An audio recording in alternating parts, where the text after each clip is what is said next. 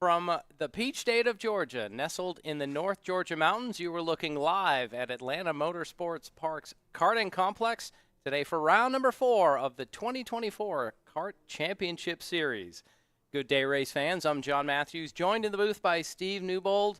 Steve, here we are on day 2 of this doubleheader. Yesterday we had exciting round 3 action, and now we look down on this track on a Sunday matinee that we'll be having, and you already can see some wet spots on the track, so we still have had some of that weather overnight that really plagued us yesterday. Well, yesterday was definitely an interesting day, especially with the weather, having to switch from rain tires in qualifying back to slicks for the pre-final races, and then back to rain tires for the finals. We had torrential downpours in between the last couple finals. We actually shortened the finals to 10 laps. Yesterday was very, very, very entertaining up here in the booth. We had a lot of drivers spinning out in turn 4 and turn 5, hitting that little dark spot you can see in the shot right there. It was very entertaining for us in the booth. Will and Mikey, we had a good time up here. Well, 106 karts were signed in for action yesterday. Today, a little bit more. 110 are joining us for the program. So happy Cinco de Mayo to all of those of you watching on the Kart Chasers Premium YouTube channel.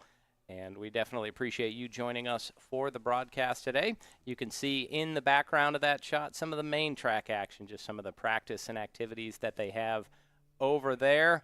But today we will be focusing on this 17-turn, 1-mile kart layout, the same one that they used yesterday. Steve, definitely a complex track. It doesn't quite show from this angle, but you see right in the middle that signature turn number 2. Drivers will plummet 3 stories down into that U-turn and then immediately climb right back up the hill. So drivers seem to be challenged at every corner of this facility, although as much as we talk about turn 1, it seems to be turn number 9 way up at the top right of your screen and turn 16 at the top left, the prime passing opportunities. And Steve, I believe we had even had a phrase coined yesterday. Oh, yes. Was it the 4 horsemen of the apocalypse? It was the 4 horsemen of the apocalypse and our LO26s of mayhem. That would be the LO206 senior division. That race was intense, and we see karts on track, which means we are about to go green. They're going to go ahead and get their warm-up lap in, and but we'll do a quick little recap of the LO206s. Well, just before we get to the recap, the first group we'll see on track will be our pre-finals for our LO206 juniors. All the pre-finals will be 10 laps. The results of the pre-finals set up the starting order for the finals that will happen later today, and the starting positions for the pre-finals was set up by qualifying earlier this morning. So, Steve, I have to imagine it was when anytime the LO206s get on track for just about every division that we have them in, it just seems like chaos out there. It's my favorite division. We coined the phrase LO206s of mayhem for last season for the LRR page. I do all the race recaps for those that do not know at home. The phrase kind of just came to us one day. We were up here watching, and we were like, it's mayhem. It was karts spinning out. The drivers were bumping, shoving. It was intense. It's some of the hardest racing that we have out here at Atlanta Motorsports Park, and you're about to see the show firsthand right here. So our LO206 juniors are lined up. They're about to slowly roll through turn number 16 when they're at speed. That is a braking zone and a great passing opportunity. You can see some sun peeking in the background. We're under mostly cloudy skies, 71 degrees right now. We'll reach into the low 80s with the skies continuing to clear here on this Sunday in May as the green flag is out. Racing is underway at Atlanta Motorsports Park. We got Lincoln Massey should be leading the front according to our timing and scoring sheet that we've got in front of us. We've already got 3-4 wide passing going on in the first turn. There you can see that drop down into turn number 2. Kart's getting way wide, almost into the lawn there as you see them work back up the hill. Once again, this is our LO206 juniors. When we say juniors, think of drivers that are middle school age. Officially, juniors are age 12 to age 15. And they'll get around this 1-mile course in about 1 minute as they work down the back straightaway onto the brakes in turn number 9 for the first time. That's another passing opportunity when the drivers decide to get dicey. But, Steve, right now they're just saying, let's get single file and log some laps. Yep, the train is rolling down through turn 14. It looks like they're going to enter 15. all nice and straight, too. I don't think any passing is going to really affect anything this early on. Yesterday we had a lot of early passing due to the weather, and it was pass after pass after pass after pass for the top 3 positions. Well, you could see one spot on the entrance to turn 16. There's a wet spot on the pavement, so there are still some damp areas on the track that should dry as the day goes on. All the drivers are on slicks. They don't need to be on wet. The rain tires, it is not that wet today, and rain is not expected as we see Talon Laney lead the field by our vantage point through turn number 4. Ian Patterson actually ran the fastest lap on the first lap at a minute .3. So he is moving. That draft is definitely a factor today. And these karts are able to draft this LO206 engine combination. It is a Briggs & Stratton 4-stroke engine, so they have a lower RPM rate, a more satisfying rumble out of these engines than what we'll hear from our later KA or tag classes as they work their way up to turn 14. That's the highest point on the track, and they'll sweep down into turn 16. There you can see that wet spot on a seam in the pavement. For now, our top 5 content just to run nose to tail. Well, you can see Talon Laney's going to lead the second lap as well, followed by Eden Patterson and Lincoln Massey. Lincoln Massey's actually he was a threat yesterday. He was making some passes, moving all the way through the field. I'm not exactly sure what happened. I don't believe he had a great qualifying start, but he did move very quickly through the field. But once again, we are just watching our top 5. They'll sweep by our vantage point. 3 laps into the books. Race fans, if you are watching live on Kart Chasers, if you want to follow the timing and scoring that Steven and I use up in the booth, you can follow the Race Hero app. You can download that in the Apple App Store as we see maybe a battle for the lead there. Patterson over unders on Laney. They're still side by side through the S's. Lincoln Massey side by side with Ian Patterson. Yeah, Patterson lost out of that move. He tried to make a move for the lead, ends up in 3rd spot. And you're right, Lincoln Massey seizes the opportunity and moves up to 2nd place. He missed it yesterday. Lincoln was doing high kicks and celebrating because I believe this is his first couple races, his first season in this division. He moved up from cadet, if I remember correctly. I believe you are correct. The names that we'll mention as far as the class names, they run a basic LO206 engine. They'll start with a rookie division, and then as they get older, they'll go to cadet, junior, senior, and then we also have a master division as well. Let's not forget about the legends as and well. We do, and we are having some legends as well. Some of the classes may race separately, some will race together. We've had a race already this year where we had upwards of 40 karts on track for the start. That seemed like a madhouse rush hour here just outside of Dawsonville. But the main difference of the classes as far as the age of the drivers, yes, the drivers get older. The karts will have different weight limits, and then typically as the drivers, as you move down to the younger classes, they have what's called a slide in them. If you're familiar with NASCAR, think of it as a restrictor plate. The engine, the carburetor just doesn't open as much to create as much horsepower. But these karts, pretty much the same as we'll see in our seniors, masters, and legends division later this afternoon. Talon Laney's still holding that lead pretty steady, followed by Lincoln Massey, Ian Patterson, Miles Lewis, Meyer Lewis, Luke Corman, Javier Soto, Caleb Lanter, Matthew Landers, Owen Walshy, and Aiden Courtney to round out your top 10. As once again they sweep by our vantage point. We do want to mention some of the staff that's helping make the broadcast happen today. Our executive producer this afternoon is Will Rigdon. Our producer is Michaela Denny. Working the board is Mikey Lane, as we do see a battle for 3rd place there. Lewis and Patterson getting side by side. We have on our cameras today, Ethan Denny is working on our cowboy cam that you see right there. We also have Jim Abbott, who will be down in the pits, and Lori Cannon up on our tower cam. Right now you're flying along for the moment there with Daryl Cannon, a.k.a. Killboy.com. He gives us this first-person drone view. And we will also have Jeff Farver, courtesy of AlumaCube Engineering, as one of our other drone pilots. And Stephen, drones really have made racing, have really changed the way we see racing, much like in-car cams did in the 80s and 90s. Drones seem to be pushing the boundaries of race broadcasting. Oh, they definitely are. I mean, now we can get an up-close personal view with the drivers as they're going around the track at elevation. I mean, you can see the dip as we go into the back, stretching into the kink. That's a perfect shot right there of the elevation changes at Atlanta Motorsports Park. Yeah, and as we've mentioned, over 40 feet of elevation change. That you saw the lowest point, that kink, And then just off the exit of that, drivers then head down that long back straightaway, one of the longest in the United States, setting up the braking zone in turn 9. It looks like our top 2 starting to peel away from the rest of the field. Talon Laney, Lincoln Massey, 2 drivers that have spent a lot of laps nose to tail, whether it's Laney in the front as right now or Massey. A few weeks ago when we had the Cup Kart North America race, again, both of those drivers sort of had locked horns all weekend long. Yeah, we definitely had a great showing of the hometown drivers in the CKNA event. It was an entertaining event to watch. We had 29 races the first day and 28 the last day, with over 160 competitors, and that many karts on track at once is a sight to see. And that was all LO206s. That's the platform they use in Cup Karts North America. Today you will also see KAs, tags, as well as our kid karts out there as well. As for the moment, our top 2 are just going to stay nose to tail into turn number 9.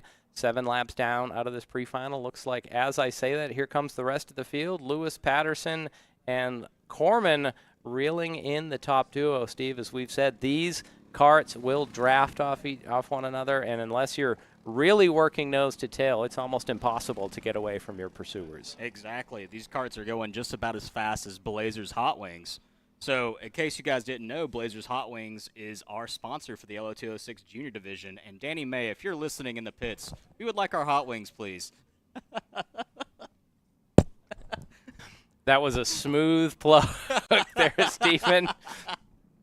Well, but we are grateful to have Blazers Wings with us. I believe they're out of Hull, is what I saw on the signs. Out of Hull, Georgia. It's out there next to Athens, if I'm not mistaken. So grateful to have Blazers joining us, helping make the broadcast happen this afternoon. If you are trackside and you want to listen to Steve and I ramble along, you can tune your FM radio to 88.7.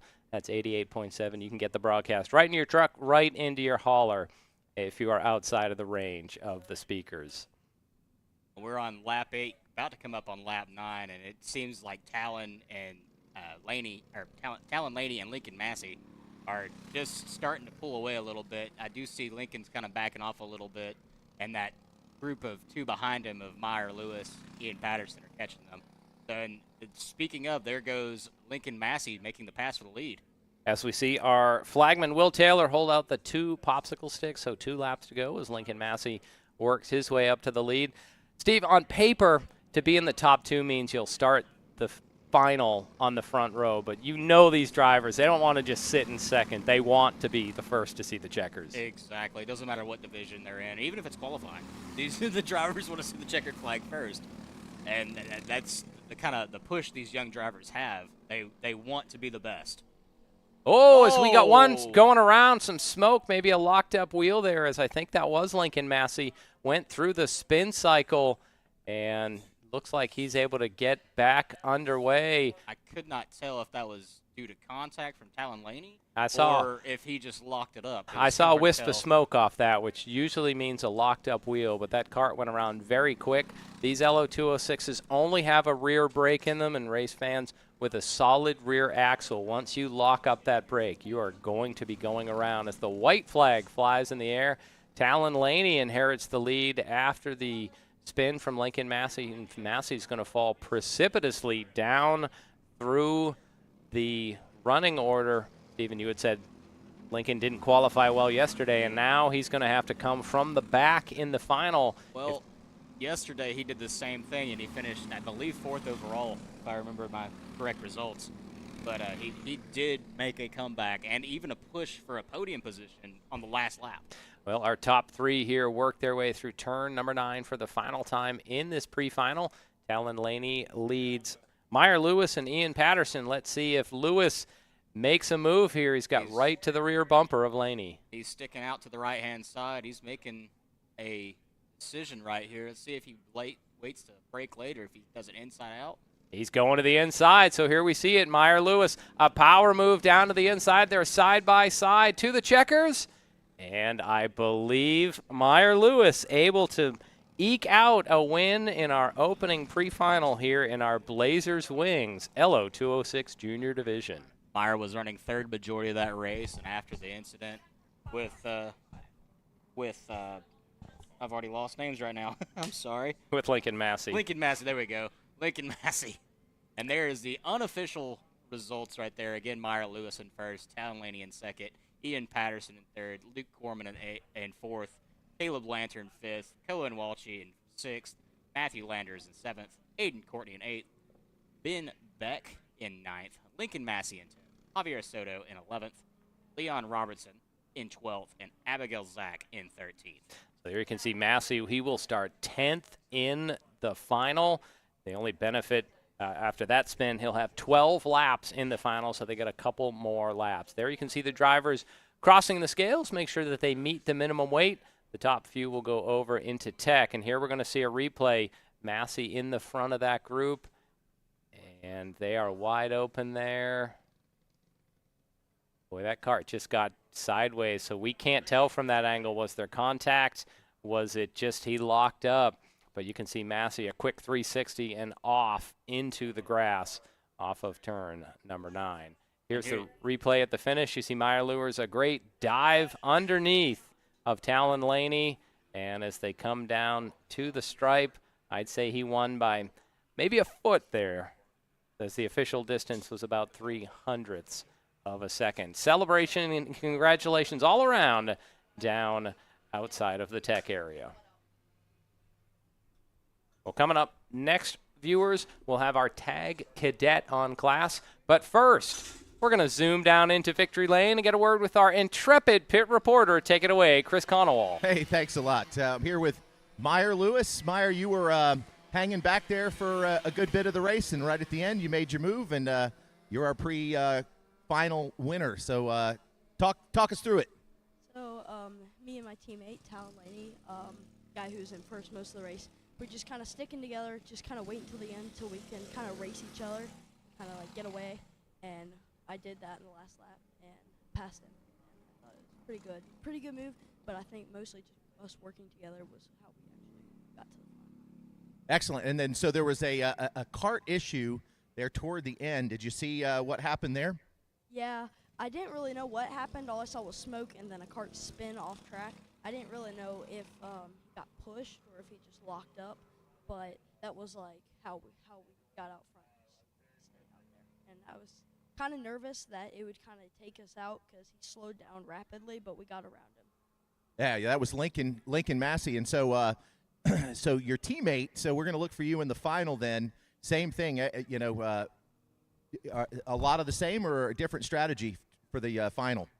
I mean, I don't really know. In case, like, we'll try to push away the best we can and then fight towards the end. So mostly, yeah, the same thing. Awesome. Well, thank you for the interview. Meyer Lewis, our junior pre-final winner. Congratulations. All right, thank you, Chris. Now you see on track, the green flag is out for our Liquid Molly tag cadet class. And we will again see a 10-lap pre-final here. The drivers already have dove down into turn number 2 and have headed back up the hill. And if you hear from the sound, a higher pitch whine, Steve, here we go. It's tag, so they are 2-stroke engines. And I've got Talon Laney down here as well, who had a great day out here yesterday. If you guys got a quick second, we'll get a word in with Talon Laney. Yeah, take it away, Chris. Okay, Talon, so you heard your teammate there talking. And then, of course, we asked about the issue with Lincoln Massey. So give us your perspective and what we can look forward to for the final.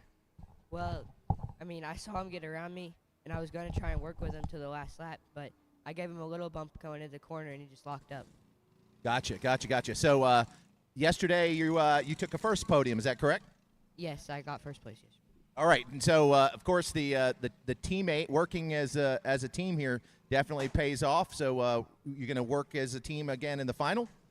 Yeah, we did it like a few races ago, and we got 1 and 2 again, so we're going to try and do it again.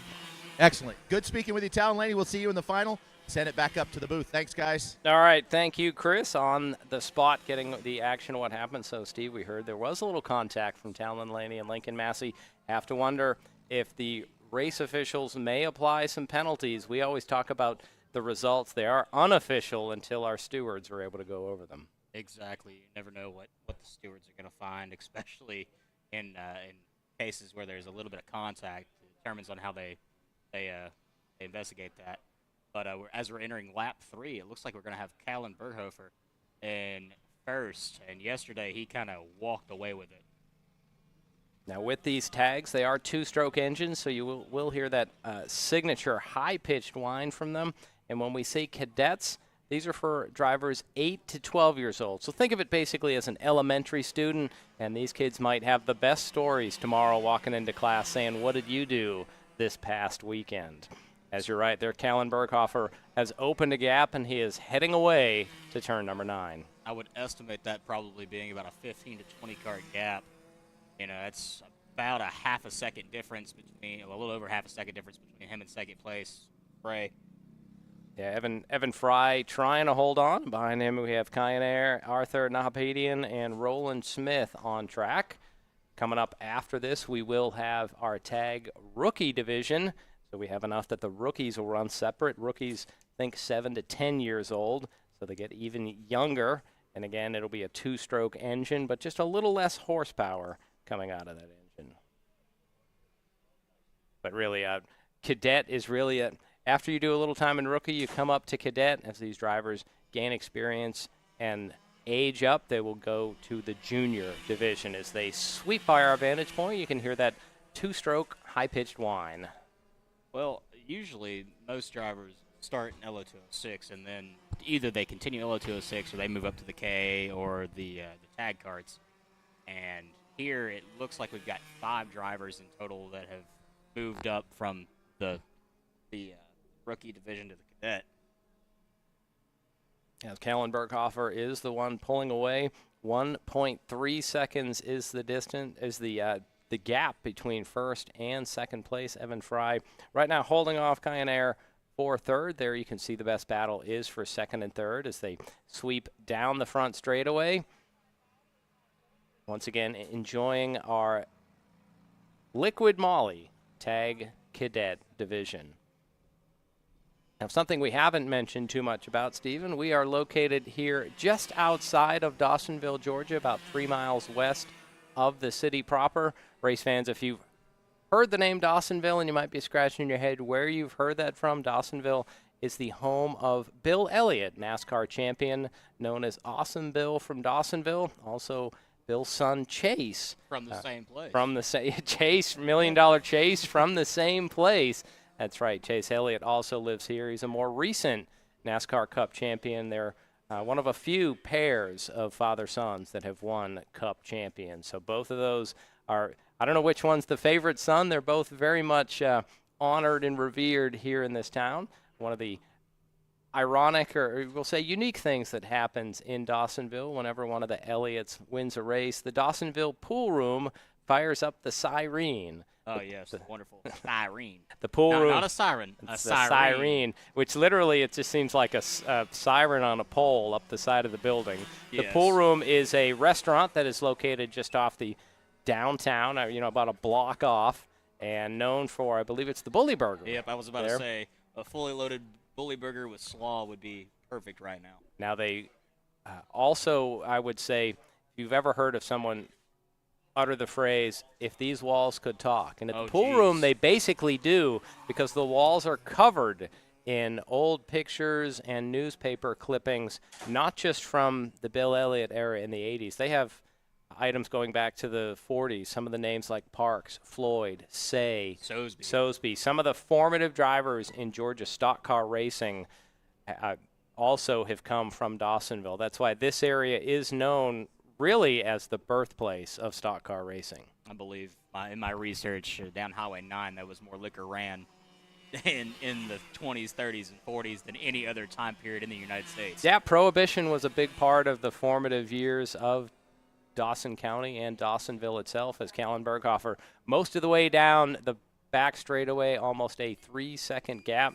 So here we're riding with Evan Fry and Kyaner as they work through lap number 7 here in turn number 9. But you're right, Stephen. Moonshine was a big part of stock car racing. It's hard to separate the moonshine and the origins of stock car racing. Highway 9 at the time was the main highway from Dawsonville down to Atlanta. It's a 2-lane road. It's not some interstate that's out there, and you can still drive parts of it today. But the farmers needed money to be able to pay taxes and to be able to buy clothing and certain staples. Well, when you're a subsistence farmer, it was hard to get money. One of the ways they did that, they would take some of their corn, turn it into corn whiskey, aka moonshine, and then they would transport that down Highway 9. And of course, you had the games that would happen with the revenuers, aka the ATF agents or the police of the era. And back then, police cars didn't have radios in them, so the way that you would just outrun the police. If you had some money, you would soup up your car, whether it was Cadillac, a Buick, maybe a 30s Ford, you would soup it up and then you would just outrun the police on these twisty mountain roads. I was about to say the 34 Ford is popular in racing even to this day, especially them being modified cars, Legends cars, which we do have out at Atlanta Motorsports Park occasionally on the main circuit.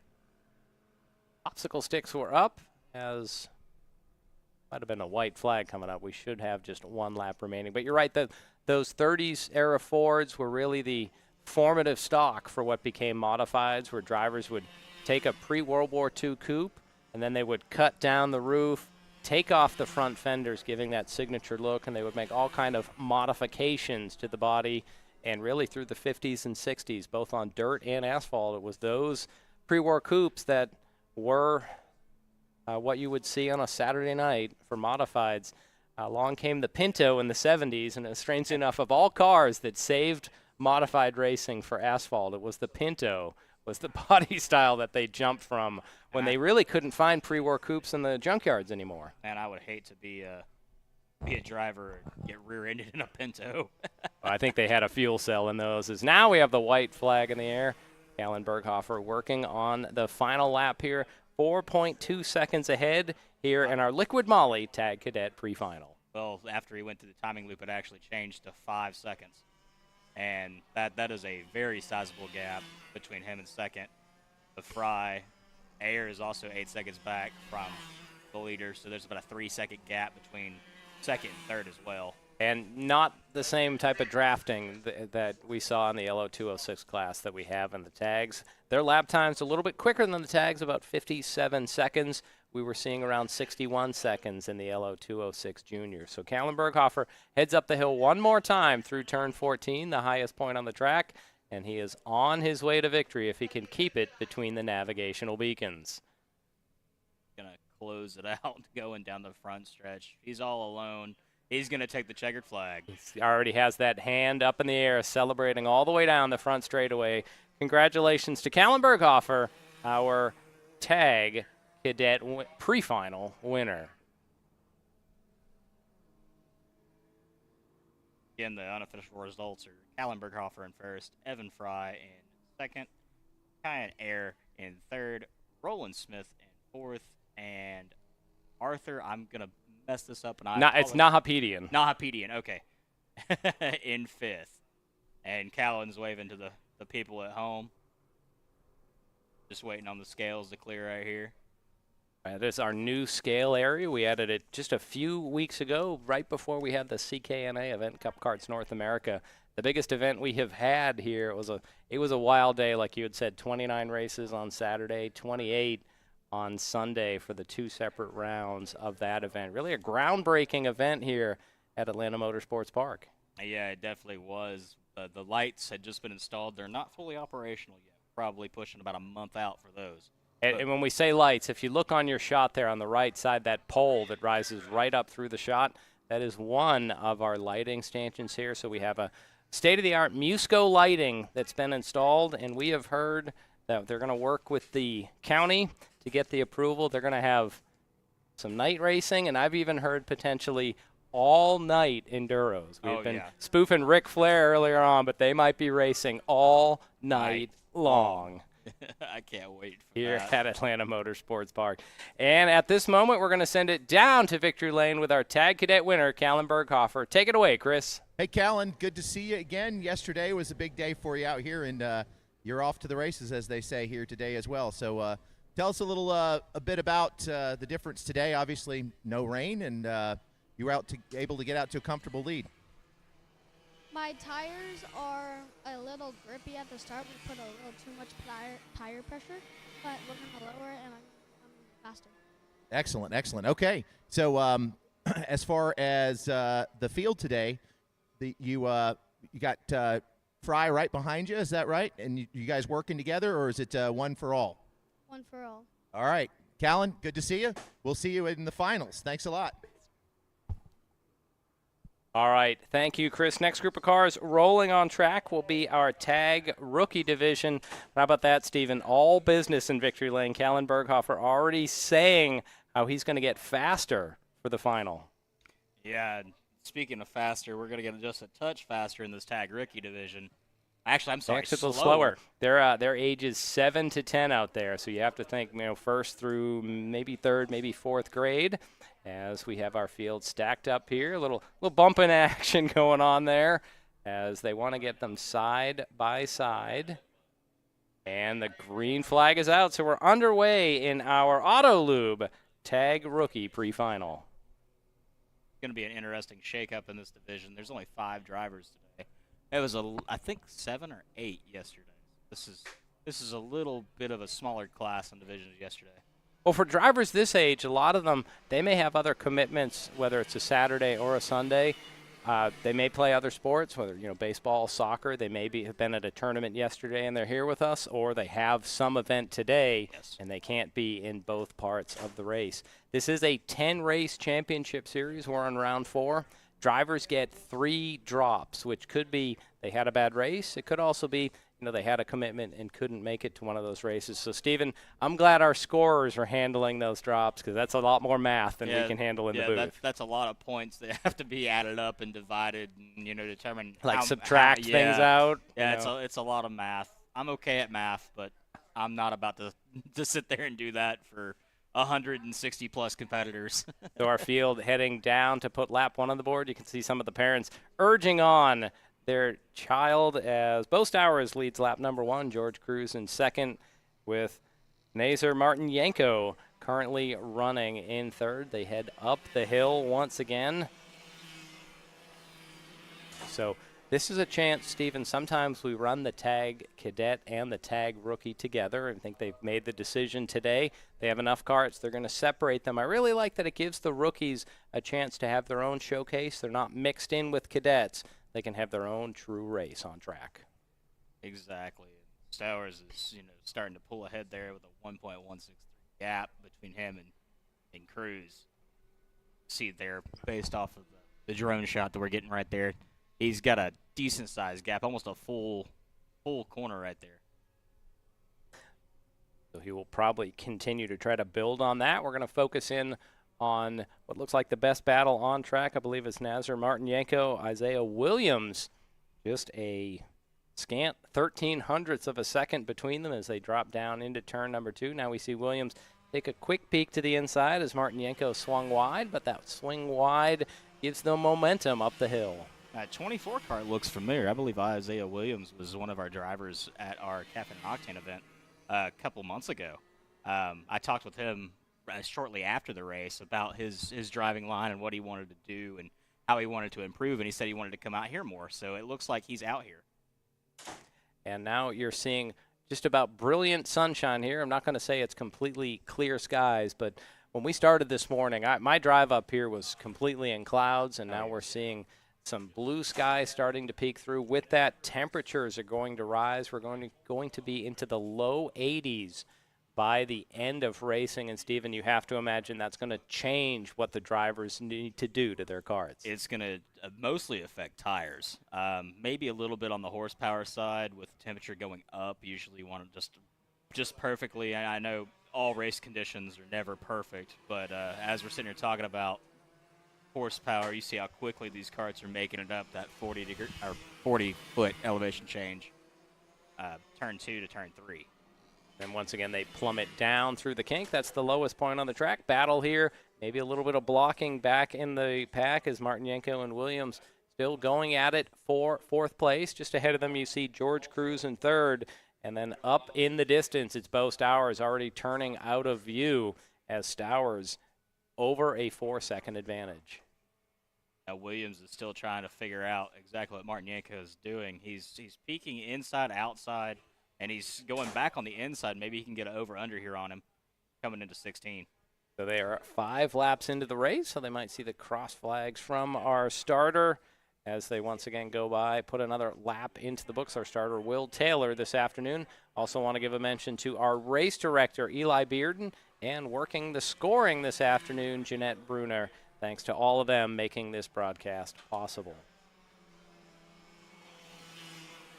So, yeah, it is Nazar Martinenko is at the lead of this pair. We're going to focus on this battle. Isaiah Williams trying to find a way by as Martinenko kind of blocks the inside of that back straightaway, and it doesn't let Williams get a run into turn number 9. You know, if they keep battling the way they are, they're probably going to eventually catch up to second place. And second place is George Cruz. He's just kind of sitting there, kind of like a sitting duck right now by himself. Well, these karts also don't draft, so Cruz might just be content on, especially at this age, 7 to 10-year-olds. Seat time is so important to just be able to log in laps, work on the term racecraft that we might hear several times in the broadcast as you see Williams stick a nose down to the inside of Martinenko with the cross flags up in the air. So it looked like Williams not able to get it done there. Looked like Martinenko might have got a little loose there coming off of 16. He did have a little bit of a bobble there on his rear side. And with that, suddenly it's about a 5-kart length gap between Martinenko and Williams. Oh, trouble off the corner, and Williams shoots by Martinenko. I don't know if Martinenko got wide for a second. It looked like he might have broke, but he's able to resume speed. So, Stephen, trouble can happen at any corner of this facility. You know, like you were saying, I thought he might have slung a chain or something by the way that he just slowed down that much. I don't know what happened. Maybe he lost it coming through 4 and got a little wide, hit the rumble strips, and kind of just overcorrected himself. That would have been right under our vantage point. So we will try to maybe get a replay on what happened there. Out front, though, Bo Stowers continues to lead, piling on the pressure as he has, you can see the gap. That's second place coming around there. So over an 8-second lead. We're going to focus back again on the battle for third. Here's the replay.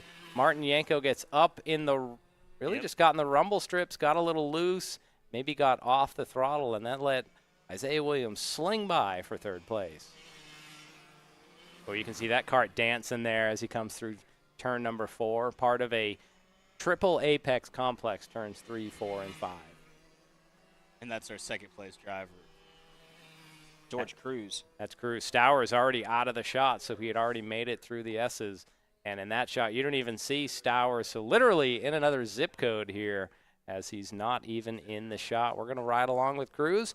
He's working on his racecraft here. Again, drivers at this age, seat time so important. Stephen, it was a few decades ago, a driver wouldn't make it up to the top levels of racing until, mid-20s, maybe even 30.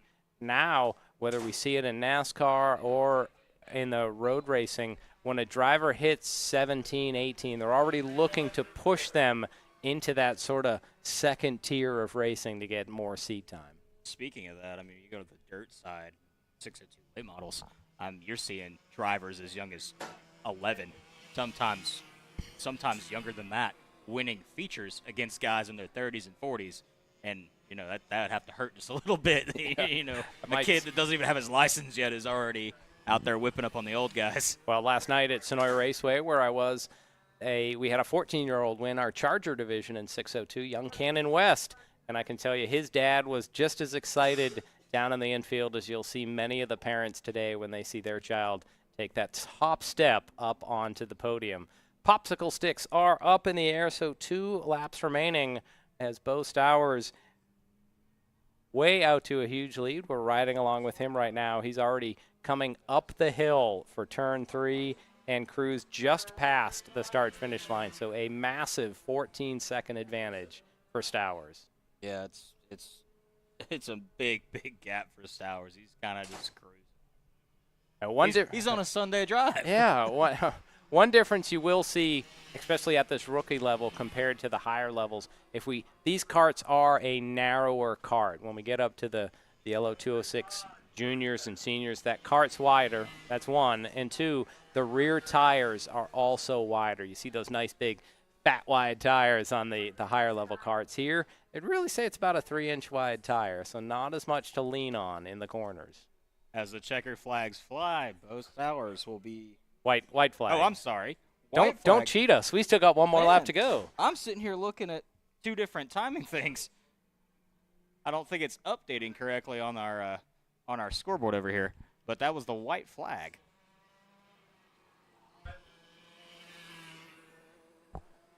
The Bo Stowers already heads around turn 4. You see him drop down through the kink. That definitely gives an indication of just how steep that drop is. It's not as much of a signature as that U-turn, but Steven, that drop through the kink with that camera shot, you can really see it looks like they're just falling off a mountain when they come down there. Yeah, you don't realize until you actually come out here and drive the course of how steep that drop really is. You get that feeling in the pit of your stomach It's when almost you like drop over. it's almost like riding a roller coaster at like Six Flags. Yeah. The drops that they have, it just hurts.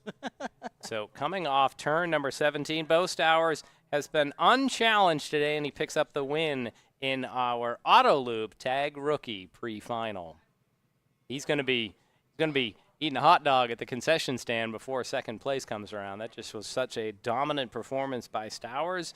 He's going to pass through Tech and make sure everything is official. George Cruz comes home in second, 17 seconds the delta between first and second. Third place, Isaiah Williams. So Williams able to hold on for third. There's a good look at Bo Stowers sitting in the cart. They're just going to get the weight. And now, Stephen, we really get an indication of just how young these drivers are. Yeah, you can see how small they are and how small those carts are. I mean, they're probably a total of 4 foot long. And the drivers are probably 3 foot. Yeah, they're not quite that. The carts aren't quite that short, but you are right. These are definitely on the small side. These carts have a minimum weight of 226 pounds. So an NFL linebacker will typically weigh more than one of these carts with the driver in them here. I weigh more the than one of 7 to these 10 carts with the year-olds. driver in there. So they are going to go through Tech. Just make sure that everything is okay on those carts. Coming up next will be our Tag Senior and Master pre-final. So the speeds definitely are going to be picking up from what we saw in our rookie division.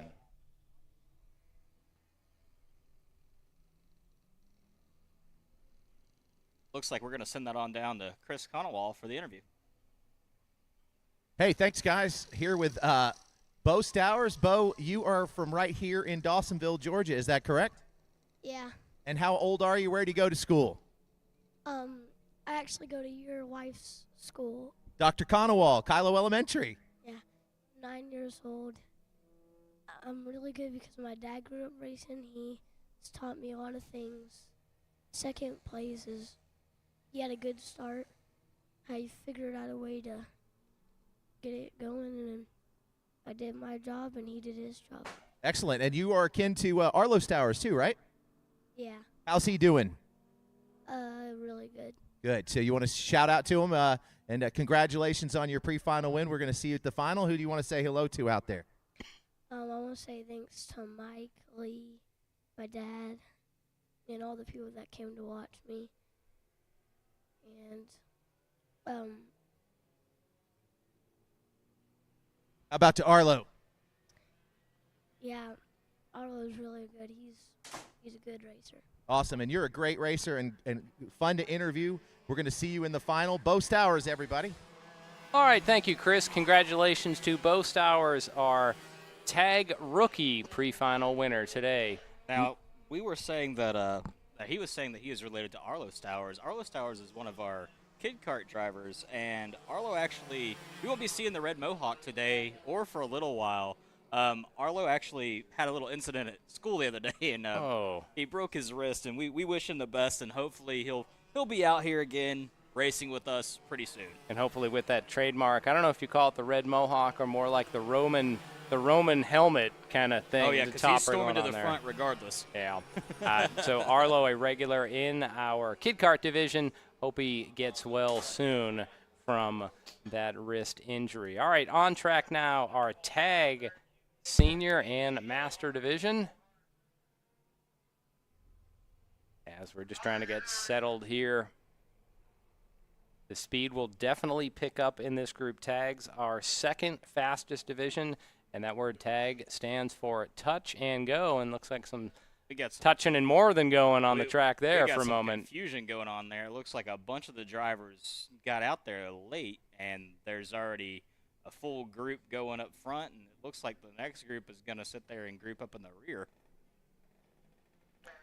So a false start. They're going to do the cutoff here.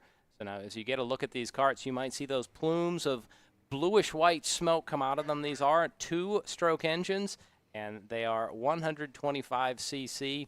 They do have a small radiator off to the left side of the driver. So mechanically, these are more complex than anything we've seen in the broadcast today. And these tags should run lap times in the low 51 or 52 second range. As we get another false start. Again, we have 2 groups here, senior and master. They're trying to start them separate so that each group can kind of have their own race, that you don't have one group sort of mixed in with the other. You know, I don't remember if if it still stands or not, but I remember after 3 tries, how it used to be, we used to switch the front 2 with the rear 2 and invert the field, basically, if the starters couldn't slow down enough.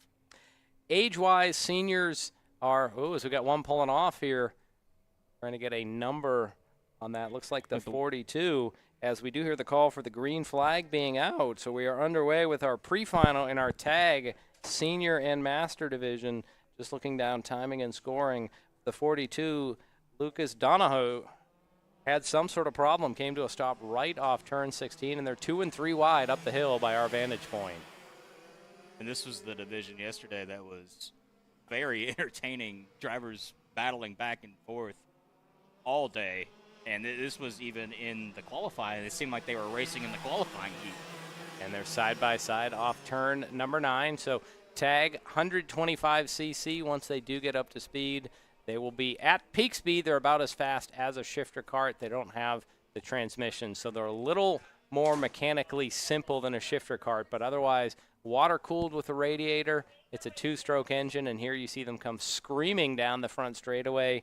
First lap times starting to populate into timing and scoring as Eugene Panenko is your early leader. Eugene Panenko is a well-known name out here with Freedom Kart, and he's actually he's from the Ukraine, and he's started a company here called Freedom Kart, and they give lessons and everything out at AMP. Looks like we've got another cart down in the back stretch. Not exactly sure what was going on there. Yeah, you're right. You can see a local yellow out, so the drivers are just supposed to maintain position in that area. You're right. A second cart has dropped out. We see the number 28 cart. Yeah, Butler. Butler might have lost a chain just by the way that cart was just pulled off to the side of the track like that. Yeah, that was Scott Butler. As once again our field comes sweeping by. Eugene Panenko, the leader, a 53-second lap time. Although now we do see that Christian Blevins coming in with a 51-second lap time. So we do have 2 groups on track. The age difference, seniors are for drivers 15 and up. Masters starts at 30 for the drivers. We'll just say a little more seasoned out on track. Just a little bit.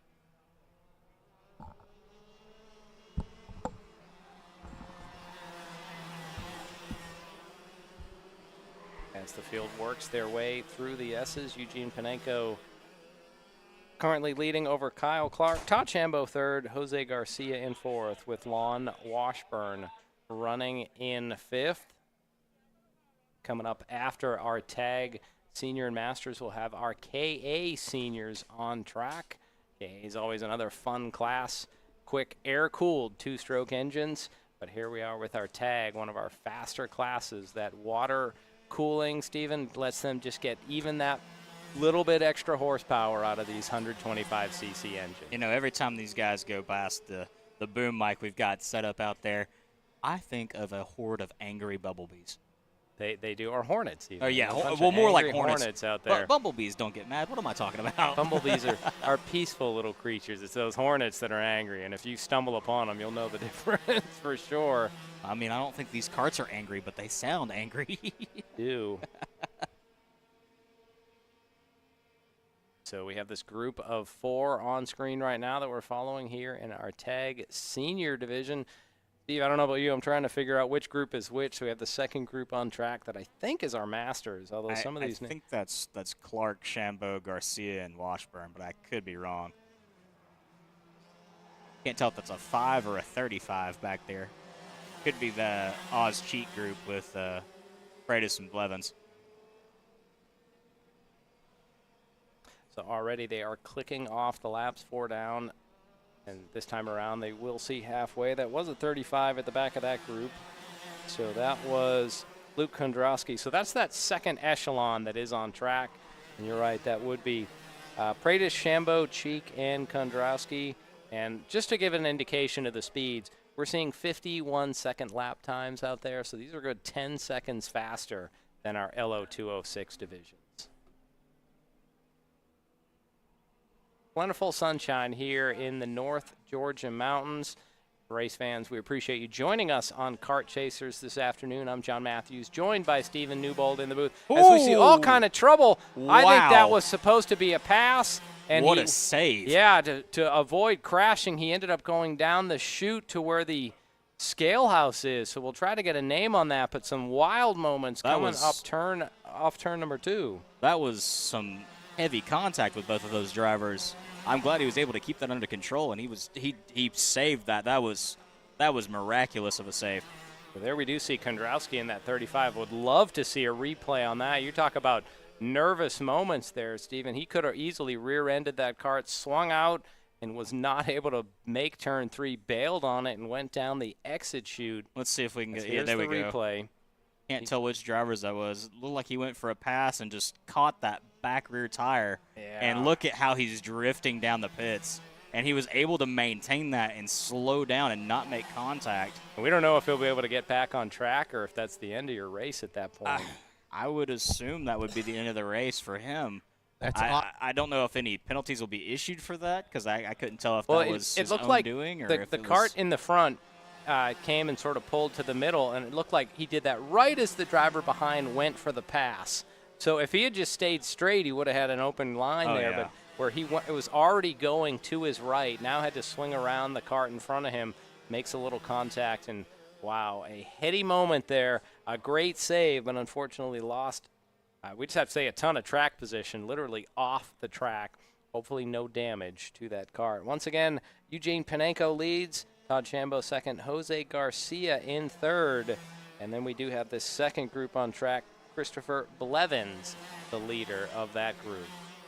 We'll find out exactly who that was that came off this time by. Oz Cheek scored as 2 laps down, so I wonder if he might have been the driver that tried to swing out in a wild fashion there. Or if it was Kondrowski. No, Kondrowski still scored as just a blip behind Brooke Shambo. So I have a feeling that was Oz Cheek. We'll see if he still scores some laps or might have just had to call for an equipment change after that run off track there. More than an equipment change. Yeah, suit change. Yeah, the suit change is what I seat was going for change. there. Hey, Maybe fellas, even chassis change. that is Oz Jr. down here who came off. He's sitting on the scales and got his helmet off. So he saved it right and came down just off track. So the number 88 cart, Oz Cheek Jr. Okay, so it was Oz Cheek that went for that excursion down into the what we'll call the pit off lane there, and it just seems like his pre-final is done. He'll start at the back of this group when they have their 12-lap final later this afternoon. Got a nice little zoom in there of turn 2. That was Jeff Farver working for AlumaCube Engineering there, as we're seeing some great action all over this track. That's a shot that really gives you an indication of the drop into turn number 2, and then when the drivers head back up the hill, definitely a steep decline as we're in the waning laps of our tag senior and master pre-final. Looks like we're getting ready for, I believe it's the white flag will be coming out. Yeah, Will Taylor has the white flag in his hand, and he unfurls that for Eugene Panenko, who comes by Todd Shambo in second, 1.2 seconds back. Then we have Jose Garcia and Kyle Clark. And that's a name we hear a lot back here, Jose Garcia. Jose Garcia just about lives here. He's officially from Decatur, Georgia, but pretty much any time this facility's open, Jose seems to be here. I can't think of a time I've been here and Jose hasn't been here. I honestly think his actual address is 20 Duck Thurman. It might which be. is the AMP facility, because this man is here for every race, whether it be on the main circuit or the kart circuit, time attack events, skid pad events. The socials where The they have socials. racing at them. This man is here. He probably bought a new condo. That's probably. Speaking of main track, we will have a race from the main track coming up next Saturday. That is May 11th, as the checkered flag's going to fly in the air. Eugene Panenko takes home the win. Todd Shambo second, Jose Garcia in third. Race fans, coming up next Saturday here on the main track, we'll have our championship series. So that's a mix of, we have Spec Miatas, we also have the downforce classes, pre-finals and finals. To watch that, you'll need to go over to the Atlanta Motorsports Park YouTube channel or Facebook to catch that action. So head over and check out Atlanta Motorsports Park, give them a like or a follow, whatever is appropriate on the platform. There we see our rundown. Eugene Panenko, the winner, Todd Shambo second, Jose Garcia third, Kyle Clark fourth, Lon Washburn in fifth.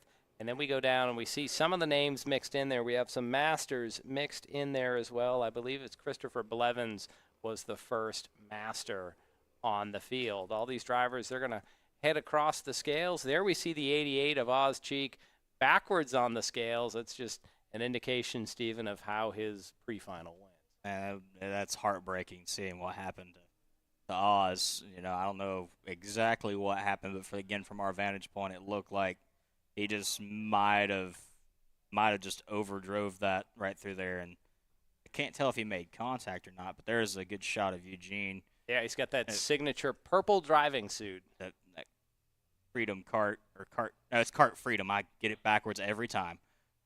But Eugene's probably got a couple drivers out here today. This is a good chance you get to see these karts are wider than what we saw on our tag rookies. That radiator off to the left side for these water-cooled engines and those wider rear tires really gives these drivers something to lean on and to grip with in the corners. Well, it looks like we got the Go-Go Rescue Ranger out there right now picking up somebody. Well, don't forget we had one kart off 16, and then we did have one kart off along the back straightaway. Great look there at Jose Garcia's kart. He comes across the scales and makes sure everything is official. Next group on the track will be our KA seniors, but I imagine first we're going to take a trip down to Victory Lane with Chris Conowald, as it looks like Eugene Panenko is sitting in the chair. So take it away, Chris. John, thank you. So yesterday I was here with Eugene Panenko, who was way out in front with the rain tires on, loves driving in the rain. Apparently you love driving in these conditions as well. Congratulations. Kart Freedom driver Eugene Panenko. Thank you. Good race today also. Without rain, but still I enjoyed. I controlled the race from beginning until finish. And my thoughts only about final race. Thoughts are on the final race. Tell us a little bit about Kart Freedom really fast. Kart Freedom, this is my team from Ukraine, which I created like 13 years ago. And we have team and make races in Europe, in Ukraine, and now here in the USA. We are happy to present our team. Excellent. And how many karts on the today 4 karts in 4 different classes, like Tag Cadet, Lotto 6 Master, and KA Junior. And me. Excellent. Well, Eugene, thank you so much. Congratulations on your win. We'll see you in the final. Once again, congratulations, Eugene Panenko, our tag senior pre-final winner. How about that, Stephen? You know he's a racer when he loves being in the wet, and then after the pre-final already, he's like, all that matters is the final. Yeah, exactly. And hopefully I'm saying this right. Vriet, I believe, is the correct term in Ukrainian for congratulations. It's been a while since I've done any research, but I believe that's the correct term. But I'm a little rusty on my Ukrainian, I'll be honest with you, Stephen. I like to study languages. Prepping Ukrainian was not in my notes list for the race today here. You are watching round 4 of the Atlanta Motorsports Park 2024 Kart Championship. John Matthews joined by Steve Newbold as well as Chris Conowald down in pit lane. Get a nice I'm actually here with our second place winner, who is just mentioning that he's always a bridesmaid, never a bride, but second place. Introduce yourself to the folks upstairs. Hey, I'm Todd Shambo, right here from Atlanta area. Yep. And you ran a great race today and as well as yesterday. Is that correct? Yeah, yesterday ended up P2 and then P2 in the semifinals. So hopefully I got something for the final for Eugene, but he was I didn't have anything for him that race. Awesome. Well, local Todd Shambo, congratulations, and we'll see you in the final. All right, thank you, Chris. So the battle line's already being drawn for our tag final. Eugene Panenko, Todd Shambo, both names that we have heard here at Atlanta Motorsports Park this season. So once again, the next group of karts that will be on track will be our KA100s. But Stephen, as you had said, I want to say the paddy wagon, but the small pickup, Go-Go Rescue Ranger. the Go-Go Rescue Ranger is out on track, as we had one kart come to a stop on the back straightaway. So officials just having to pick up that kart. You can see that just on the right side of the screen. Hopefully that driver will be able to make some repairs. Usually it's a chain that's dropped when we see that, and they'll be able to just put the chain back easy, on. just pop it right back on. And we're going to get some bonus coverage from down in Victory Lane. Chris Conowald has a virtual receiving line in action. So, Chris, who do you have? I've got Mr. Blevins down here, who was took the checkered for his class, the X30. Is that correct? Yes. And yesterday out here as well. Did you get a podium yesterday? Yes, I did. Awesome. So where do you hail from? Who are these folks? And what are you going to do different for the final, if anything? That's my mom and dad, and that's my dog, Sophie. For the final, I'm really just going to do the same thing. Make sure to get a good start and just keep going and just remain calm. Remain calm, press on, as they say. Mr. Blevins, Christian, is that right? Yes. Awesome, Christian. Congratulations to you on your win. We'll see you in the final. You know, Chris, before you go, oh, we're gonna need a shot of that dog. Oh, okay. We can't have John, you want to bring the camera over? Here we go. We can't have a. Do you want us to do the? Do you want us to do the fists like they did yesterday with the? There we go. Yeah, there we go. That's yeah, right, put them up. Sophie. I'm saying a short. As I get bitten, Short-haired dachshund down there in Victory Lane. Sophie, right? All right, Sophie, fist bump. There we go. All right. We love a great track dog on the broadcast. Absolutely, absolutely. Christian Blevins and Sophie.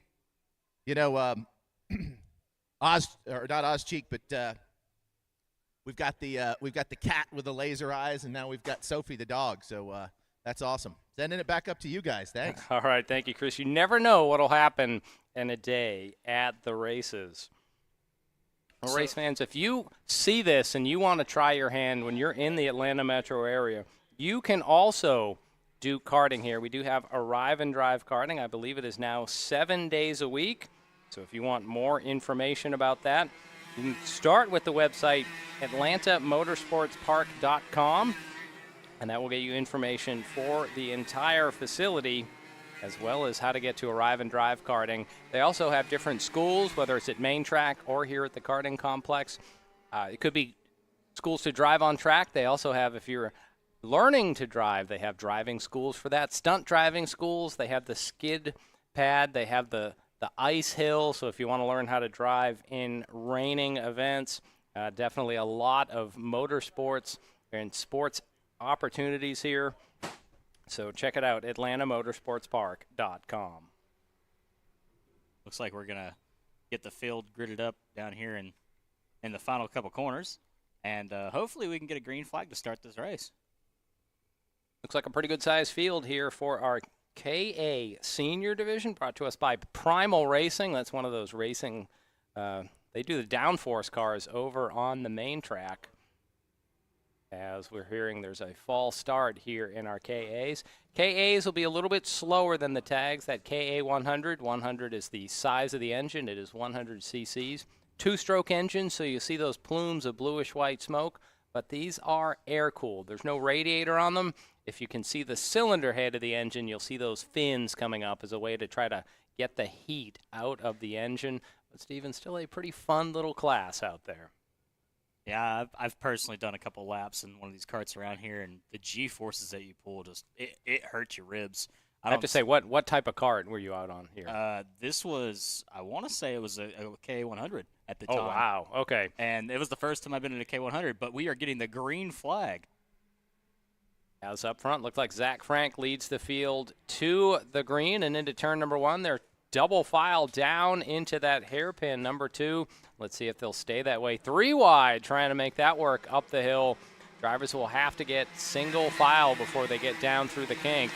It was a few weeks ago at one of our events, we had some karts try to go too wide through the kink, and you see that little bit of red clay there. It doesn't work well. well. It doesn't. And kart usually ends up in the clay or mowing the lawn out there, as now they are single file. A little battle back in the pack as they work through turn number 9, but off the S's, everyone getting single file here in our KA Senior pre-final.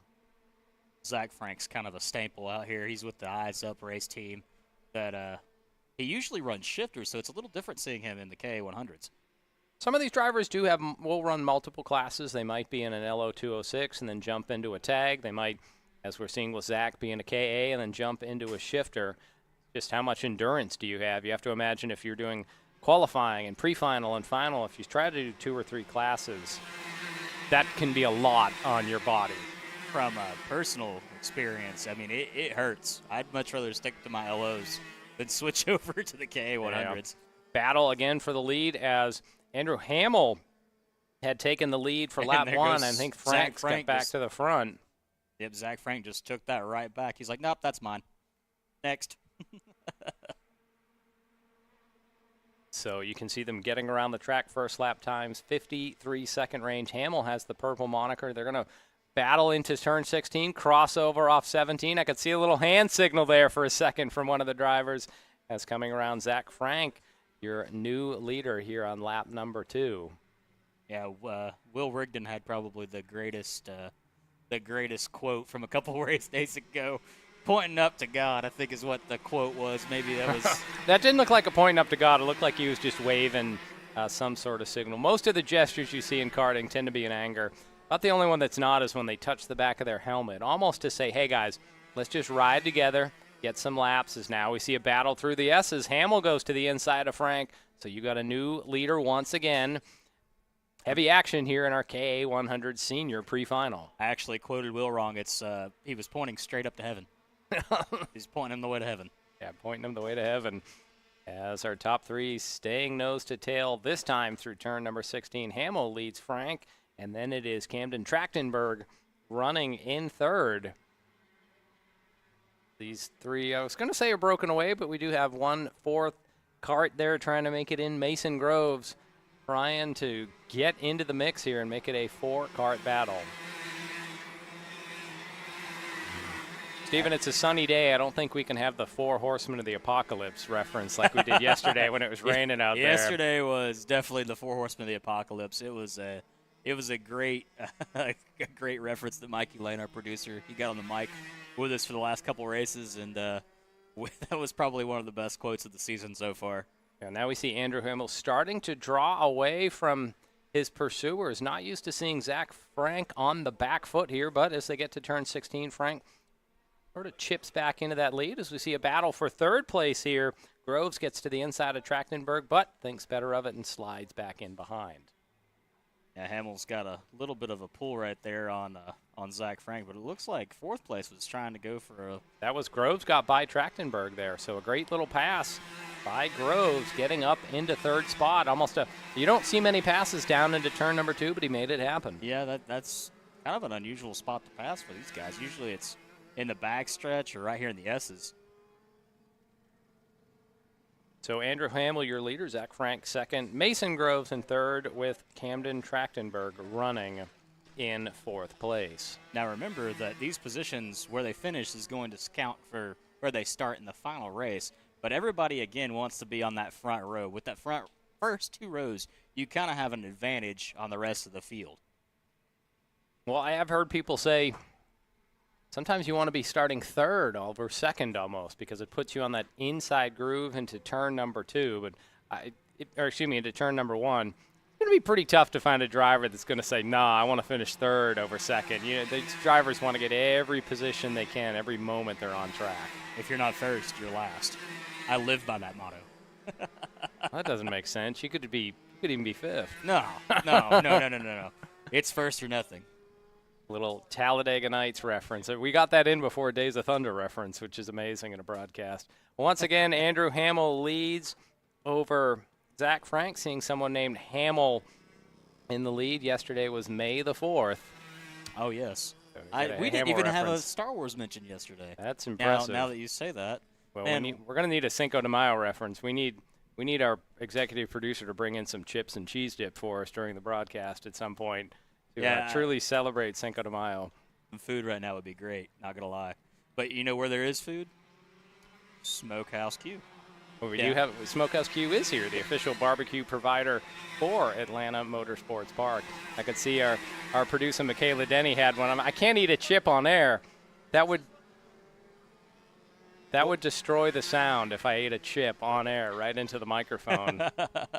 Crunch. Yeah, exactly. I mean, those do look like some of those nice crunchy chips that you have hopefully we don't have anybody getting crunched up today. That would not be good. No, we have had some times in the past, carts going over. We always pray that does not happen as our field once again works down through turn 16 and 17 as they come around to put what should be lap number 7 into the books.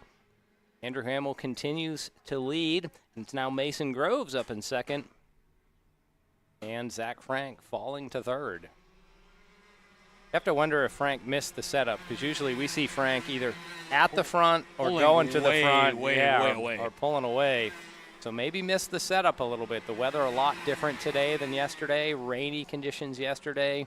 Today it is clearing out. It is getting warmer as we're probably just shy of 80 degrees right now. With track temperatures moving up, that means, you got to sit there and configure your tire pressures. That's a big key factor in racing.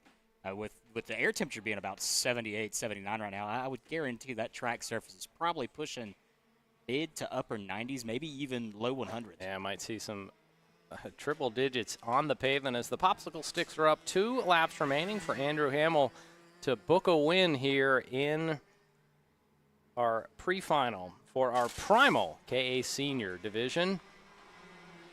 A lot of these guys actually do end up going up front and doing the Primal Racing School.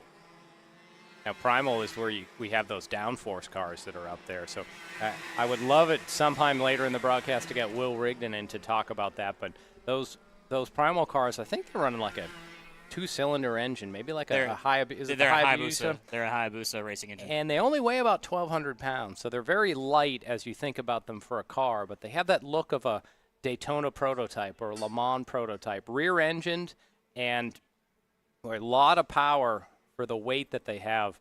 But I'll also say the first thing that seems to go on those cars is the brakes. That as much as we see elevation change here on the kart track, like dropping down into turn 2, Mason Groves reeling in Andrew Hamill might see a final battle at the line. But at that main track, it's over 90 feet of elevation change, and the cars, no matter what car it is, they just wear out the brakes on that main track. Yeah, the main track circuit is.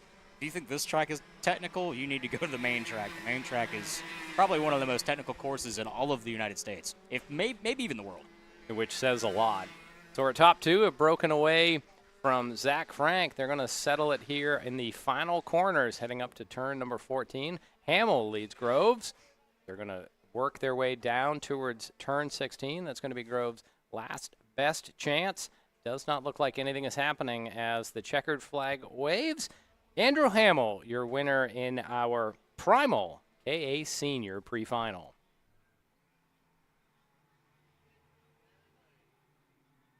The rest of the field crosses the start-finish line. A slight shake-up there down to the 10th and 11th position. Simonov and Ping going back and forth. But hopefully we can get a quick word with Mr. Hamill down in victory lane with Chris Conwell in just a second. And coming up after that, once again, one of our more exciting classes, LO206 Masters and Legends. I shouldn't say exciting. It was a pretty good KA race, but our LO2 classes are almost more predictable for excitement, bordering over into chaos. We'll have our Masters and our Legends division. Masters, think 30 and up. Legends, I believe, is 55 and up. So continuing. I'd say Kart's growing, but these are some guys, they don't want to give it up, so they're still out there racing as we see our field head across the scales, get their weight, make sure they are official, and our top few will head into tech just to make sure that everything is kosher on those karts. And our tech man's brave. He just grabbed that tire after coming off a track. You know, it's got to be kind of hot and sticky. There we see Zach Frank just getting across the scales. He'll make sure everything's official. Have to think he's running through his mind what adjustments he might make for the final to that 98 kart.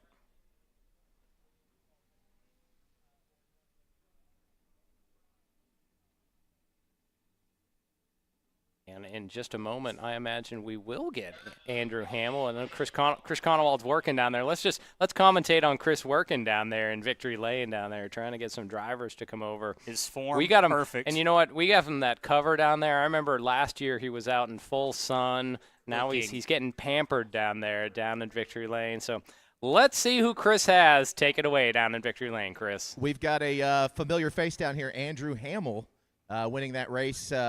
For a minute, you were in behind the leader, and then you jumped out, third, fourth lap? Take us through it, Andrew.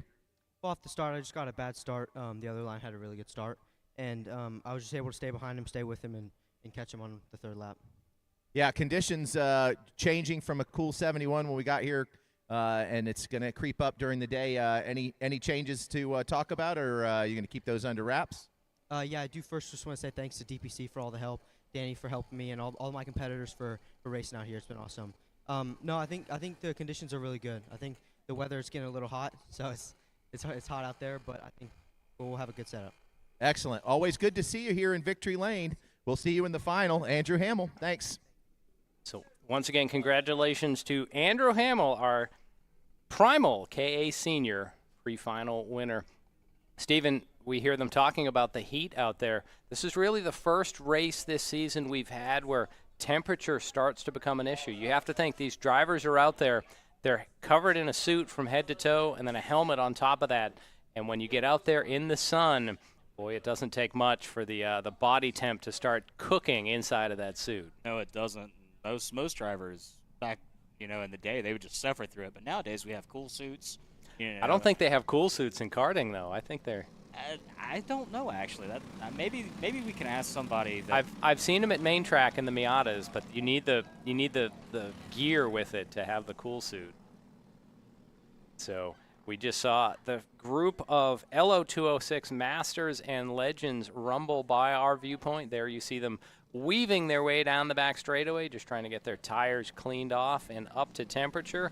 So our LO206, it's the same group we saw earlier in the broadcast. It's a 4-stroke Briggs & Stratton engine, and the ages is the thing of note where we're talking about Masters is 35 and up, and the Legends are 55 and up as we're seeing the field starting to get stacked up here. This was the drama-filled class yesterday. We had the 87 of Matt Lassiger get involved in an incident. And it was drama-filled. There was a lot of contact between a bunch of different drivers. It was a very, very, very entertaining pre-final and final. So let's see if they can put on another show today. Looks like we're going to get a false start to start off the day. Yep, you see that red and yellow flag in the air. So now you see the field use that little cutoff. When we have our kid kart race on track, they use that cutoff as their loop. And the kid karts will be next on the track. So you could just see as they came around the cutoff, there was 3 other karts. So I imagine these are our Masters, and then it is our Legends in that other trio. Again, they want to space themselves out, so they have a race amongst themselves. There they were almost too far back, and they almost got caught in the cutoff. They were way back there in the group. So to me, they look good here, 2 by 2, but the race officials have something they look for. They want the karts running evenly down those tram lines that you see. And the green flag is out from our starter, and we are underway with our Will Bite Racing LO206 Master pre-final. Already getting some light contact with drivers up in the top 3 as they navigate their way through turn 2. It looks like they're going to go 3 wide coming into turn 3 with a little bit of pushing and shoving. A couple of wheels up on the curbs there through turn number 3. Let's see if they're going to be confident to go too wide through the kink. I really hope they don't do that. And they single file. Get single file. Looks like the wisdom of the Masters out there getting single file before they go through the kink. Looks like our lead driver, I can't really tell who that is at the moment. It's reflecting Aaron Cox as up front. But he does have a slight gap, but he is by himself, and this is a drafting class.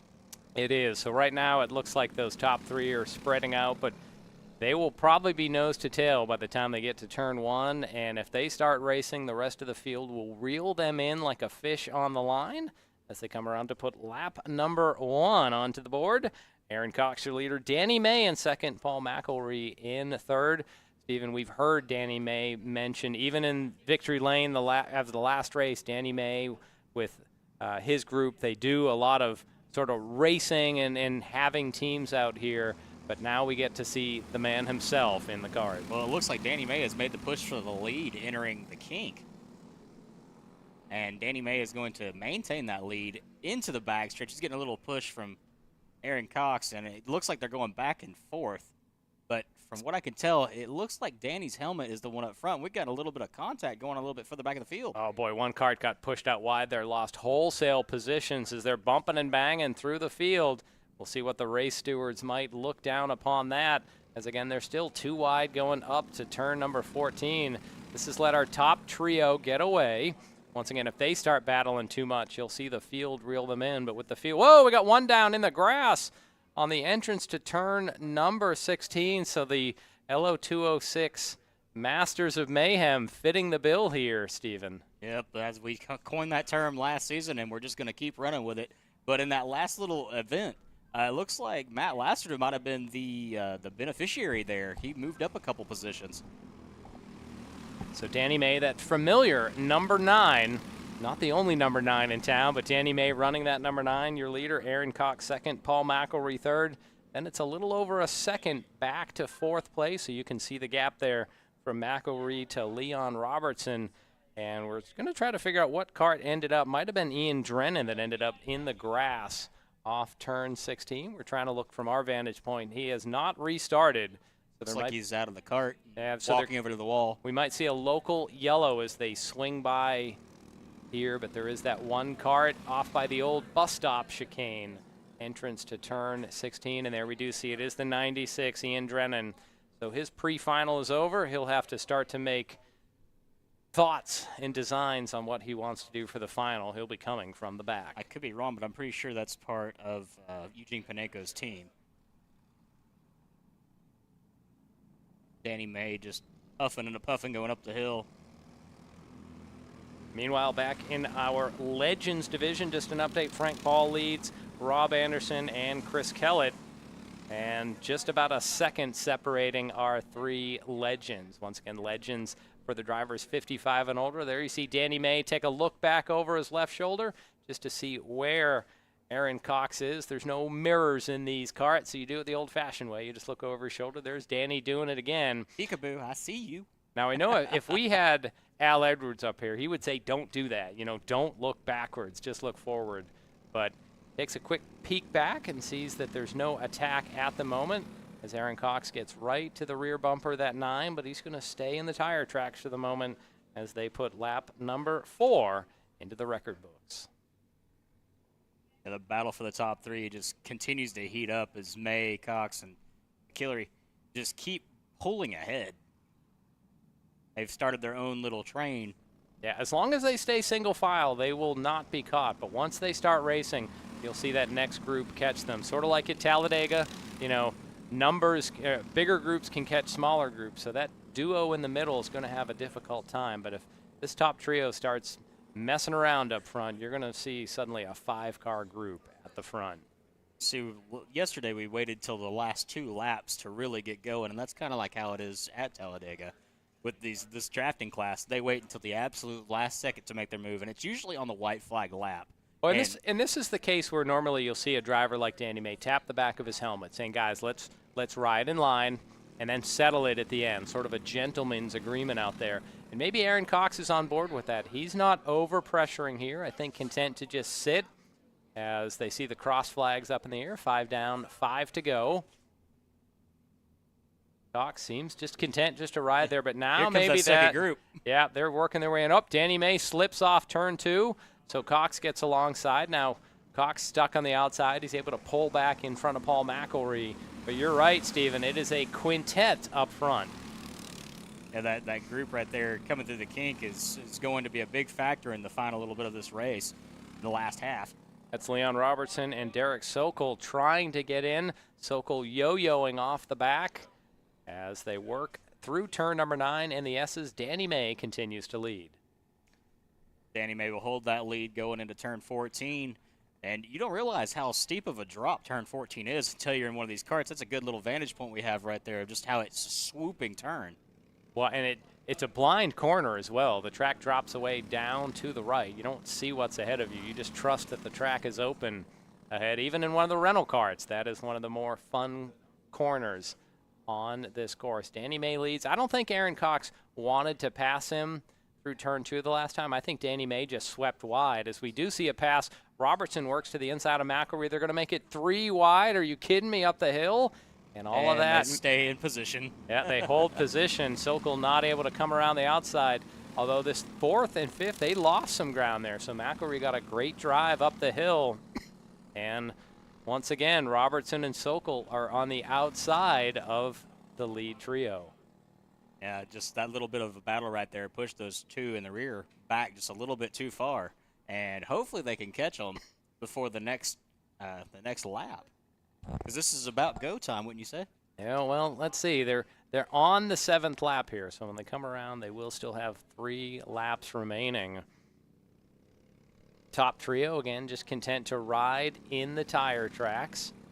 It was Robertson on the last time into turn 2 that tried to get racy and ended up losing some track position. Danny May continues to lead Aaron Cox. Once again, we are enjoying our Will Bite Racing LO206 Master Pre-Final. Coming up after this, the Kid Karts will be on track. Our youngest division will be riding on the Jelly Bean. And Jelly Beans would be good right now. Our Mexican jumping beans. How about that? We'll call it that today in honor of Cinco de Mayo.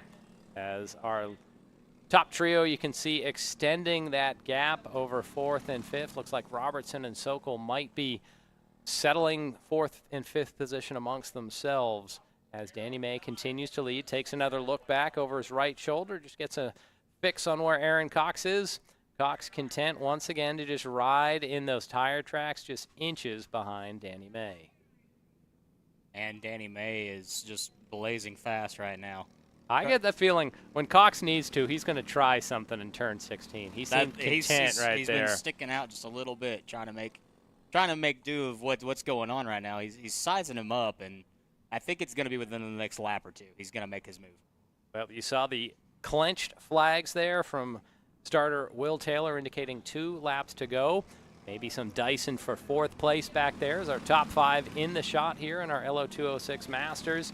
Danny May holding off Aaron Cox. Let's see if we'll see some blocking now. Cox goes to the inside, working up the inside, and he fades back inside at turn number 9. So Danny May just strong enough at the end of that long straightaway to hold off the advance of Cox. Turn 14 and turn 15 is going to be your deciding factor, probably on this lap, because Cox looks like he's going to poke it out probably right out of 14 coming into the final turn. That's a great passing point for LOs. Paul McElree sitting in 3rd. Maybe he'll make a move if the top 2 get a little too crazy. But for now, Cox is just going to ride in the tire tracks. They should see the white flag in the air. 17 more turns to go here in our our Will Bite Racing LO206 Master Pre-Final. Danny May still has the lead coming through 2 into 3. Up the hill, he's taking a little peek back to make sure to see where they're at. McElree, you could see, also take a look behind. He sees clear space behind him, so he knows he is free to attack here. There's no pressure. He won't lose anything behind. Let's see if 2 and 3 can get a run as Cox works down to the inside, but May is going to block down the inside. They head to the braking zone in turn 9. They start sweeping through the S's with Danny May still in the lead. Looks like he's going to maintain that lead all the way through the S's, entering turn 12 and into turn 13. Cox is getting close, though, about a foot between them now. May's going to block the inside. He's looking, and now he sees Cox right beside him. Cox comes up on the outside of 15. That's going to put Cox in the ideal position in the braking zone. Will we see an over-under? Cox moves to the front. Danny May turns underneath. 3 wide down the stretch to the line. Danny May with Paul McElree getting in for second. Aaron Cox fades back to third, just a tenth of a second, separating our top 3. Shades of the finish at the Derby yesterday. And we're getting a lot of these 3-wide finishes. First, it was the Atlanta race. Then it was A&P back here with the same division, almost the same running order as the last time. But unofficial results, Danny May in first, Paul McElree in second. And let me pull that back up. Give me just 1 second. And then it was Aaron Cox. He was first place in the middle of that corner, and then he ends up in third place. Here's a great replay. May is on the left side of your screen. He's going to cover the inside of turn 14 and 15. That puts him in the wrong line, as now we see Cox on the inside. Cox overcooks the corner just a little bit. May diamonds underneath, and all of a sudden McElree's there to make it 3 wide. McElree in the black driver's suit. And as they get to the line, he was leaning to make sure he's throwing his weight doing forward. the lunge at the end there. So congratulations to Danny May, our pre-final winner in our LO 206 Masters. Steve, we build them up as one of those classes to watch, and they deliver the goods here. Well, another class that's going to be cool to watch, I believe our next karts are kid karts. Kid karts, that's right. And I'm not sure how many entries we have today, but yesterday we had 9 kid karts, and that's a good sign. That means the sport is growing. They are the future of the sport. What you see on track, that is where the kid kart will race. We call it the jelly bean. They'll come down the start-finish line and head into turn 1, but we'll get more of that later. First, we're going to send it down to Victory Lane with Chris Conowall. Thanks, guys. Here with Danny May. Had a 3-wide shootout there at the end. Talk to us about it and tell us what you were experiencing there right at the end of the race. Yeah, I could tell. I kept looking behind me the whole race. I could tell Paul was pushing Aaron, and they had a little bit of something, so I knew it was coming on the last lap. So I decided to block low in turn 8. That would give me a shot for the over-under at the finish, and it worked out good. Yeah, for sure. And how many karts you running today? How many races? Just 2 today, LO 206 Senior and Master. Excellent, excellent. Well, happy Cinco de Mayo. Great, exciting 3-wide finish there at the end. Well, and Danny Chris, May. before you let Danny away, we see the hat for Blazers, so we do want to thank their sponsorship of one of our other classes. But Danny, I've heard rumors that there's like some wings that you're bringing up to Steve, and I'm just wondering what's the situation on the wings. You heard correct. I was gonna let y'all know. Just make an announcement, and we'll go heat them up and bring them to you whenever y'all get hungry. Well, I'm hungry now, Danny, so I'd love those right now. Bring me all the ones you got. Official request. Danny May, Blazers Hot Wings, great sponsorship out here, and we really appreciate all that they do to help support the racing out here at Atlanta Motorsports Park. Great to have you here in Victory Lane once again, as always. All right, back up to you, fellas. All right, thank you, Chris. Once again, that was Danny May, winner of our LO Master, sponsored by Will Bite Racing. But you can see the Blazers Wings hat and shirt. We're excited to have Blazers Wings on as our LO 206 Junior Division sponsor. And I can't wait to eat wings now. You're going to hear us up here smacking on the on the wings during this kid kart division. All right, kid kart, one of 2 classes that will use a standing start. They share that with our shifter division. Shifters do it, so they have to exercise using the clutch. Kid kart, we're talking 5 to 7-year-olds, so they do the standing start that they might not be able to manage coming through the tram line side by side. So they give them a standing start so they get a true start. And they will run 10 laps, but they will use the jelly bean. So they'll come down the main straightaway into turn 1, and they'll take an immediate left through the cutoff, and suddenly they'll be at turn number 14. Almost an oval, more like the old Trenton Oval where they have the one corner sweeping through turn 15 that has that slight bend to the right. But as much as we talk about this being an oval, there's still a good amount of elevation change. 16 drops down into 17. You can kind of see where it bottoms out there. But even then, they will head downhill on the main straightaway before climbing into turn number 1. We're going to miss Arlo Stowers. We'd normally see him out there with that signature red, I'm going to call it the Roman Centurion piece on top of his helmet. You were calling it a mohawk. But this is our youngest division, once again, 5 to 7-year-olds. So think these are kindergartners that are out there on our track right now. Now you can get your children out on track with our Junior Discovery program that we offer here at Atlanta Motorsports Park. They do a little experimental loop around the C track, which is the Jelly Bean, and we get you in the little cart. And I do see we've gone live down into pit lane. So, Chris, who do you have in victory lane? We've got our winner for the Legends. Frank Ball here is our winner, and I had asked him when we were off camera how long he's been racing, so he's going to give you some background and talk about the win as well.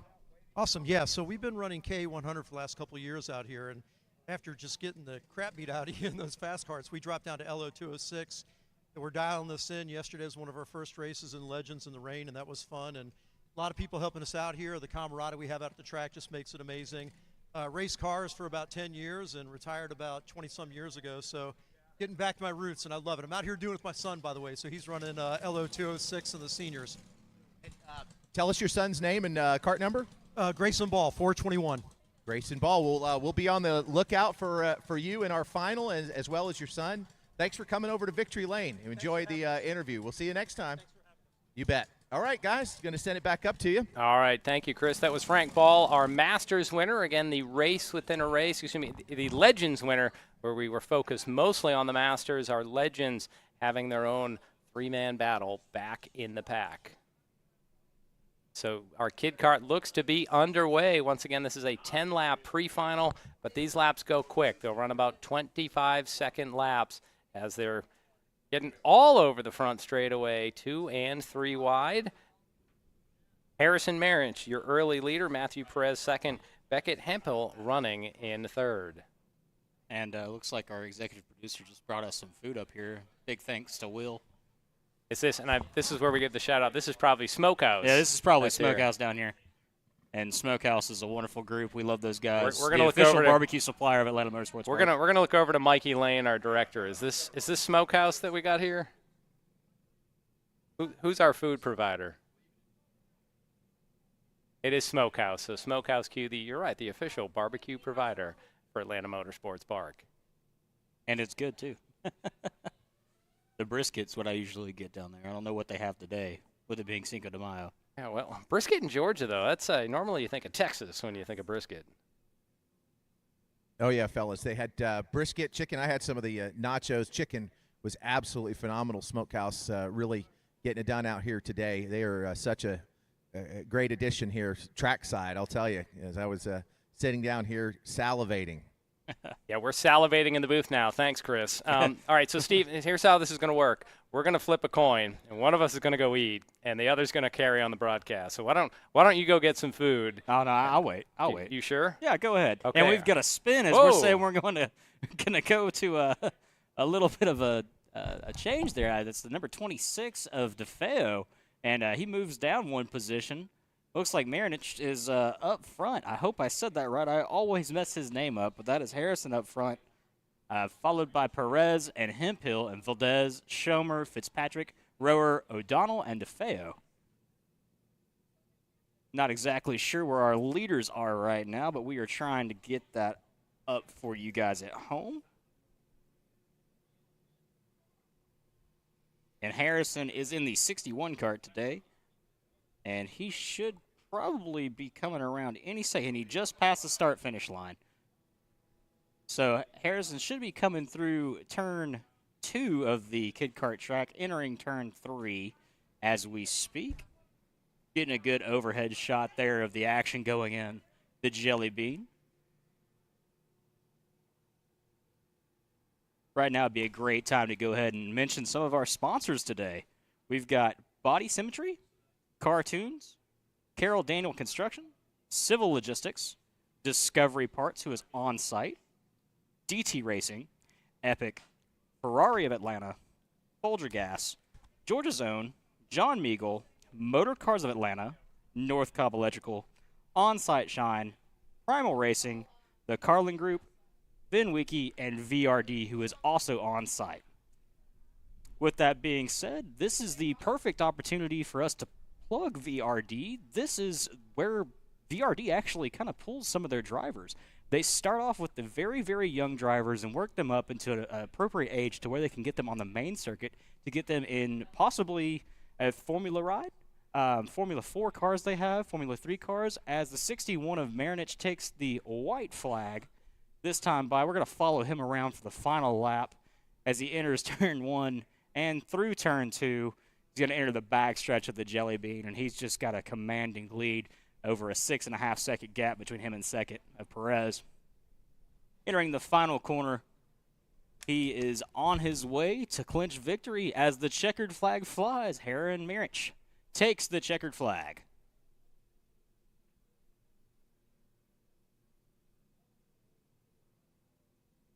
Perez is in second. Schomer in third. Hemphill fourth. Valdez in fifth. Fitzpatrick in sixth. Rower in seventh. O'Donnell in 8th, and DeFeo in 9th. Congratulations to all of our Kids Kart competitors. You guys are the future of racing, and hopefully we can see you out moving through the divisions at AMP.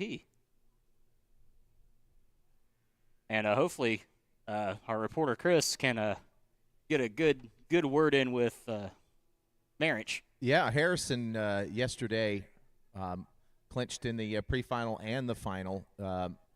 Really great young man, and had a good following out here yesterday as well. So you'll probably see lots of Harrison in the future karting events here at Atlanta Motorsports Park. So looks like they're coming down to the scales now. Yeah, speaking with his parents a couple of race days ago, when I was doing Victory Lane, they were talking about how he's been doing a lot of practice on this track, and hopefully at sometime in the near future moving up to another division. And I'm not sure which division he's going to go to. If I had to guess, probably LO206 to start off, and then he'd probably move into something faster. But he's doing a great job out here. This is a back-to-back victory. Yesterday he won the final, and today he's won the pre-final. So maybe we'll see him in the final again today in Victory Lane. Yes, indeed. I'll be sure to ask him about plans to move up for you, Steve. Thank you. we try to keep a close tab on our young drivers to follow them throughout the ranks, to see where they go in their karting and racing journey. Our next division out is the K100 Juniors, and yesterday this was a very fun group to watch. There was about 13 karts, and they were battling back and forth. But seems like Chris, I don't know if you can hear me down there, but how's the weather out there? I know you're kind of under the shade right now.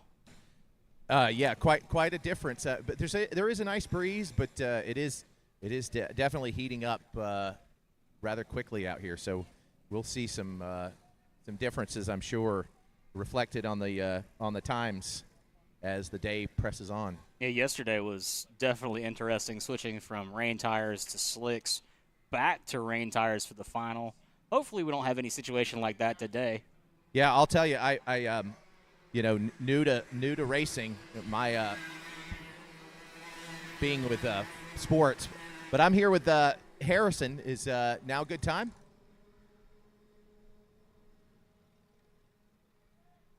Yeah, that's perfectly fine. Real quick. Okay, Harrison Marich, you are back in the chair today. Congratulations. You've won the pre-final. So a question that Steven from up in the booth had to ask is, you're pretty dominant at this classification. Are you planning on moving up anytime soon? Next season, I'm gonna be at same type of kart but restricted, or I'm gonna be at Mini Swift. Mini Swift, okay, or restricted. Excellent. So mom and dad are here as well, and so always great to see you here at Victory Lane. Congratulations to you. Thank you. All right, I'm going to send it back up. We got racing going on, so we'll see you in the final race, okay? Man, these K100 juniors are moving to get started today. They're going a little too fast, so we did have a wave off at a false start for that first go around. We will have timing and scoring up in just a second to show you who is our current leader coming to the stripe.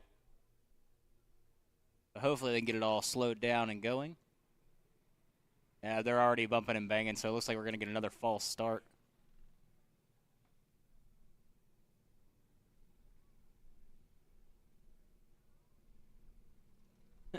The KA division is always up and going. These KA juniors are pretty young drivers. Picture, if you would, a middle schooler, to maybe a freshman in high school, 12 to 15 years old. And these guys are ready to go. Looks like Adam Wayne is going to be up front to start this race. Hopefully they can get nice and slowed down. Looks like they're getting there. And we've got the green flag. Like Neighbor's going to take the dive for first. We've got 2 wide action going into turn 2. Neighbor holds the lead going into turn 3 up the hill.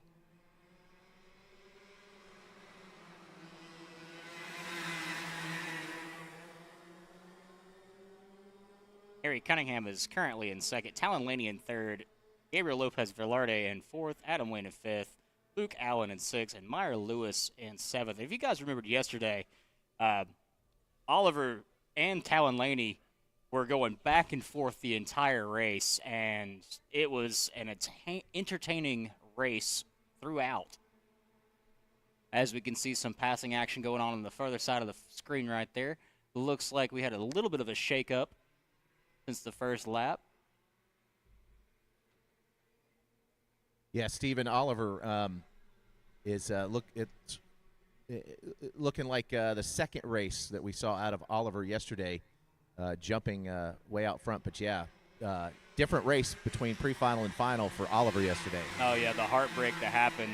I can't remember exactly what happened. I believe there was some contact made in the backstretch, and it sent him off. And boy, was he was driving with a purpose yesterday. It seems like he carried that over to today as well, because he is starting a commanding half-second gap between him and second.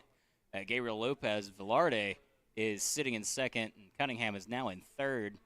Wayne in fourth, Laney in fifth, Allen in sixth, and Lewis in seventh. With Neighbor crossing the line fastest last lap at 54.72 seconds. These drivers are really, really moving. As you can see, Neighbor right there has already got a sizable gap between him and second place. The real battle is right here in this 4 group between second and fifth. And all these drivers are pretty close. There's not really much that's separating them, maybe a half a cart length in some situations here. But it seems like Velarde and Cunningham might be pulling slightly on Wayne and Laney.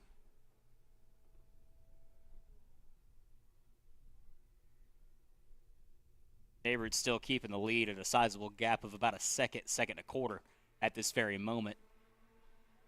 Velarde and Cunningham are battling at second and third, just trying to see who has the competitive edge here entering the last corner.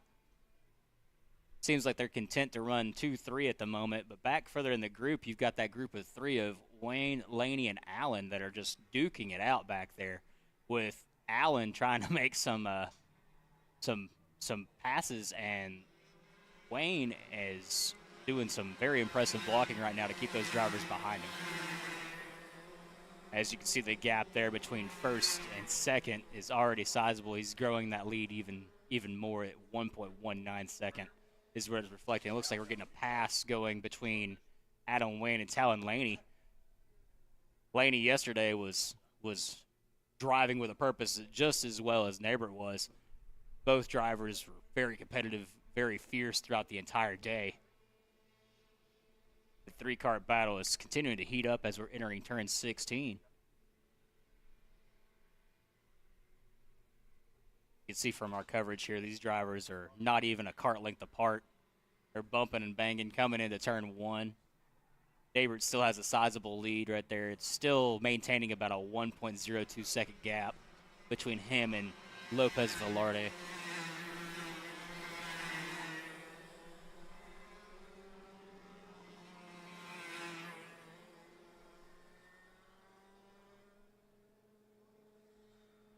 Seems like we should be coming up about halfway to go here. So we get the cross flags from our starter for Neighbor.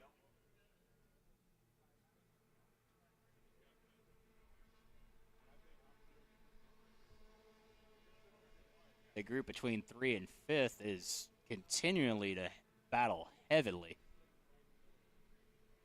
Looks like Allen's going to go for the pass on Wayne. They're going to be side by side coming to the line. Let's see who gets it this lap. Looks like Laney is going to take it this time, and it looks like Wayne actually is going to pull off the under overpass in turn 1. That's an unusual spot to pass somebody at this track.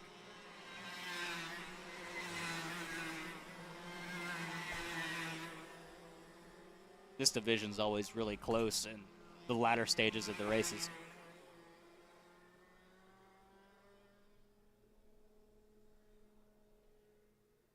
Chris, I'm going to send it down to you next time they come through turn 4. If you could give us an update of how they're handling turn 4 coming through that area. Yeah, absolutely. And I've got Oz Sr. here. Maybe he can weigh in on that. They want to know how the drivers are handling turn 4. So come on over here. We'll move the camera here. And come on in and help me commentate a little bit here. Yesterday, turn 4 was a very treacherous corner with a lot of drivers spinning out. And we actually have a camera now mounted in turn 3 and turn 4 to make sure that doesn't happen again. And if it does, we catch it on camera. Yeah, we were actually we were talking about Oz Jr., who with that incident when he went down the side road here.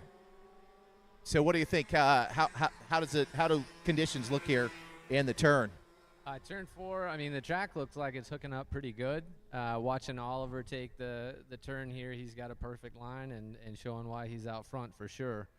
You can watch some of the other guys, and with the KA, you really need to use all the track and really hit the apex, and that makes the difference. Excellent. Speaking of making the difference, you got 4 in your class today, so you guys are shooting it out for 1, 2, 3.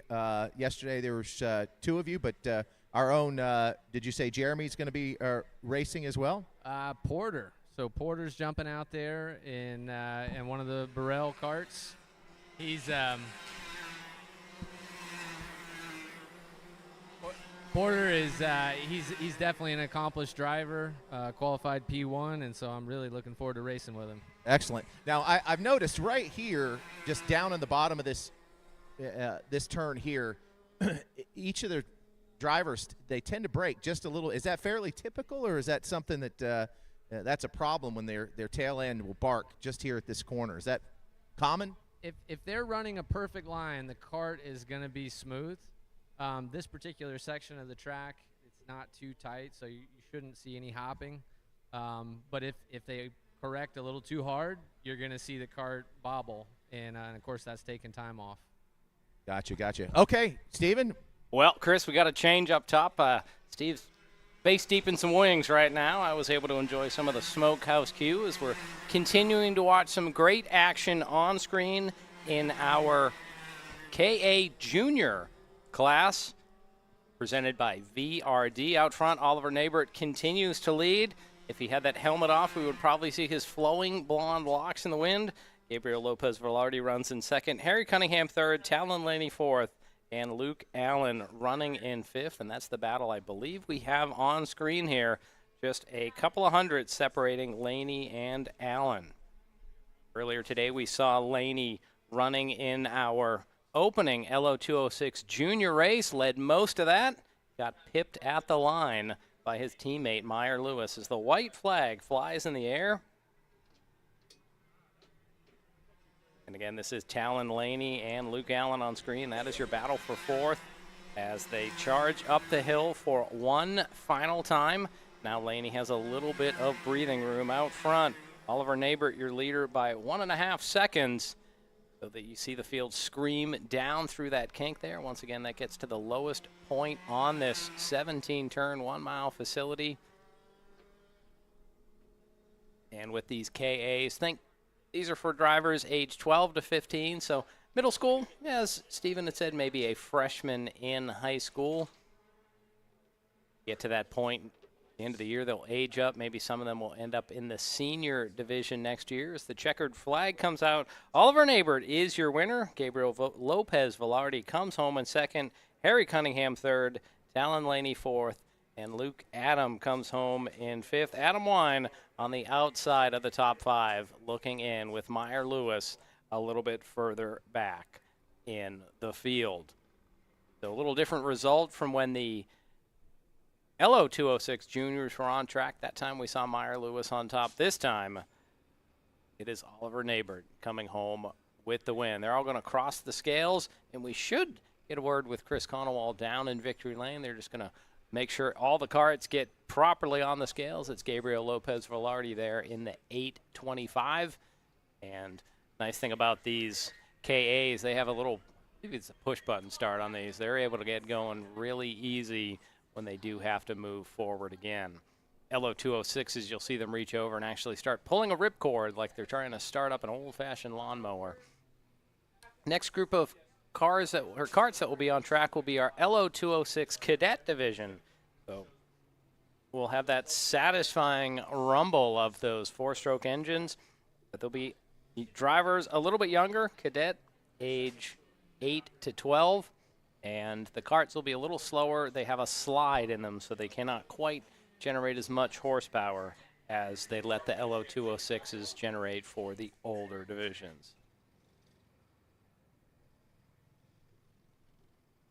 So once again, our top few carts, they'll head over to tech just to make sure that everything is legal. But first, we will see that flowing hair of Oliver Neighbor in victory lane. So take it away, Chris Conowall. Yeah, here with Oliver, and another solid performance yesterday. We saw you running very, very strong, several seconds out front. Same today.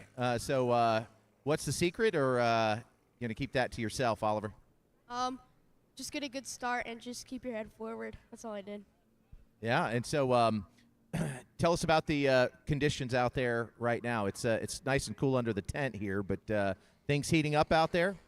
Yeah, really, really hot outside, so it makes it really grippy.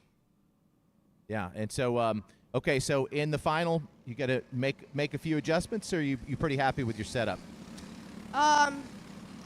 Depends if it gets hotter. There's going to be more grip, so maybe. We'll see.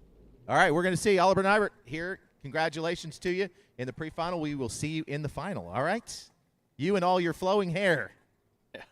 All right, thank you, Chris. I do have to say, Oliver's hair did not look like it was a very hot day out there. Still looked pretty cool. But we've heard several drivers mentioning the heat, and really this is one of those first days where we've been on track where the sun is out and it's a very humid condition out there. And that's going to make it feel even warmer, as for the moment, maybe some clouds just coming over. So we're not seeing the shadows on the track at the moment. We'll be in and out of the clouds. We should have partly cloudy or more clearing conditions as the day goes on. Getting set for our LO206 cadet division. These are drivers ages 7 to 12. This will be the logical step for a driver to go to after the kid kart division. They come down the tram lines. And the green flag is out from our starter, and he's going to send the field down into turn number 1. Mostly single file as they work down into that signature turn number 2, and now they are single file up the hill. That's good news for when they get to the kink, but right now we hear them come screeching by our position. One of the carts spun out there, so we had one cart getting into a little bit of trouble, and now we're having a battle at the lead as they're side-by-side up front. The leaders side-by-side, Bo Stowers on the outside. He's going to fend off any attacks as there are 4 cars getting after it. Now we see Stowers getting crossed over. So we got a bad exit off the corner. New leader out front. We'll try to get a number. I believe that's Lincoln Massey's cart out front, already heading up over the hill. Once again, with these LO206s, they can draft a little bit, so it'll be difficult for one cart to pull away, but they're battling hard further back in the pack.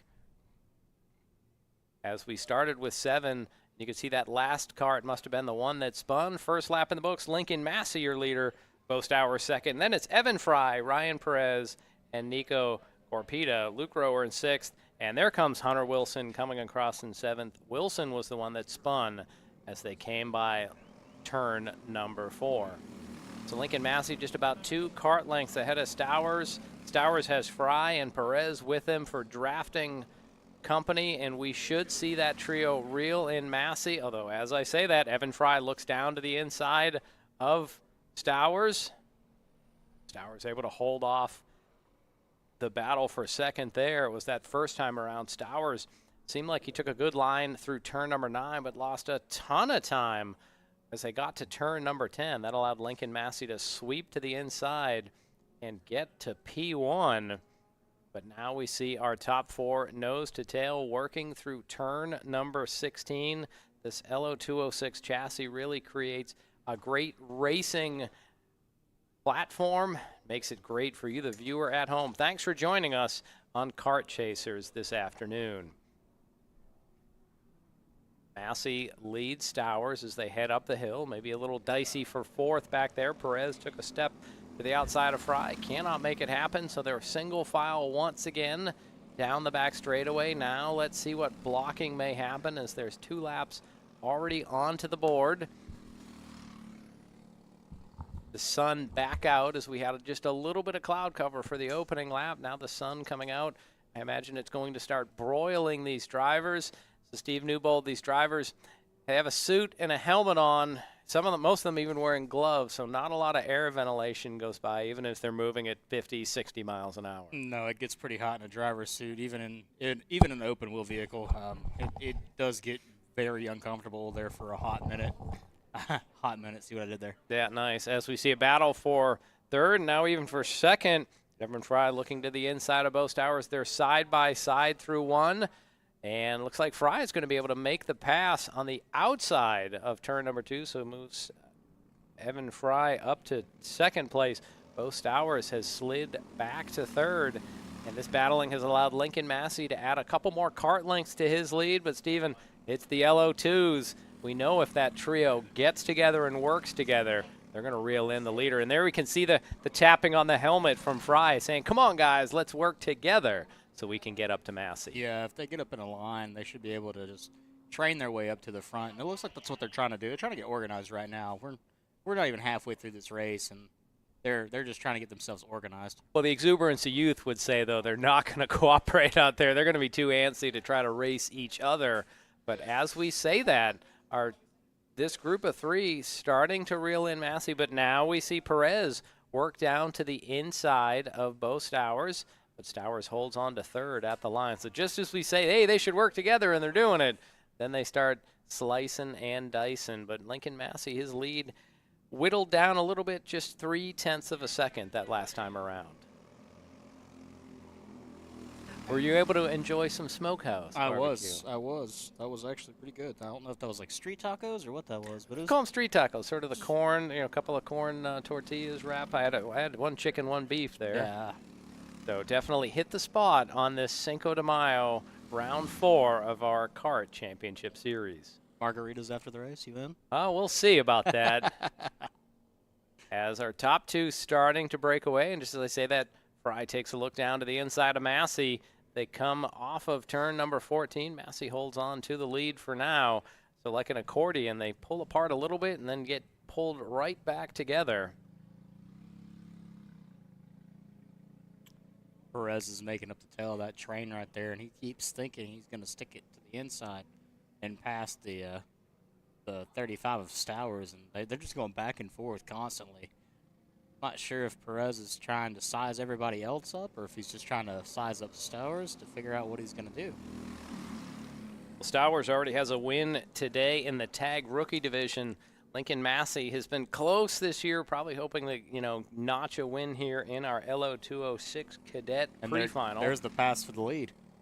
As Fry goes shooting right by Massey, will we see a crossover? No, maybe a little bump. Just saying, I'm still here with you, mate.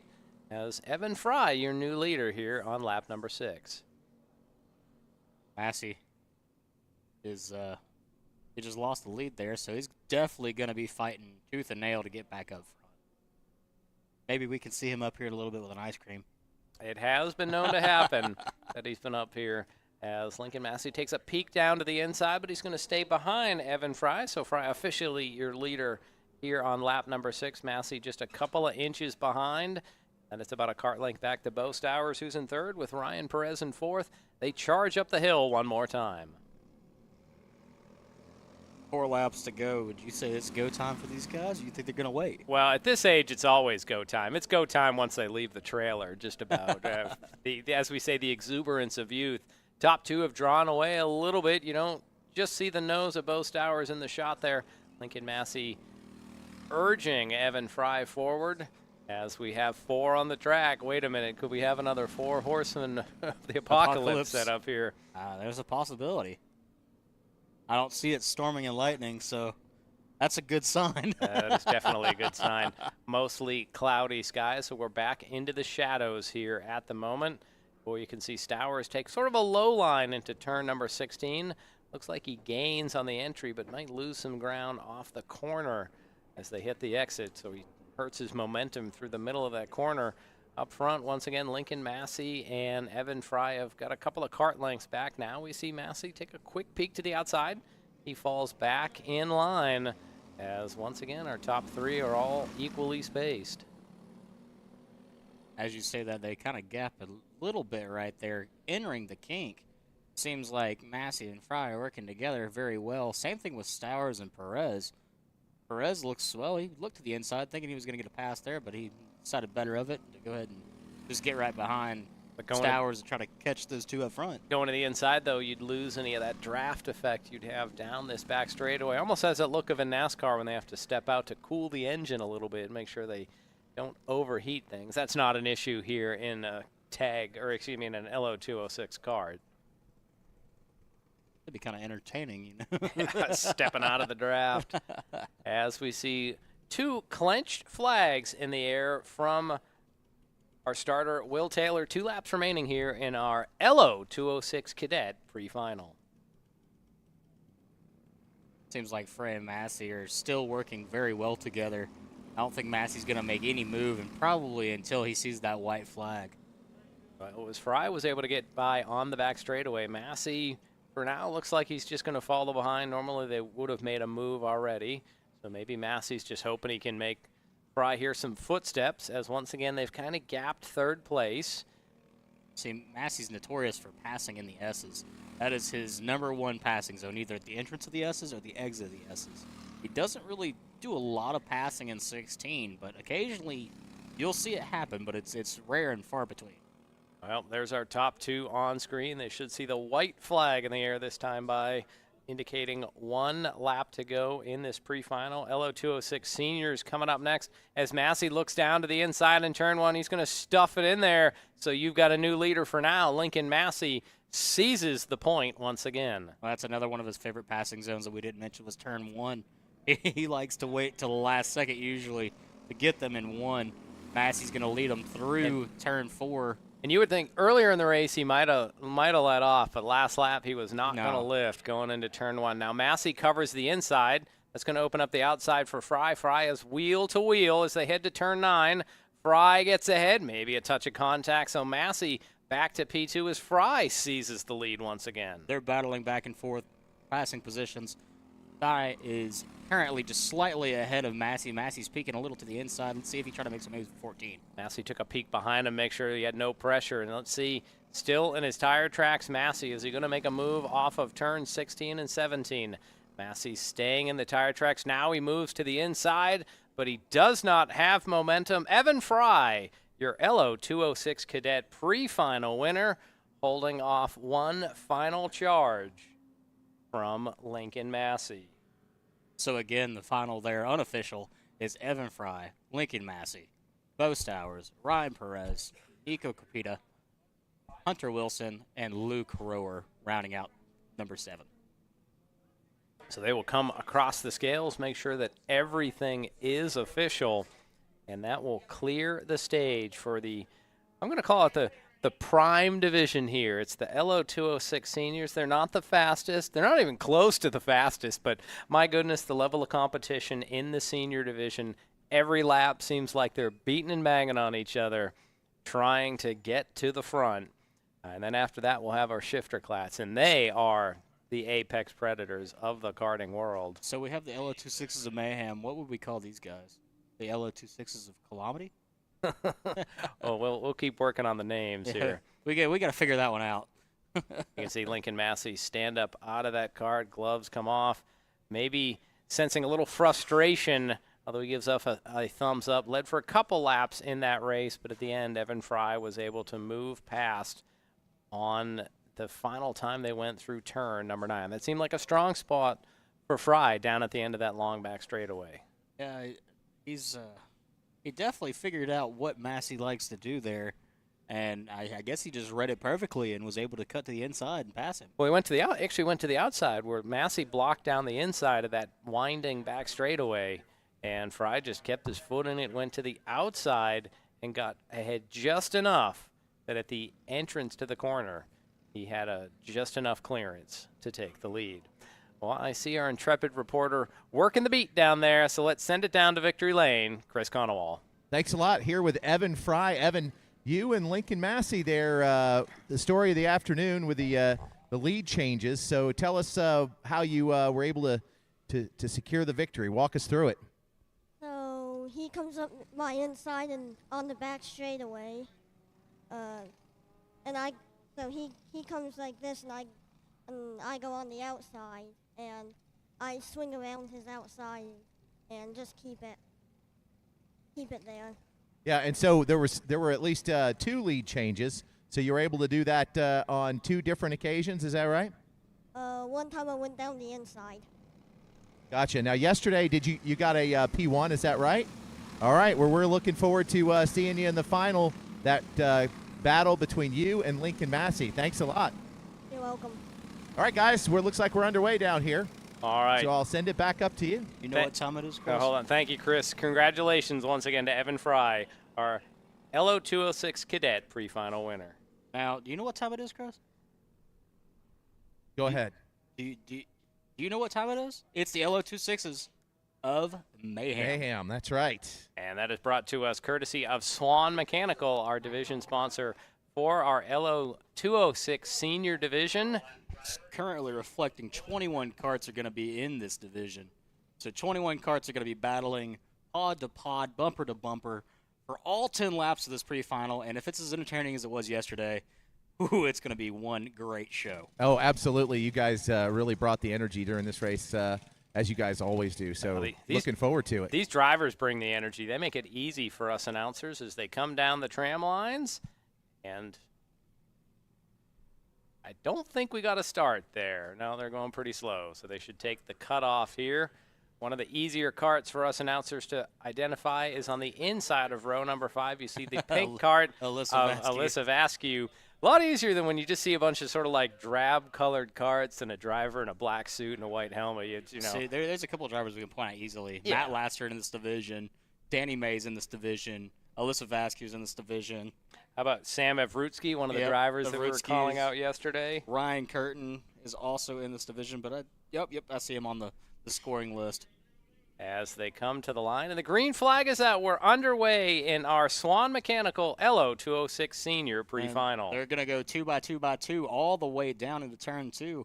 As they're coming back up the hill, it looks like everybody's going to navigate turn 2 nice and easy. They're starting to get a little single file there. And the top 4 of single file. We know they want to be single file through the kink.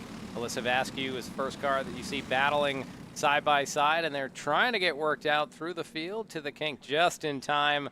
You can see them slot behind each other because, Stephen, we have seen some drivers mow the lawn down there, and it's not the quick way around this track. Mow the lawn, take flight, you know. Some of both. Some of both at the same time, you know. Or one, mowing the lawn leads to taking flight over one of the curbs there. As now we see our top 4 trying to pull away from the rest of the field. These LO206s, very good at drafting, so this will become like a snake where everyone's trying to stay connected. And if they start racing too much, you could either lose the draft ahead of you, or if they're racing too hard ahead of you, you will reel them in. First lap, Ryan Fiorentino is your early leader. Carson Craig second. Wesley Bacon in third. And, Stephen, we saw some interesting stuff from Carson Craig on social media after yesterday. High styling and profiling after he got that helmet off. He was a happy camper after yesterday's race. He battled his way to a P2 finish in an epic battle. It was wonderful. Or P3, I'm sorry. Well, he is running P2 right now. Top 4 nose to tail, and here you see the rest of the field shooting into the view for just a moment. Fiorentino in the number 2 kart. He's your leader. Carson Craig behind, number 55. And we're at the age with seniors where it's 15 and up that, Stephen, a lot of these drivers have Instagram profiles, have social media, and they give you a window into what they do as drivers, but also, boy, it seems like they're having a lot of fun from their social media. Oh, yeah, most of them are. I'm friends with Carson Craig on Facebook and on Instagram, and it's kind of funny seeing some of the stuff he posts outside of racing. Kind of like how mine is. 1 second it's talking about racing, next it's about hockey, then it's my lawn. As now 4 look like it's trying to become 6 here, as Sam Avrutsky and Ryan Curtin, the two that were battling hard and getting photographed in victory lane yesterday, trying to get up with this lead quartet. And you're riding along right now with Daryl Cannon, a.k.a. Killboy.com. That's another handle to follow on Instagram. Shows some of his works as we're flying along in first-person flight here. Choo-choo. Here comes the train, cooking through turn 14. Midnight train to Georgia here in the middle of an afternoon in Dawsonville. Now, it doesn't seem like Avrutsky's able to quite get up there. He got close before, and he's yo-yoing off the draft of those top 4. Yeah, Kitty Attack Curtin is back there in P6 currently, and it looks like they're trying to, work together there. Once again, Ryan Fiorentino, your leader, 0.08 of a second ahead of Carson Craig, and on your screen, that's going to be about 2 feet of distance between those two karts. The gap between 4th and 5th, or 3rd and 4th, is starting to close a little bit. It seems like that group of 3 is catching. Well, it seemed like Curtin was close, and he seemed to lost it now. Oh, no, Curtin's on the back of that, so 3 follow 3 down the back straightaway as we're 3 laps in. And a late move there by Avrutsky, not able to make it happen. Now we see Curtin go right up on the rumble strips in 10. So Curtin moves up into the 5th spot, takes a look back. You have to wonder what he's thinking when he's looking back there. Is he thinking, are you close, or are you thinking, no. I got your back? Yeah, I got your back from yesterday. Oh, no. That's probably what he's thinking right now, but you can see the gap from that shot from the top 3 drivers to about 7th or 8th. There is a decent-sized gap there. But the top 3 are kind of pulling away a little bit now. They were kind of closing in. Fiorentino leading. Carson Craig, for the moment, seems content to ride in the tire tracks, as well as Wesley Bacon. Haven't mentioned that name too much, just riding a stout and steady 3rd. This was the field a few weeks ago when we had over 40 karts on track. You talk about mayhem. That was the definition of mayhem. Rush hour out there. I don't think that was CKNA. I think that was round 2. That was round 2 that we had. And it looked like 285. So it looked like a battleground. Yeah, it really did. And a lot of drivers were using that as a tune-up for the CKNA event. So just an amazing turnout of drivers, especially in that LO206 senior division, as they sweep by the camera view right there. Like we put that in overdrive there for a second. They're juicing the camera up here. You thought the karts were faster, drones are faster. Yeah. All right, cross flags there. 5 down, 5 to go. Fiorentino continues to lead Craig and Bacon. Now Sam Avrutsky has this group solidly in his sights. You can see Avrutsky with that red driving suit, easy to pick out at the back of this group. Where did Avrutsky finish yesterday? Avrutsky finished 2nd. Was it 2nd to Kurt? Kurt, yes. Okay. Kitty Attack Kurt pulled off the win there. Well, Curtin struggling by comparison today, back in 6th spot. Field is also about double in size what it was yesterday. If I remember correctly, it was 13 karts. There's 21 reflecting. As we see that group of 4 kart on the back of that. I wonder if we're going to have a timing and scoring issue. That 88 at the back of the group is that's not Avrutsky's number, and there's a gap in the timing. So I wonder if we have an interloper in there in the group right now, who that 4th is, because timing and scoring-wise, Avrutsky's about 2.5 seconds back, and that would put him not in that lead quartet. So we have to wonder if who that 88 is out there. We have a man of mystery out on the track at the moment. I'm not exactly sure. I know that Avrutsky does have a red driving suit, but I don't know if that's him or not. I can't remember what his helmet looks like. So we may have another driver mixed in there, maybe not having a transponder at the moment. We do know it's Ryan Fiorentino leading Carson Craig with Wesley Bacon behind. That to me looks definitely like a number 88, and that's one number I do not see in our timing and scoring. 98, fellas, 98. 98. Okay, so that's Juan Pablo Garcia that's running out there. No transponder apparently, but he is rolling along in 4th place. Yeah, it's reflecting him as in P19 on the scoring tower. With no laps with scored. no laps. So I'm assuming that he would still be in 4th. So we'll score that as all of the other scoring systems would say missing data is who's up there. So we're having our missing data moment here in our Swan Mechanical LO 206 Senior pre-final.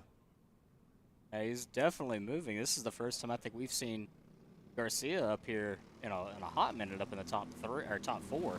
But he is definitely with the pack, and there's Zabrudsky and Mitz and Curtin back behind those guys. Yeah, with Danny May also in that second quartet. Lead quartet just content to pull away right there, so we're calling that the 198 Juan Pablo Garcia. Let's see what kind of moves he can make. It's tough for us announcers to see those little numbers on those carts that they have out there. NASCAR went big with the numbers on the sides and the roof. Yeah, I can't tell. I'm already blind enough as it is. Once again, the carts come sweeping by turn number 14. They're going to just stay nose to tail for the moment. And this time around, they should see 2 clenched flags from our starter. So now the sands in the hourglass running out, Stephen, we have to mention the pressure is going to ratchet up. We might, at this point, with that gap between our top 4 and our second 4, we should see some moves and some flurry of activity. Bacon kept looking back with Juan Pablo Garcia to see what he wanted to do. I don't know if they're going to try to work together to get around these other 2 and try to pull off the 1-2, or if they're just going to be content to ride where they're at. And there's no radios, there's no team orders out there, there's no signals from the side as our top 3 definitely getting nose to tail there. Carson Craig pushing Fiorentino down towards turn number 9, Bacon adding his weight to the measure. So about a lap and a half remaining here. A little bit calmer than they were driving yesterday, but we do have 4, so we could see the 4 horsemen out here. Can't figure out the name we could give them today. I don't know if it's 4 Horsemen of the Apocalypse, the 4 Horsemen of our How about this? They're about as close as 4. When you see the Navy Flying Angels out there. The Blue Angels? Yeah, the Blue Angels that close together when you get 4 flying in that type of formation. Carson Craig second behind Ryan Fiorentino, and they're going to head up the hill. Bacon maybe getting a little antsy off turn number 2. Let's see what happens as they stay single file past our vantage point. They'll be full throttle down through the kink one more time. Seems like Fiorentino and Craig are working really, really well together right now, and it seems like Bacon's caught up to that group, and they're starting to pull a little bit ahead of Juan Pablo Garcia. Well, no moves there when usually turn 9 is a great passing opportunity. Carson Craig was just staying glued to the bumper. You can see Fiorentino starting to look over both shoulders behind him, so he's expecting a move. Here comes Garcia on a move for 3rd. He can't make it happen for the moment, so what's Carson Craig going to do? He is staying in the tire tracks for the moment, maybe content to ride P2 as they come to the stripe. Ryan Fiorentino, your winner in our Swan Mechanical LO 206 Senior pre-final. Carson Craig second, Wesley Bacon third, Sam Evrutsky coming home, or excuse me, Juan Pablo Garcia coming home in 4th with Sam Evrutsky in 5th. Carson Craig looks sporty out there, weaving back and forth. I think he might be pleased with P2 here. Yeah, he's probably going to get up and do some dancing. The guys down there at the Wilbite Racing crew, Al Edwards, who's usually up in the booth with us during these races, he's probably really busy today because when I was coming in, it looked like he had about 15 carts underneath his tent, which is nothing unusual for those guys over there. Someday we'll once again tell the story of Wilbite Racing, but on screen you can see your field rundown. Ryan Fiorentino got to the point early and was able to hold off any attempts at the lead, although Carson Craig seemed content to just ride P2. That means Carson Craig will be on the outside of the front row when they go 12 laps in the final later today. And that will set the stage for the apex predators of the karting world. Shifter carts will be rolling on track soon, and they will do one of those standing starts. So I forget if they'll give the shifters 1 or 2 warm-up laps.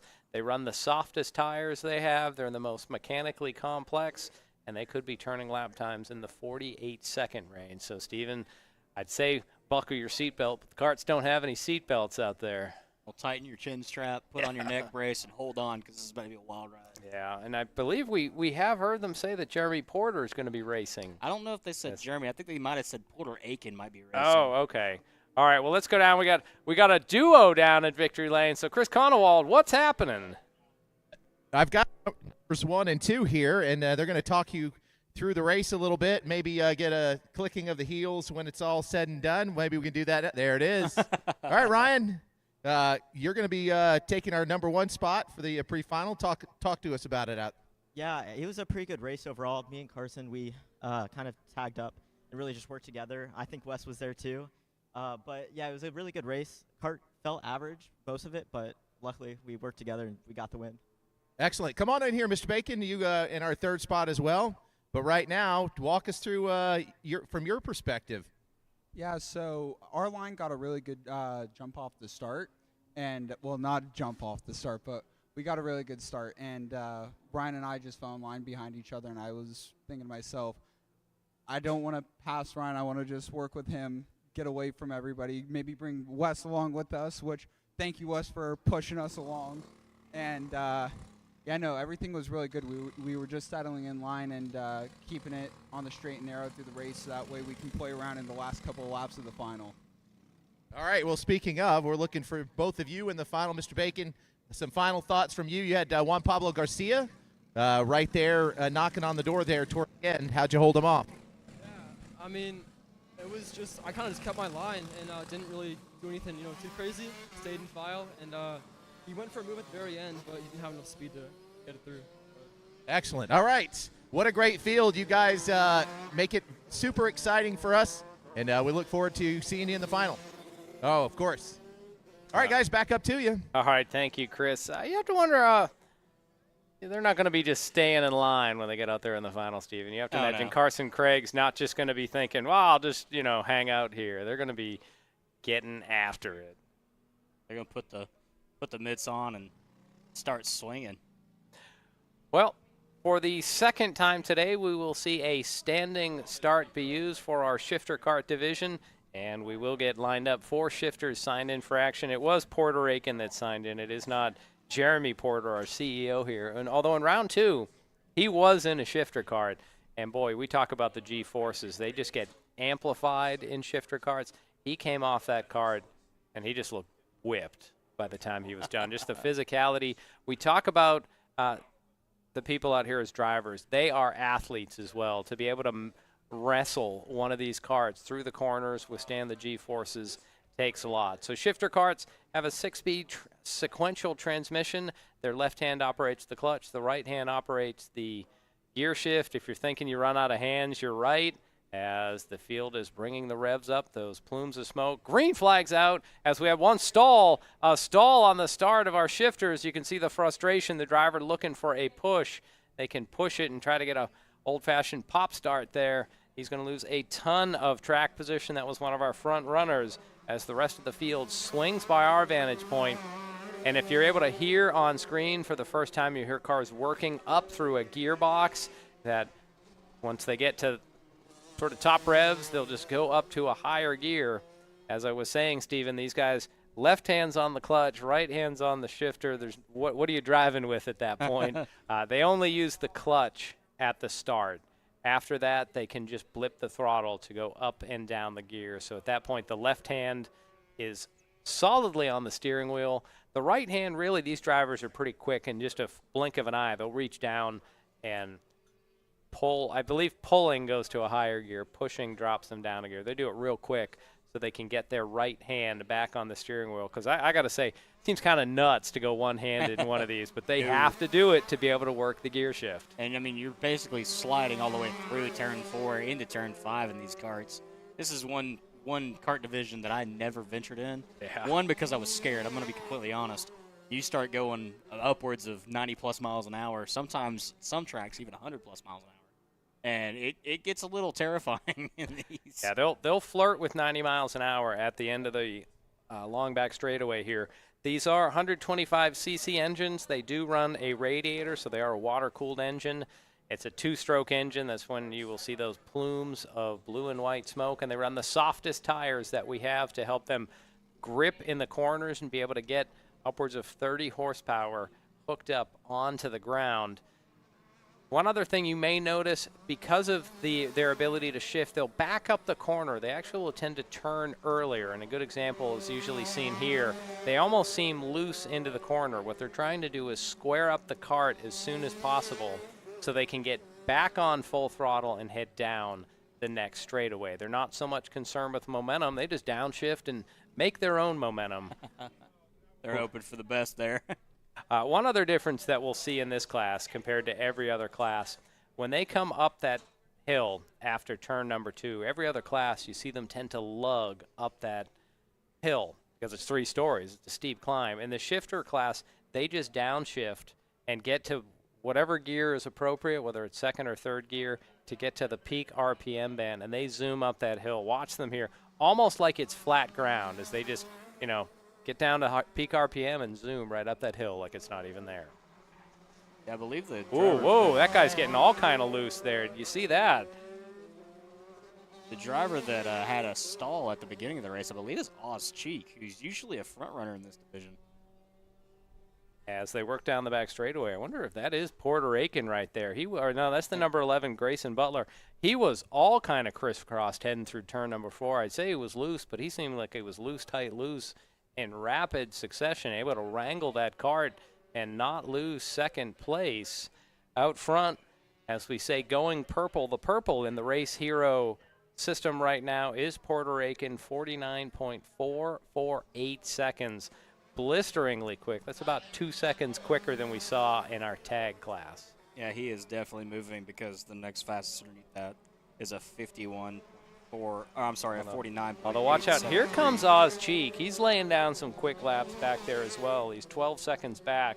We might soon have a 3-kart battle for second place. That's second and third right there. Just at the end of the shot, we just see Oz Cheek pop into view. Yeah, he's got a whole second and a half, basically, faster than second and third, so that he's definitely going to be a contender in these closing laps. Now, we've mentioned all these parts that these shifters have. They are the most complex mechanically, and we tend to see attrition in this class more than any others as the crossed flags are up. So they'll have 5 laps remaining. This should be a nice, spicy 3-kart battle once Oz Cheek gets in there. And you can see he's slowly reeling them in. Off the top of the screen, you just saw Porter Aiken flash by in the lead, 10 seconds ahead of this trio. Yeah, Oz has already caught up to Greg Butler and John Hayes, and he's about to show them how to drive a shifter kart this track. Oz is probably one of the most dominant shifter drivers that we have on the circuit. You can see from that shot as they head down the back straightaway, just the speed that they have as, picking up speed, working up through the gearbox. Probably that's about the only point they'll use the 6th gear. Now here, I've stood outside of turn 16 when they come slowing by you, and that's another harrowing experience as the drivers will do a downshift, and you hear the tires. Oz Cheek sweeps by. It looks like maybe a mechanical there for Sean Hayes, so some sort of problem for Hayes as he came by to complete lap number 6. I think he popped his chain. That was kind of how the kart kind of wiggled there. It looked like he might have popped his chain. Yeah, something that definitely can happen. Now Oz Cheek reeling in Grayson Butler, and he's going to work right to the inside. Room and gone. Makes quick work of second place Grayson Butler. And I don't think Oz has to be kicking himself that he stalled it on the start. Much like the first time maybe many of you at home tried driving a manual transmission. When you let the clutch out, your car can stall. These karts can stall as well. The rest of the field has to weave by. With 4 karts, it's not a big issue. But when you get 10 or 12 of these out there, it can be definitely a scary moment with the karts accelerating so fast, and then there's a kart not moving. But he lost probably 10 seconds before he got a push start to get going again.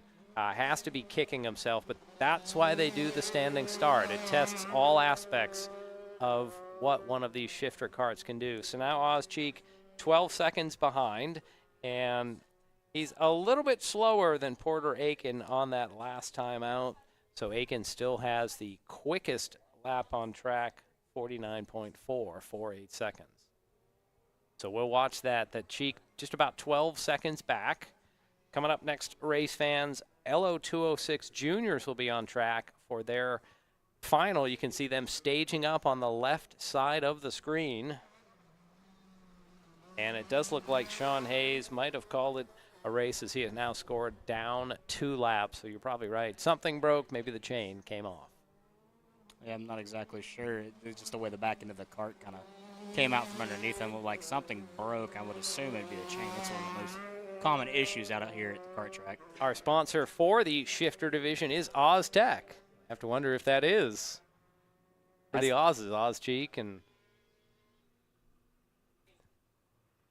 the world will wonder. But proud to have OzTech on board as the sponsor for our shifter division. Yeah, Porter Aikens is going to cruise on to the victory here. Yeah, that last time around he added 4/10 to his lead. Let's see this time as they come to the line. Just about the same that time around. So Porter Aiken just laying down consistent laps out there. Although we have mentioned the heat, the humidity that is out there today, that's going to be one added test for these drivers. They're working hard in these shifter karts. You know, both hands, their feet, everything working, G-forces pressing against them, as well as forward and back more so than any other class. They're really getting driven down into the seat when they step on that throttle, and they will be pretty tired looking when they get off after 10 laps. Yeah. Porter Aiken is just about to take the checkered flag, and he has taken the checkered flag as we are watching OzCheek come through the final couple corners here to take the checkered flag, to take second after stalling out to begin the race. So OzCheek's going to say, what if he hadn't stalled it on that initial start, as we conclude our pre-finals here. Coming up next, the distance will be a little longer, 12 laps for our finals.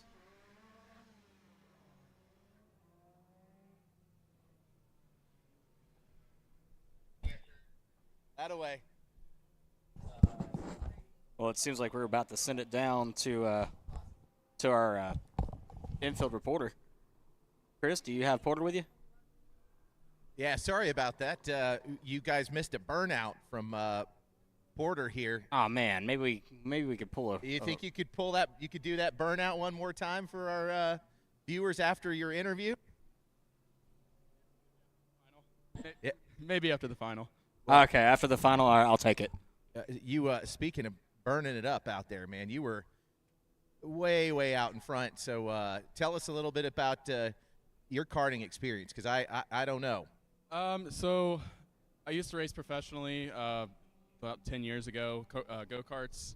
And then over the past 3 or 4 years, I've been doing professional car racing. So I really haven't raced a go-kart in 3+ years. So that was like the first time I'd driven a shifter in over a couple of years. So. Well, a lot like riding a bike, I guess, because you just you tore it up out there.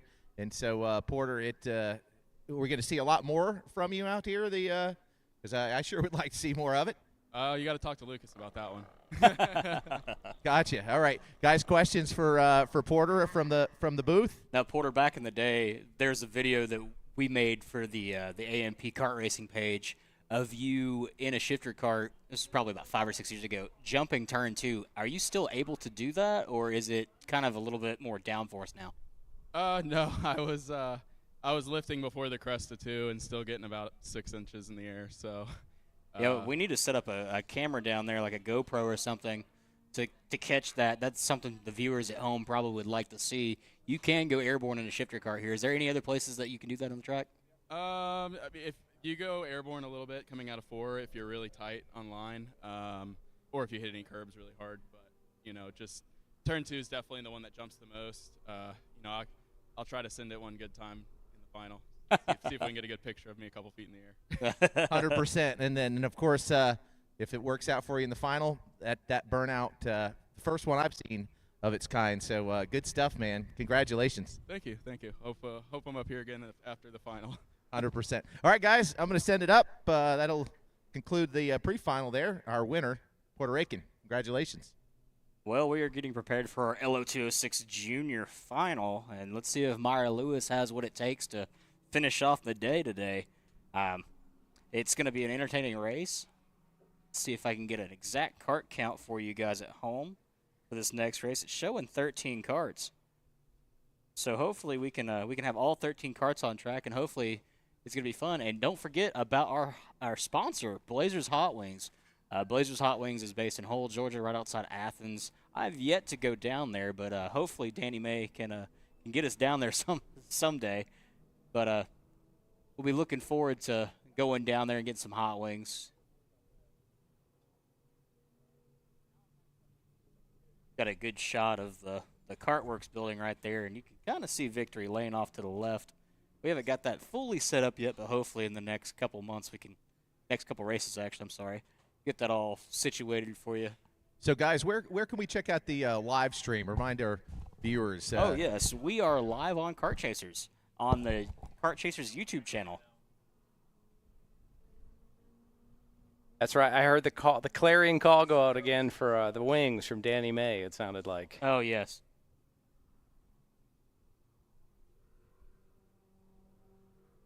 So we're just on a short pause between our pre-final and our finals that'll begin.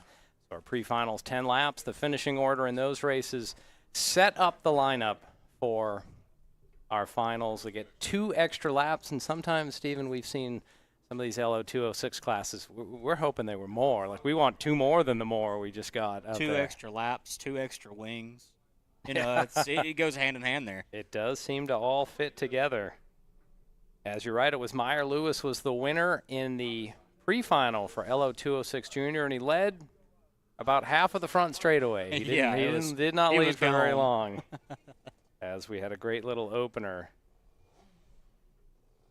Hoping for a repeat in the final. Some little more cloud cover coming over. We had seen a lot of sunshine over the track. Right now, doesn't look like I see any shadows. You do see some spots of blue in the sky, but for the most part, it is mostly cloudy right now, and we are just about 3 miles west of Dawsonville, and that's about an hour north of the city of Atlanta.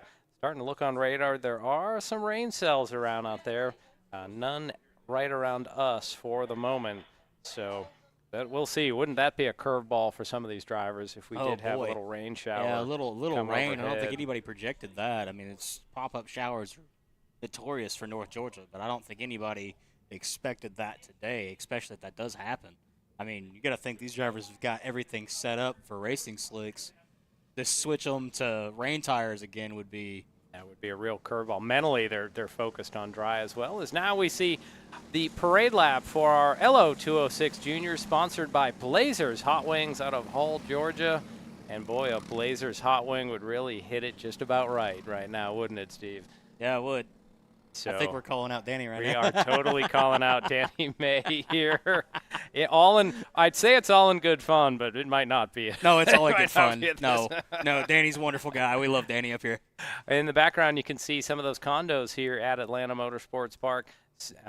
New block is on sale as well, so if you want to not just try your hand at driving here, you could live here, wake up to the sound of horsepower each morning. Talk about surround sound. Yes. You are surrounded by the sound of racing. 4D type sound. Well, I'm John Matthews, joined by Stephen Newbold. We have Chris Conowall down in pit lane, and you are set for the beginning of our finals here in round 4 of the Atlanta Motorsports Park 2024 Championship Series. These guys are nice and slow coming through 16. Yep. And Lincoln Massey is one of those drivers that should be mired back in the field. You see him outside of row number 5. Up front, it is Meyer Lewis. As the green flag's out, we're underway with our finals here at Atlanta Motorsports Park. Looks like they're going to say 2 wide. Look, I'm lost names right now. Talon Laney. Talon Laney was pushing through the field there. Lincoln Massey kind of fell back a little bit to about 5th. But it seems like he is moving back up the field. Well, that's something we'll keep an eye on. Starting 10th, he's got some work to do out front. Meyer Lewis, the winner of the pre-final, is your leader. They're side by side, but get single-filed right before the kink. Last second move right there to line them back up straight. As our top 2 already pulling away from our next 4, we see a pass in there for 3rd. And we see a crossover as well. If that next group starts battling, you're going to see Meyer Lewis and Talon Laney run away and hide from this field. Yeah, Laney's Laney's one of those drivers that likes to surprise you at the last second. Well, if you want to follow along with the timing and scoring that Steven and I are using up in the booth, you can download the Race Hero app. That's how you can see all the timing and scoring for all the classes this afternoon. Meyer Lewis leads, it was Ian Patterson that was running in second there. So Patterson started inside of the second row and gave a nice push to Meyer at the start.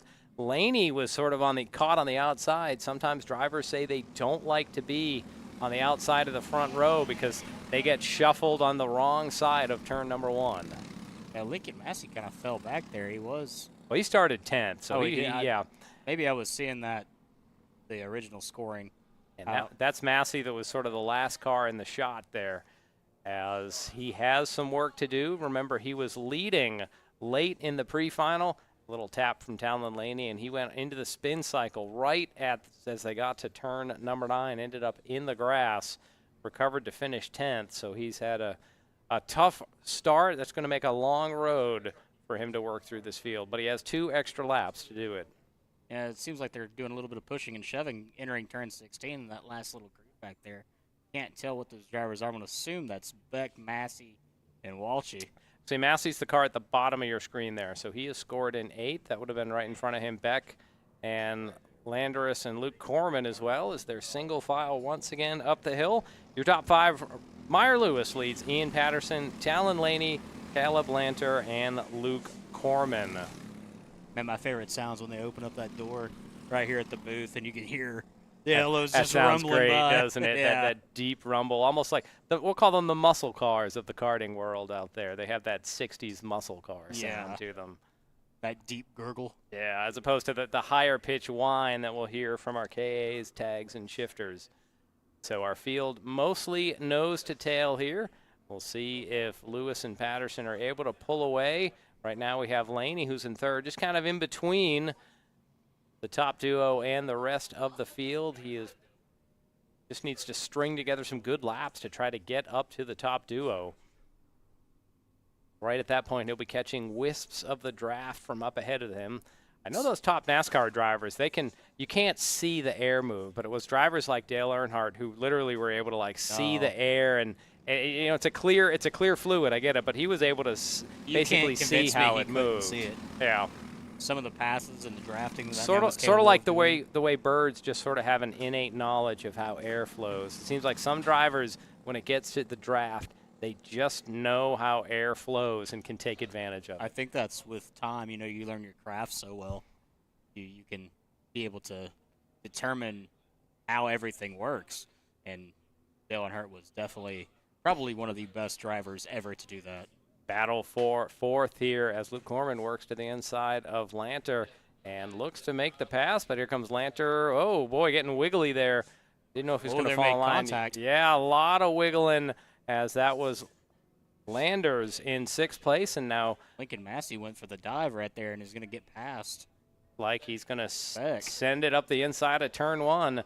So move Massey up to 7th ahead of Beck. Let's see if he's able to hold on to it. No, I think he had to give the spot up the hill. Beck was able to get back by the inside of turn number 2. Top trio is drawn away from the rest of the field as they thunder by our location once again. Again, that sounds just, oh.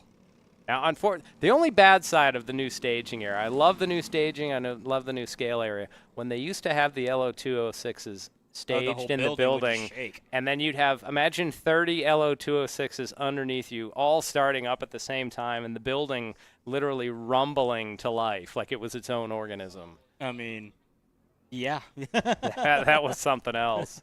LOs are a different breed. Now, something you had mentioned earlier was the junior experience. They also have karting classes here at Atlanta Motorsports Park. I'm going to say it's usually on a Monday morning where they do that. Will has dangled in front of me, letting me do the kart class. And I need to see if I need to pull a string for that, because that would sound like an awesome – sure would beat staff meetings on a Monday morning, I'll tell you that. I did it about 6-7 years ago, and it was an experience. Okay. Now, I know part of it is you're going to be in the classroom for some. To get the most speed out of these karts, you have to learn about the kart. You can't just have seat time. You have to have both. As now we see a battle for the lead as Patterson And Laney worked to the outside of Lewis, so Lewis gets shuffled back to third spot. That's where he ran most of the opening pre-final. So you've got a new leader here as we're nearing the halfway point.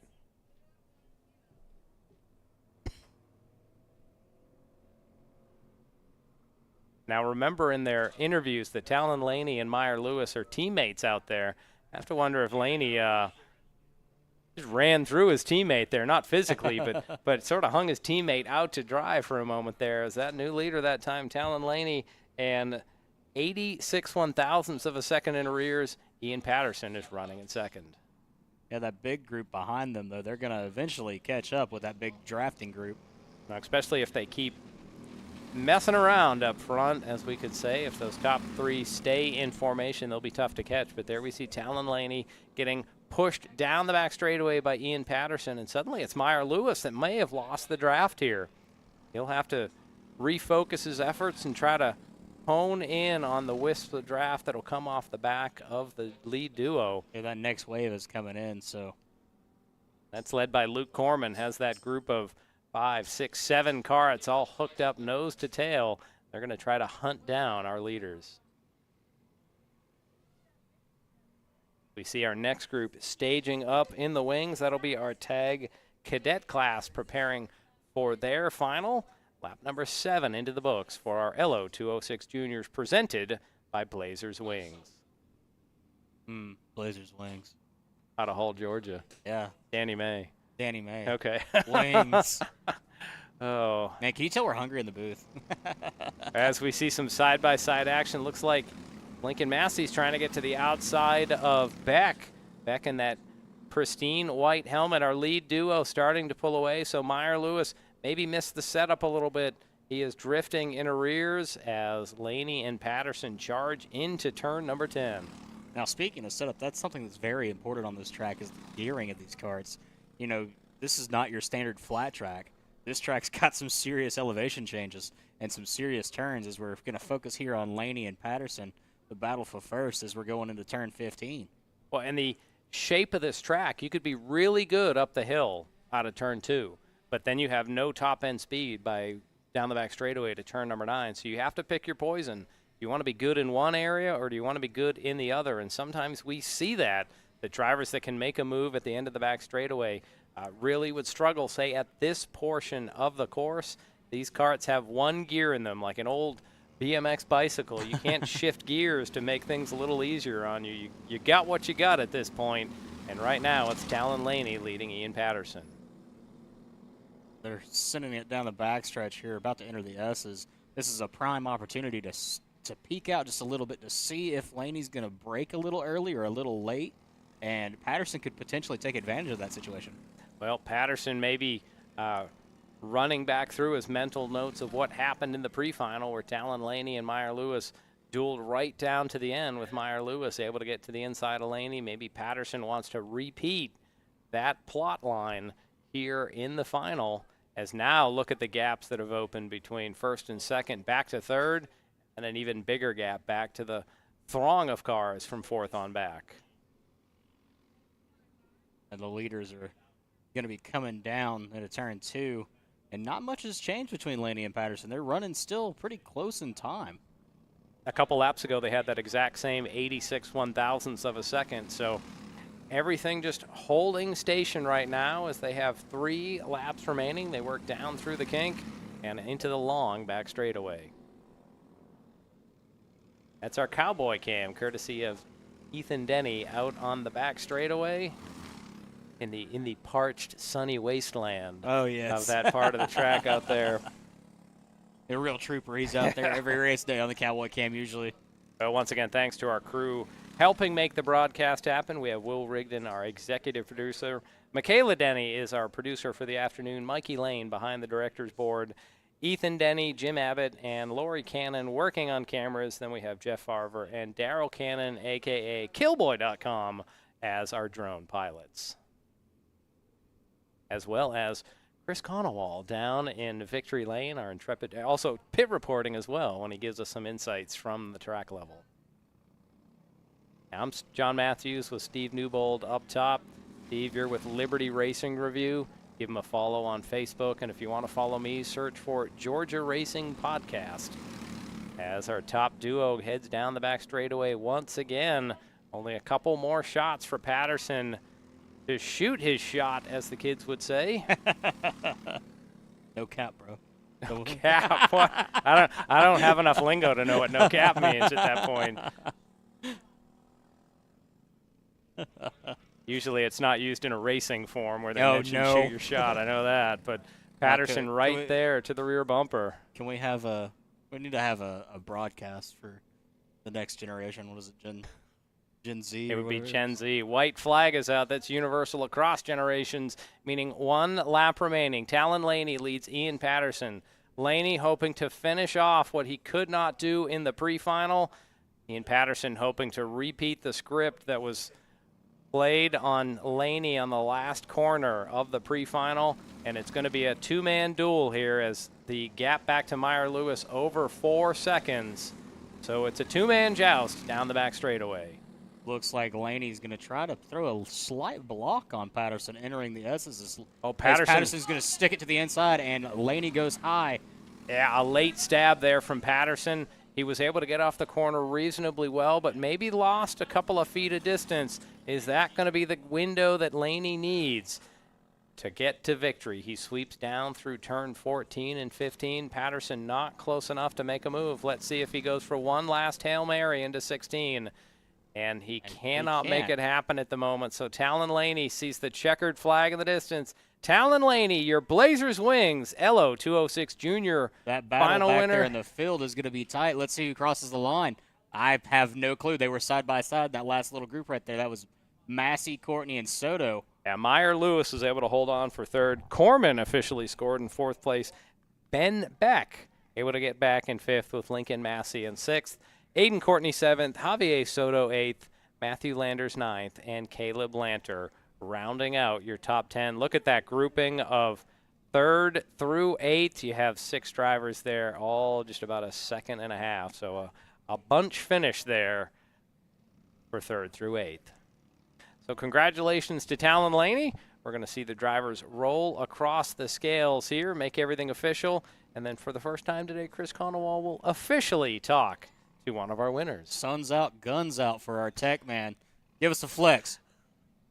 I didn't hear me.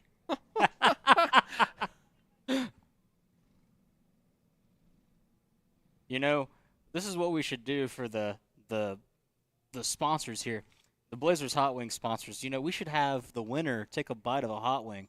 That would work, except until they have to take a bite of liquid Molly. Oh, yeah. In our tag cadet class. That wouldn't the idea breaks down at that point. Yeah, maybe so. We had more food sponsors. That'd probably work out a little bit better. All right, so we're going to send it down to Victory Lane where Chris Conowald has a very excited Talon Laney, plus some hardware. For sure, for sure. Later on today, you're going to be getting one of these. Yesterday, did you take home a number one or yesterday as well? And if so, talk to me about how special today's win is back-to-back on a weekend. Well, I mean, I swept the weekend in LO, so it's pretty good. Pretty good indeed. Pretty good. Well, walk us through this. Walk us through the contest here today. The final race. I got a pretty bad start.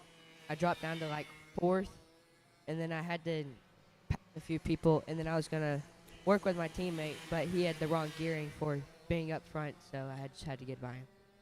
There we go. And so they were talking about that. Your teammate, they wondered about hanging him out to dry, but you said he had a gearing issue and you had to take off.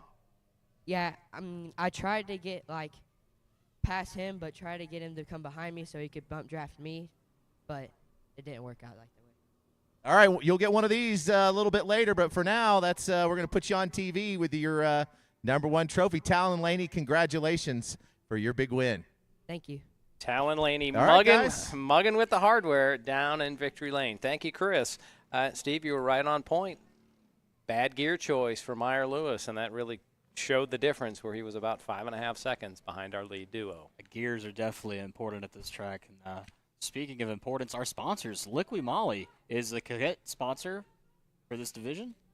And it seems like we've got 4 drivers currently on grid, about to get it started. We got definitely see the 133 out there. That's Evan Fry, familiar name. He is on the back of the second row. I also saw the 126 Callan Berghofer. He was the winner in the pre-final. As it looks like we're going to get a no start this time around. Track officials want the carts to be side by side down through the tram lines. They don't want any funny business. So our carts will quickly go through the cutoff, and they're going to get a second attempt. Looks like also in the second row, the number 13, Roland Smith.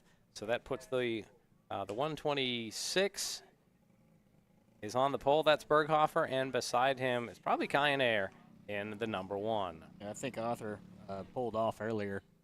Not sure if he had a mechanical issue or what happened with that cart. You can see those little plumes of bluish-white smoke out the tailpipe. These tags are a 2-stroke engine, so they run that oil-gas mixture, much like you might have in a leaf blower or a chainsaw. And the green flag's out in our Liquid Molly Tag Cadet final. And second already fell back to third. That was quick, and third is now up in the front. Well, Callan Berghofer was the man on a mission in the pre-final. He won by several seconds ahead of Fry and Kyaner. We'll see what happens. We don't know if I thought Fry had a better finish, but you never know if penalties were assessed, if there's time or position penalties. That could jumble things at the start, but right now, 2 carts flying down the back straightaway on lap 1. We'll maybe see a quick battle for the lead here, as we do see a new leader up front. That would be Berghofer, I think. Well, Berghofer, I thought, would have been starting at the front. The 133 is in second, so that is Fry. So you're right. Berghofer somehow lost the lead in that, but you're right. He is right back to the front. He didn't have a great jump at the start. Him and Air kind of fell back there at the beginning, and Fry kind of just took it and ran. As lap number 1 goes onto the board, Callan Berghofer, your leader. Evan Fry second, Kyaner third, and Roland Smith running in 4th place. They're going to head up the hill. Now, it was in this point in the pre-final where Berghofer just started to flex his muscles and start to draw clear of the field, although he looks a little loose coming off turn 4, but already we're seeing him start to open that advantage over Evan Fry. Fry's no slouch out there. He was the winner in the LO206 Cadet pre-final, so he has skills, but boy, Callan Berghofer just has that Tag Cadet card on a rail today. Yeah, it looks like he's already moving up early and kind of doing both divisions, trying to determine what he likes the best. Some of those drivers will do that. You'll see them 2, maybe even 3 classes. They'll have a tag. They'll have an LO206. Something else, when these carts go by, you'll usually see on the left side pod, you'll see a GoPro camera on there or similar. There you can see it on Berghofer's car. Gives the drivers a chance to go back and review the film, see maybe where they can make some improvements on their driving. And if they need it, it seems like it becomes video evidence for the jury when they want to claim their case or post it to YouTube with one of those titles of "I got wrecked," spelled R-E-K-T probably too, right? I got wrecked. They'll take the video and upload it. But definitely something that these drivers have that they've grown up with, the ability to see a video of their race and make adjustments, or not have to think, well, what did happen out there? They have the video that's actual factual of what happened. Even if it's not an incident on track, they just might lose some of the details when they're on track of maybe they were loose in a certain corner and they thought they weren't. By watching the video, they'll be able to pick that up. Now, we see it on the main track, but I don't think I've ever actually seen it at the kart track. There's cameras that they have now that shows full analytics of everything the cart does. Wow. Between where you're on the throttle, where you're on the brake, how much horsepower you're running at this certain section. Like telemetry out there. Okay. How many G-forces you were pulling in said corner. I don't think carts would have that. That might be enough weight that you wouldn't have it. These carts are pretty bare bones when you look at them. There's more or less a seat, a gas pedal, and an engine on these. There's no creature comforts on these carts out there. As Callan Berghofer extending his lead, 2.2 seconds was the gap that time around. About another second back to Kyaner, and then a bit more of a gap back to Roland Smith running in 4th. So it started as a beautiful spring day here, started to get humid and warm. Now, I imagine, Stephen, yesterday it was a rainy day, but by the end of the day, by evening, it actually seemed like it was a beautiful springtime evening in Georgia. Yeah, around this time yesterday is when the rain actually came in and kind of really shook everything up. They pulled the carts in, gave them, I think it was 15 minutes to change out tires, and we went back to racing in the rain tires and racing in the rain, and there was a couple moments during the race where it was just a torrential downpour. And the drivers just kept it all together and kept a straight line, and they finished out the race. Yeah, when you see water kind of flowing across the track. Here we're getting a novel view of Callan Berghofer work through the S's, that 126 kart, as we've said, on a rail. Just looking out, once again, more clouds than sun right now, so we're not seeing direct shadows on the track. There are some showers out in the area, but we should be able to get the program in before anything washes in this direction. Nice thing about asphalt and on road courses, they'll run in the rain. Oh, yes. When we go to dirt tracks, you were supposed to be at a different track last night, got rained out. Yeah, unfortunately, it was underwater. Yeah, no, Toccoa was underwater last Toccoa night. was completely underwater. You were going to be at Dixie Speedway. They canceled, and it would have probably been a beautiful night of racing. Beautiful weather. I was down at Sonoy, Georgia, where they waited to make the decision to cancel. There's a lot of factors that go into it, but they were able to wait, and it turned into one of those nights with a nice sort of cool breeze, which in a month time we'll be craving the weather we had last night when it's back to the upper 80s and pasty humidity here in the Atlanta metro. There's the best way to describe it is we are soup. Yeah. The air is soup. That's how thick it is. Does feel like that at times. Atlanta known for heat, hills, and humidity. As we see our next group already in the staging lanes, that will be our tag rookie division. Here with our cadets, we're talking drivers ages 8 to 12. The rookie is for ages 7 to 10, where rookie is really that next step up from the kid kart. This is for drivers that even have a couple more years beyond that. So this is round 4 of the Kart Championship Series here at Atlanta Motorsports Park. Just taking a nice little Sunday drive with Callan Berghofer. Yeah, getting a feel for the track. Round number 5 will be coming up in about 4 weeks, Saturday, June 1st, and it will be with the Georgia Karting Championship Series. So it's the next race will be a race within a race. We have a 4-race series going with Lamar County Speedway, which is down in middle Georgia. 2 races at Lamar, 2 races here. So it's that round 5 of our championship series will be on Saturday, June 1st. It'll be the second round of the Georgia Kart Championship Series, which will be the first race we've been here. Keep up. We got the math going. Round 6 will be on Saturday, July 13th. That's going to be a scorcher there. Oh, yeah. And then we will take a few more weeks off and come back for round 7 on Saturday, August 24th. That race will also be with the Georgia Kart Championship Series.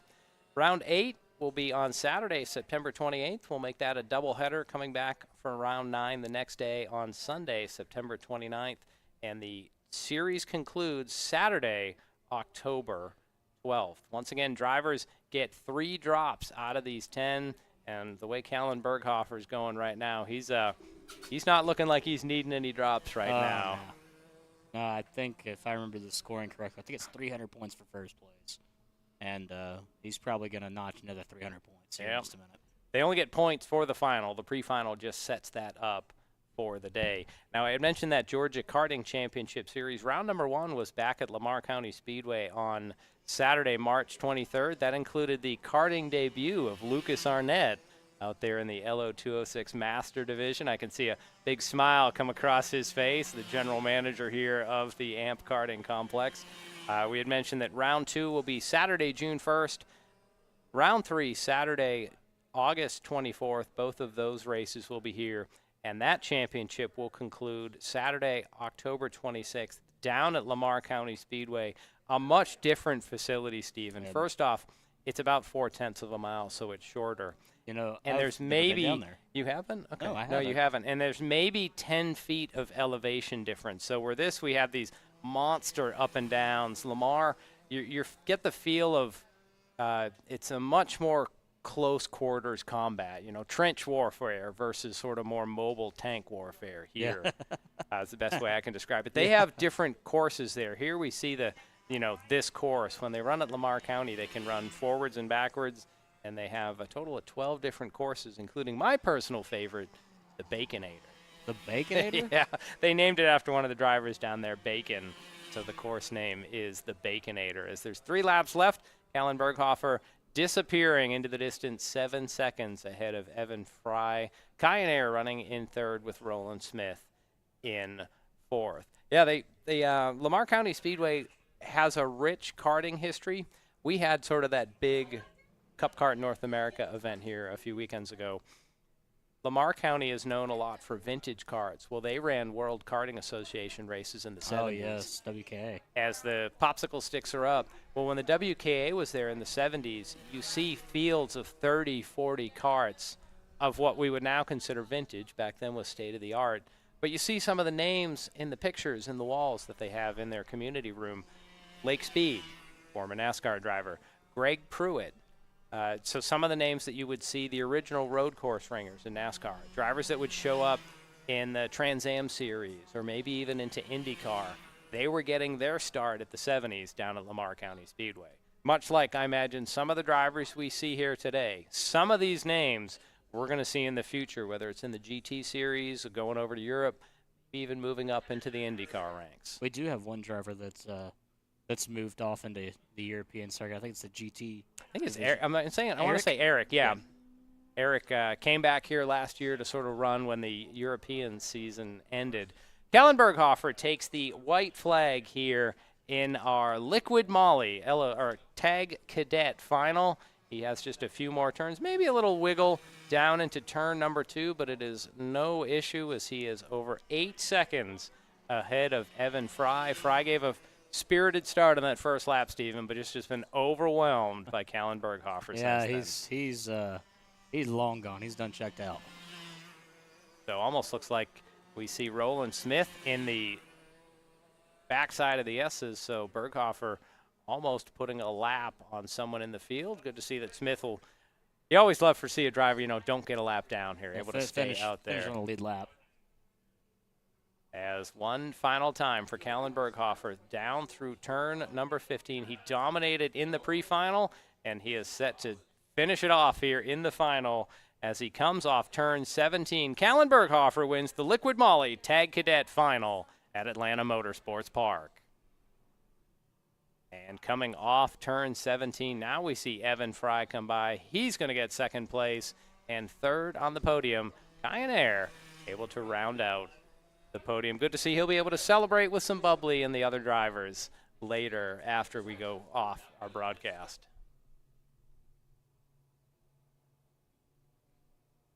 So Callan, a quick thumbs up over to somebody in the pit lane. Don't know if it's maybe to a parent or to one of the other crew members. They're going to come over and just get the weight here as once again, sun's out, guns out in the tech line.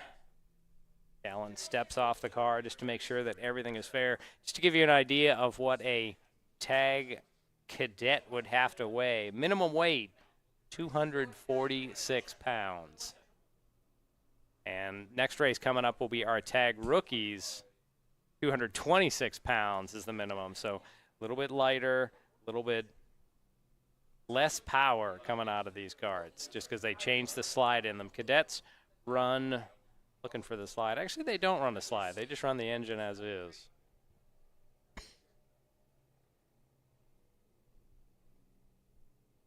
But the engine on these cadets is a mini Swift, generates about 10 horsepower from 60 cc's. And we have another trophy and another excited winner, so take it away, Chris Conowall. Callan Berghofer, this is going to be yours officially here in just a moment. Did you sweep for the weekend? You won yesterday as well, yeah? Yeah. So you collected one of these. I'm going to let you hold that and get in the frame there so they can see you on Kart Chasers there if you want to say a shout-out. But you were out for a Sunday drive there today. Your cart dialed right in, and you were really putting up some good times out there. Tell us how you did it. And I just stayed calm, and I was almost going to lap, but last lap, and I got it done. You absolutely did. Absolutely did. Now, tell me about your team out here. Do you have some teammates that you work with traditionally? No, we're just here. We just go with my dad and our garage. I got you. I got you. Now, you also y'all travel. You race. There's a circuit that you're on as well. So where has karting brought you in terms of your travels, sir? We got USPKS in 2 weeks at Trackhouse, and next week we're gonna go to Trackhouse for our club race. Awesome, awesome. Callan Berghofer, we're going to be watching you as you continue to climb the ranks. And how much longer are you in this particular class? As soon as I secure the championship, I'll move up to KA. Excellent. All right, and 300 more points today for your win. So you are well on your way, fellas. I'm going to send it up to you, Callan Berghofer, our winner. That's exactly what we wanted to All hear. right, thank you, Chris. How about that? Step 1, win championship. Step 2, advance up to higher age range. So congratulations, Callan Berghofer, your tag cadet winner this afternoon. Next coming up is our tag rookie, sponsored by Auto Lube Group. Looks like we're going to get that one waved off. I didn't see a green flag go. Yeah, you could actually see the red and yellow flag waving, so they'll quickly take the cutoff and try to make attempt number 2. A lot of movies made in the Atlanta metro area, so we need the little clackboard out. Take 2. Click. As they'll come by. I've seen them at times 3-4 times in where, they have to settle them down a little bit as it has turned into a humid afternoon here in the North Georgia mountains.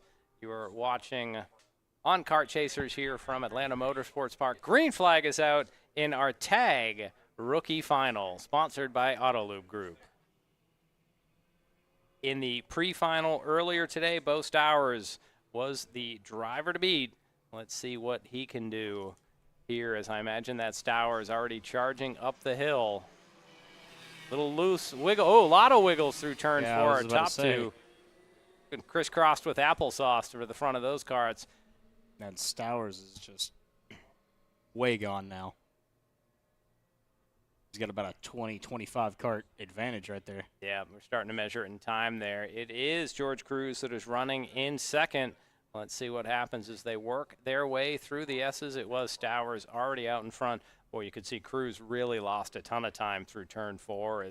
That's one of those I'd love to have the GoPro of one of those vehicles. I mean, you could see 2 or 3 wiggles in quick succession as they came around turn 4. I guess he just got a little loose coming through there, and it resulted in him just kind of in the surrender a little bit of time. So the drivers head down the front straightaway, work their way up to right there. One of the higher points on the track before they make that death-defying drop into turn 2. Again, we see Cruz get loose, that time at the bottom of turn number 2, and then he falls right into the clutches of Isaiah Williams. These two had a spirited battle in the pre-final. Looks like we're going to see second verse, same as the first here in the final. The one kart you can barely see, Bo Stour is already checking out on this field.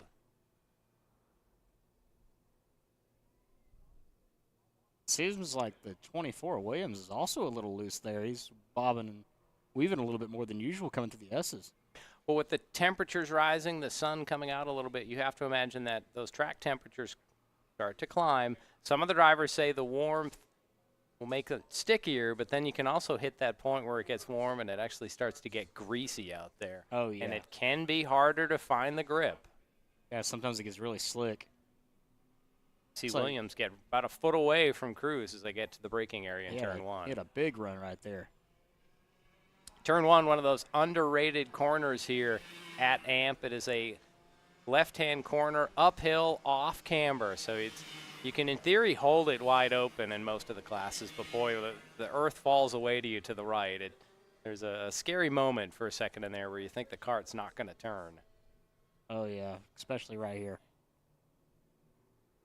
Kind of needed to turn. Oh, boy. Big correction out of Cruz there. You could see turn left and then take a big full of steering wheel back to the right. And we have, like manna from heaven, we see Danny May walk into the Broadcast booth, thank you, Danny. He's brought us his hand raised high by Chris Conowald. So, Chris, I imagine you're gonna be face deep in wings by the time of your next Victory Lane interview. All right. Now we're gonna sit here and talk with Danny May for a second. Danny, thank you for bringing the wings up here. We appreciate I'm out that. of breath. Did you have to run all the way back home to get all those? the way to the main track. Well, we do appreciate that. We'll be wings are here, yes. Yeah, we'll be grading you on the wings. Oh, you know what? You might fail tech. Should we do a live taste test? Is that what this is about to be? Hey, you we can might. go ahead and do That's, one. So. We cooked them yesterday, but we had a main track microwave, so it was the best a microwave could do. Okay, that's fine.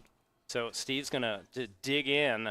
I'll have to do play-by-play for those of you watching on Kart Chasers. Looks like we got lemon pepper Anyways, wings. you got some lemon pepper here? That's lemon pepper in the front. Okay. Then got, barbecue in the wait a other minute. We side. got one slow cart on the track there coming off turn number 9. Don't know if it was mechanical. We were too deep into the wings to note who that might have been. As we're getting the OK sign. There we go. Was a spin there. And that might have been, close moments there as it was Isaiah Williams went for a spin in turn number 9.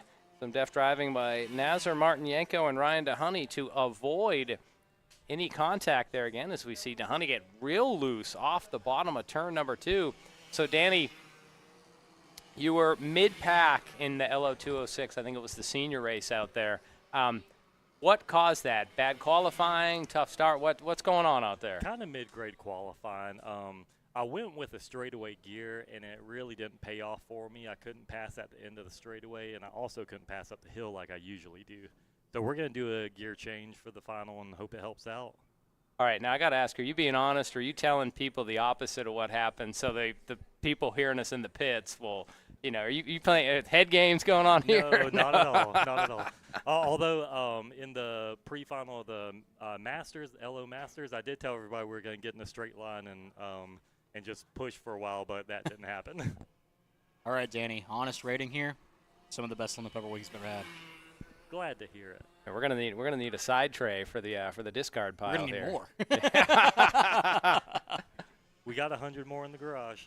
Well, you heard it. Oh, Steve's going to start walking over there right now. All right, guys, my day's done. I'm going to be alone for the rest of the broadcast. Will, it's time for you to hop back in the booth. I'm going to go eat some chicken wings. As on screen, we're watching Bo Stowers in the lead. This is the battle for third. Nazar Martinenko, Ryan DeHoney. You see the close gap. Just a couple seconds ahead of that is George Cruz running in second. And Steve's literally taken off the headset. So, so Danny, you have a convert there. So are you involved with Blazers Wings? I see you got the T-shirt, the hat.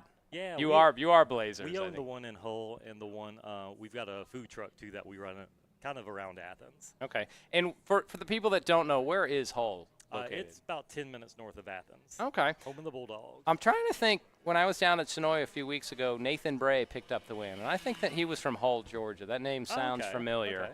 He's a I don't want to say LO206, but in the dirt world, he's a 602 Sportsman driver. Completely different engine. It's a crate engine, big V8 engine, so a lot different. I'd be hilarious to try to strap one of those onto one of these carts here. We could do it. We could. I've seen someone that tried to put a V8 on a cart, and they said it ran once. Have you seen the – oh, God, they put a Hayabusa on a go-kart one time. Gracious. My goodness. I know Porter Aiken has a big 4-stroke shifter motor he's been working on.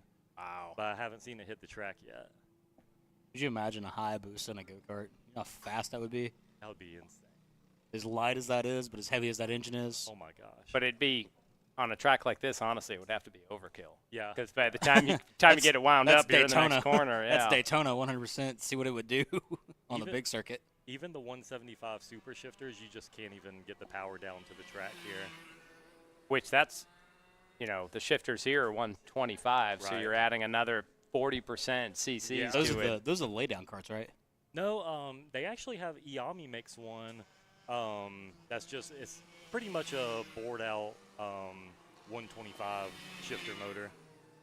And as we see the tinfoil come off, looks like Lucas Arnett, our general manager, doing leadership things. He's trying one of the hot wings here from Blazers as he digs in. Oh, it's a barbecue wing. Lucas Arnett doing those tough GM things today here at the Atlanta Motorsports Park Karting Complex. Keeping them busy. We'll set out our lemon pepper wings and barbecue, and that's what we ended up with. Our executive producer, Will Rigdon, taking a moment where you see executive producer on the graphics of something, and you think it's like this desk job. And I got to tell you, Will Rigdon's working hard today as we see a battle for third here as DeHoney looks up the inside. Martinenko and DeHoney battling here. So I think DeHoney just went into third spot right there. So that would be the final spot on the podium as they head up the hill one more time. That is Martinenko, and now back in fourth place, starting to lose a lot of ground here. But yeah, you see executive producer and you think, wow, that's like a cush job. You're getting chauffeured, you got a chair on set, and Will's been, I haven't really seen much of Will. He's been in and out and He's dragging sweating a around lot today. carpets and equipment. And He plugged in my mic for me. He did a great job with that. yeah. Whoa, there we see Martinenko Yeah, get he got loose loose. again on the bottom of turn number 2. That's a treacherous place. If you have any kind of bobble down there, it ruins your whole lap. Because I imagine you carry, after turn 2, you're flat out on the throttle probably all the way Correct, down the all back the way, straightaway. Yep. Now, Bo Stowers just ran one of the fastest laps of the race at a 58.76. So I know in a rental cart I couldn't quite take turn 4 flat out, but I know if you can get through turn 4 flat out, you're flat out up the hill, which seems like a mental break when you slow down. But turn 3 you can be flat out. Right there is a little scary with the building jumping out at you, but from here I know you're even in a rental, you're flat out all the way to the braking zone in turn 9. In the morning when the track is slick, I'll keep full throttle and just drag the brake a little bit going into 4. Okay. But after 2 laps, when the tires grip up, you can hold it flat in a lot of classes. When you say it's slick in the morning, is that just because the cold temperatures? Correct, yeah, Okay. when the track's cold. Now, what about now with the sun out there? Do you reach a tipping point where the track starts to become greasy and loose? It's, terrible right now. We're running about 6/10 to 8/10 off pace with this heat. I kind of don't like the schedule change. It doesn't suit me well. When we finish up, when the sun goes down, the track always kind of loosens back up and gets better for me. Okay. Wait, loosens up or actually gets more grip out there? It loosens up when the sun starts going down. Okay. As we are halfway through our we're a little tag bit more than rookie race. Yeah, I was thinking that seems long. Timing and scoring's not right. We are could be 9 laps into this race right now. Yeah, Bo Stowers is just cruising. He's coming to the last corner, and I don't think anybody else is. We can pan out there on that drone shot. Here we see the white flag, so Stowers comes by, repeating what he had done in the pre-final. Couple of wiggles from him on turn number 4, the first lap. Other than that, he has been locked in. Just a few more turns to his victory. There, and 2 he gets a victory here.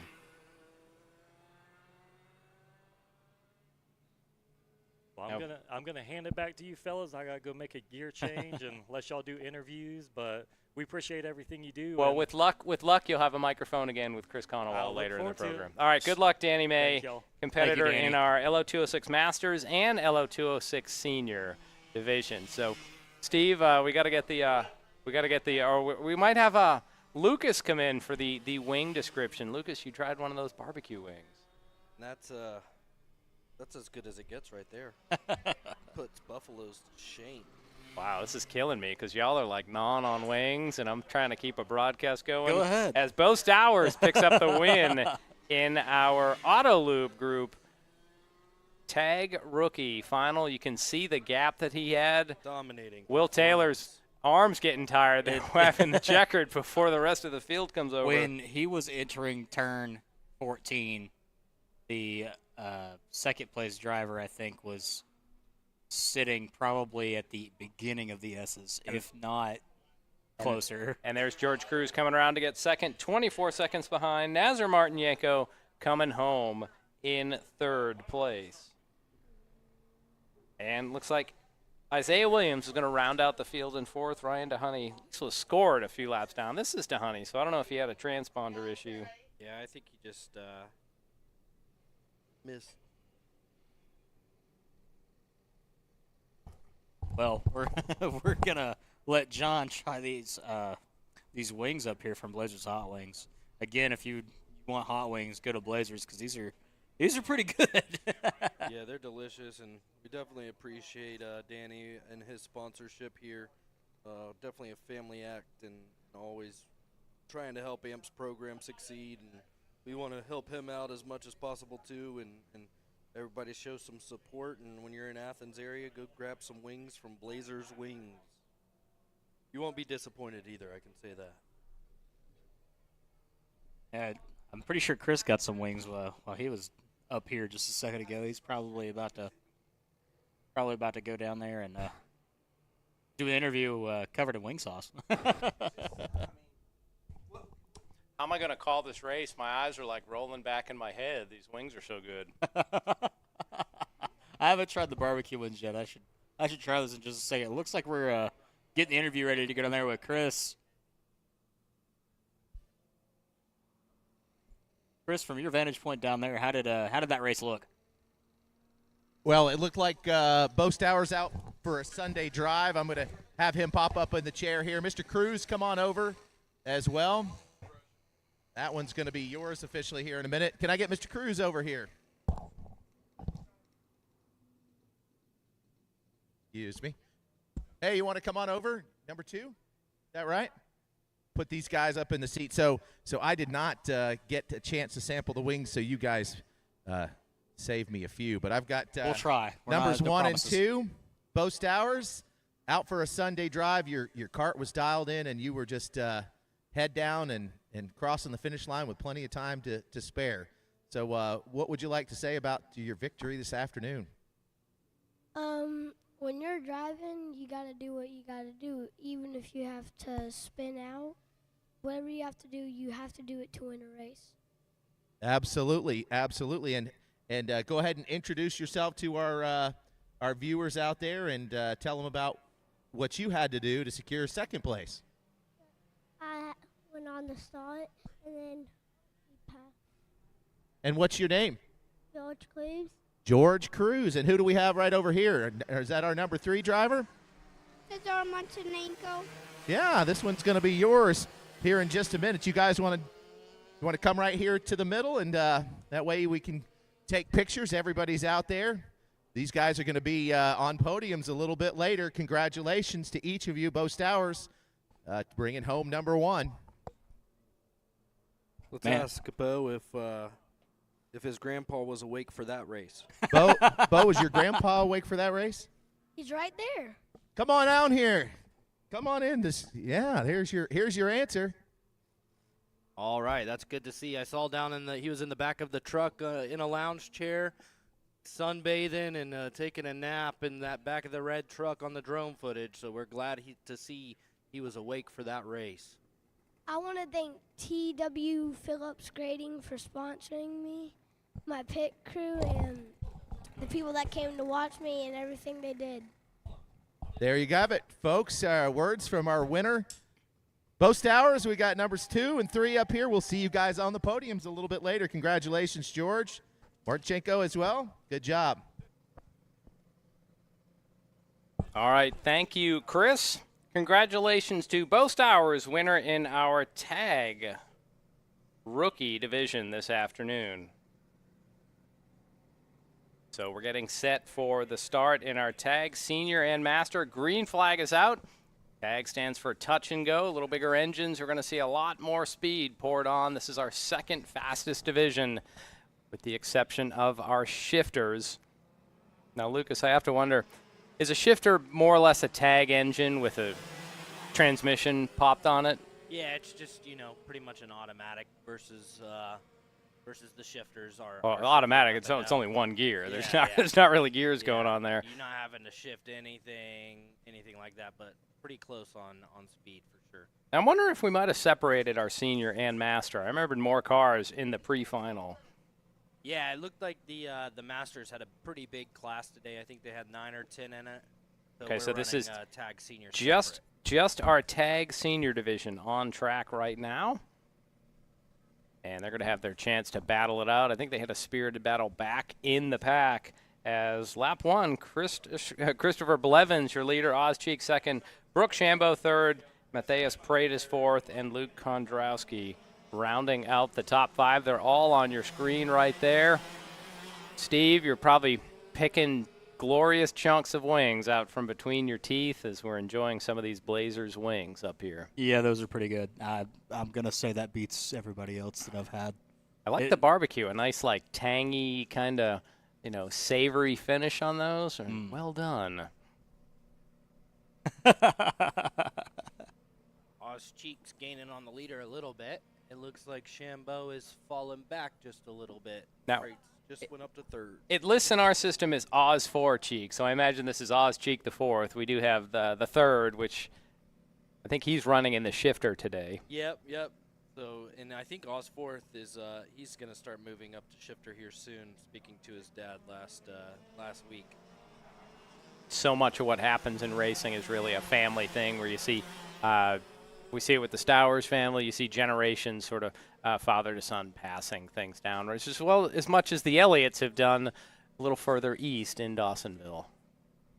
Now, the name Brooke Shambo, that name doesn't seem familiar with me. Is she a new competitor this year?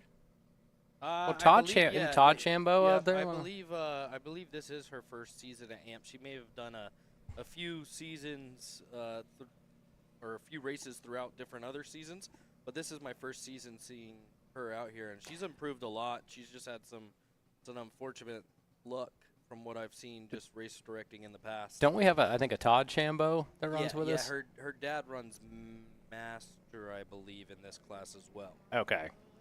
Well, tag is a heck of a class to jump into at the speed that these guys are running. 51-second laps out there. When we see the shifters on track, they, with the weather conditions, might see 49s, but Tag Senior, you're getting pretty close to that level of what a shifter can do. Looks like Matthias Prates is catching up to Oz, getting closer to his tail right there, going over turn 7, heading towards turn 8. See if he makes a move into turn 9, or if Oz will close the door.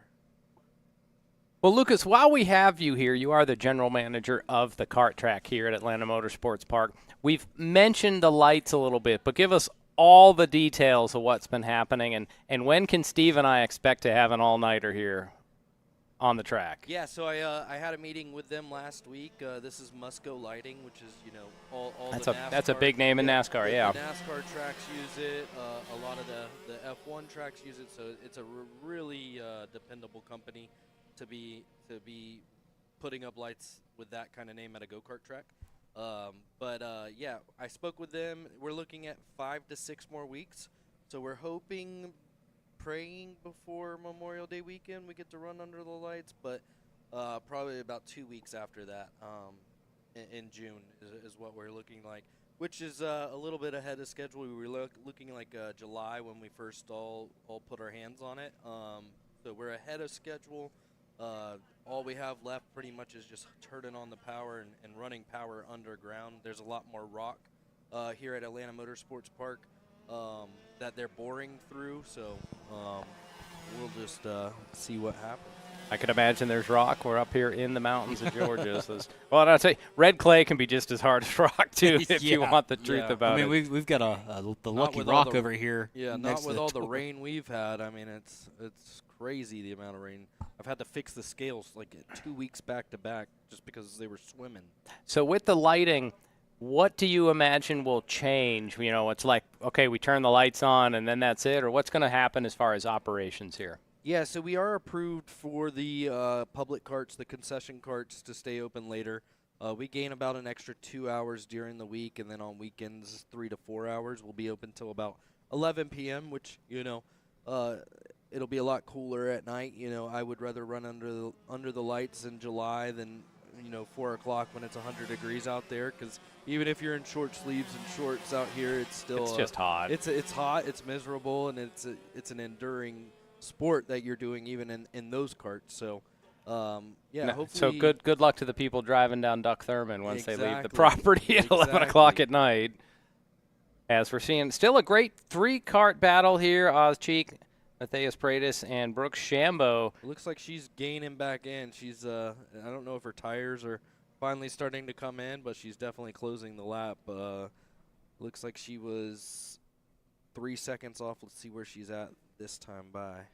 Now, Lucas, in one of the promotional videos that you've done about the lights, you've also mentioned enduros and some overnight enduros. What role do enduros play here? Because we hear about the racing series like today, and we do hear about the public arrive and drive, but when do they have enduros here, and how do those operate?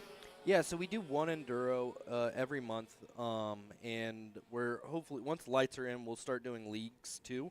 What these do is it really creates, just the knowledge to know about the sport. A lot of people don't know that this is a big sport, major sport.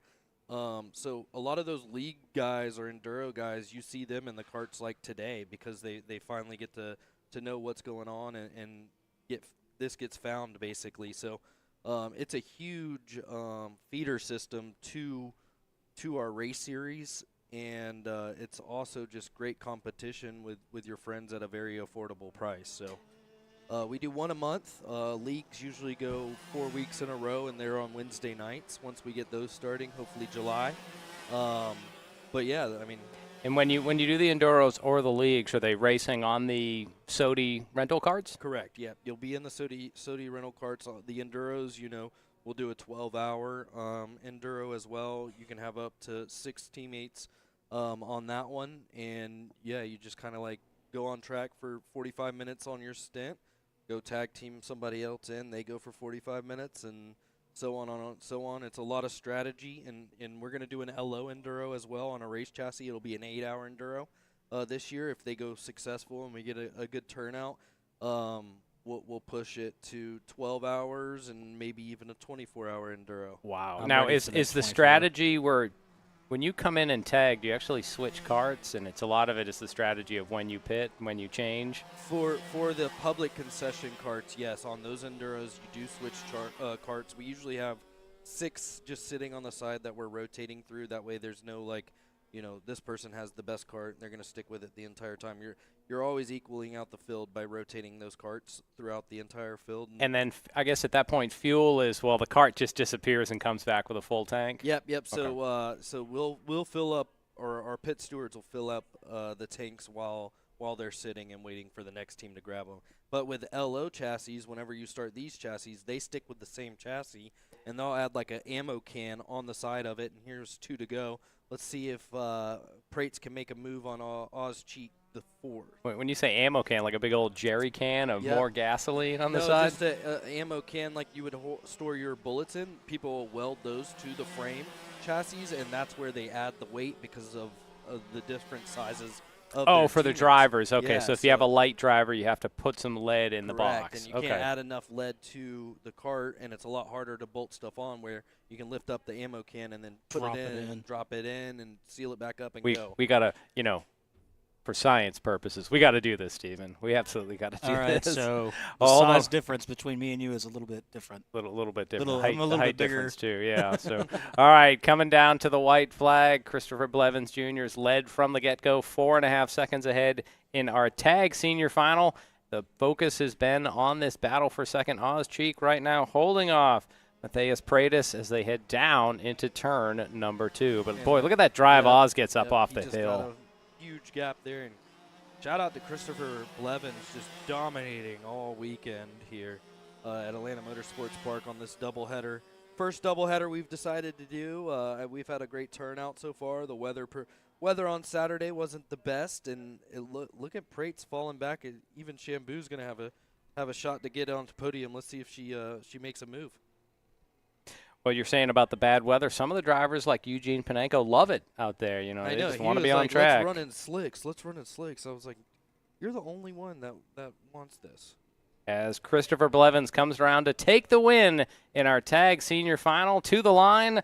No change behind. Oz Cheek comes home in second. Matthias Pratis third. Brooke Shambo fourth. And Luke Kondrowski rounds out the field. So I guess we'll see a bonus race here. We'll see the Tag Masters, I imagine, coming up after this.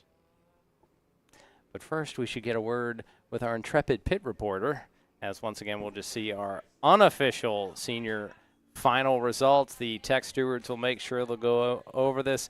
Stephen, we've been talking off air about the Room of Doom at Five Flags Speedway in Pensacola. Geez. We don't quite have one of those here, but if somebody has a kart that doesn't meet the rules, if they're underweight, or if the driver's been out there thugging and mugging through people, the stewards will look at that and make adjustments to the unofficial finishing I've order. personally gone through that tech with media and watching everything that happens down there at Five Flags, and it's amazing. They're basically like, stripping the car apart, aren't they? The whole top end comes off. Whole top end, they check panels, they check everything. Wait, top end, so like what's left on the engine at that point? Nothing. The heads, they take all the way to the heads. The heads come off too, so not just the valve covers, the heads come off. In the ASA series, they take everything down. And Southern Super Series as well. Wow. Even on like the big races like Stars, they take the motors all the way down and you get them back in a box. Even tires are so important in this game. They'll cut the centers of the tires out. Send them to a lab. Send them to a lab, and then that's become an issue a lot in dirt track racing, where the drivers are out there, prepping, and there's like, which is crazy substances because, like, you go want. to Daytona, like we were at Daytona this year, and I mean, it just smells like a chemical lab. You're just waiting for something to explode down there because that's or what's glow. legal. It'll be glowing at night. It's Yeah. just crazy, and I mean, the tire prep, it's crazy, especially on dirt. How much effects it has on go-karts. Well, even we haven't really made a Days of Thunder reference, but in that movie when they talk about you have that specially matched pair of tires, and when Tom Cruise missays it in Victory Lane later, everyone takes it as, you were doping up your tires, you were soaking them, and the old way you just soaked them in gasoline. Yeah. Soften the tire up for a few laps. You'd be king of the world for a few laps. Gas, kerosene, whatever works. Yeah, I mean, they were using like simple green, like cleaning solutions. It's an art. That's we're going to for sure. send it down to Victory Lane. We have our tag senior winners. Take it away, Chris Conowall. Yeah, happy Cinco de Mayo. We've got Christian Blevins, Oz Cheek fourth, or Oz Junior, as they say. You were our P1 during the pre-final, and now you're officially the owner of one of those during the podium. So talk us through it, the changes between the races. Apparently the heat did not affect you much. No, I just made sure to stay cool and just drink water. And during the race, I just made sure to not overthink anything and just make sure to get a good clean start. Yeah, made quite the difference. And Ozcheek Jr. Had an unfortunate event during the last race. Talk us through that. And now you've got second place, so congrats. Yeah, what happened with the pre-final? So I'm geared pretty low, so I get a good run up the hill, and I went to pass Brooke and just didn't give it enough room, and I kind of hit the tire, and it sent me flying, thankfully, into the pit lane, nothing else. So, but we checked everything, thought something was wrong, but it was all good, so it's fine. Excellent. Well, shout out to your teams. Both of you guys have great race teams, so. Baldozer, Factory Karts, and OZ Tech. Baldozer, I mean, he wasn't here, but still helped us out, gave us tips before we came, and Factory Karts getting some pretty good stuff. I mean, so is Luke. He did pretty good, but wasn't able to put it together in the final. And OZ Tech, I mean, sorry, it's my dad. We work on our engines, and seems to be working okay. Yes, it does.